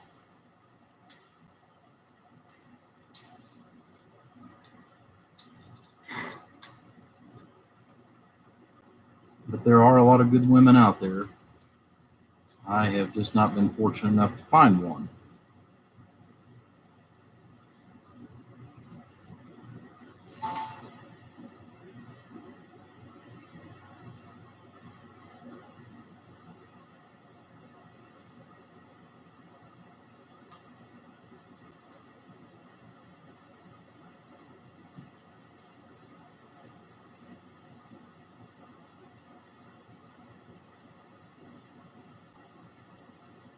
I was diagnosed about 15 years ago with cancer, and they gave me 18 months to live.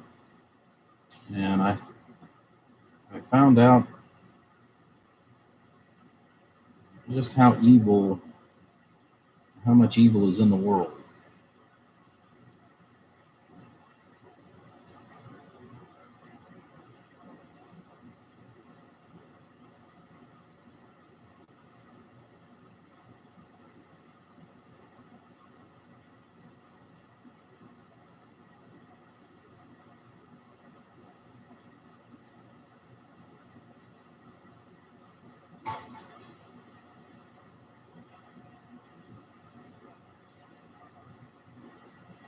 That's awesome. Yeah, unfortunately, I think I'm just too busy, um, to be brutally honest. I've dated a few good women, but their biggest complaint with me that I keep hearing is, "Well, you're just too busy." When you have as busy a schedule as what I have had, um, it's hard to just drop everything right then and there just because you meet somebody. Unfortunately, I've not been able to find anybody that understands that. You can't just stop your entire life at that moment and switch gears. It's not always that simple. Not whenever you've made commitments and what have you.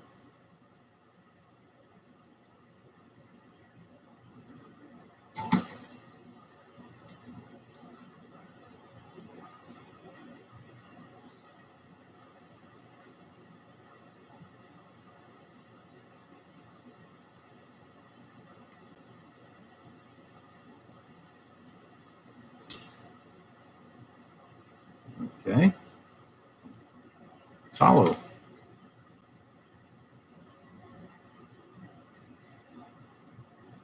Let's try this again.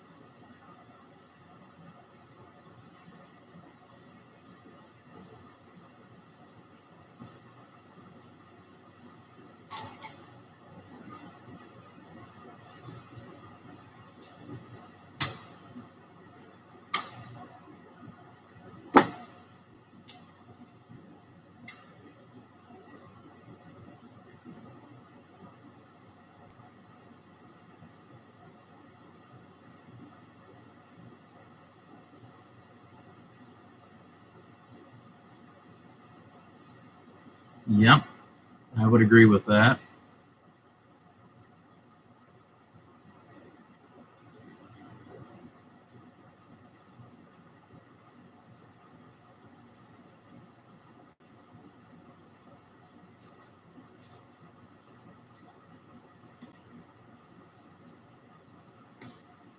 It is a lot of work, especially in today's day and age.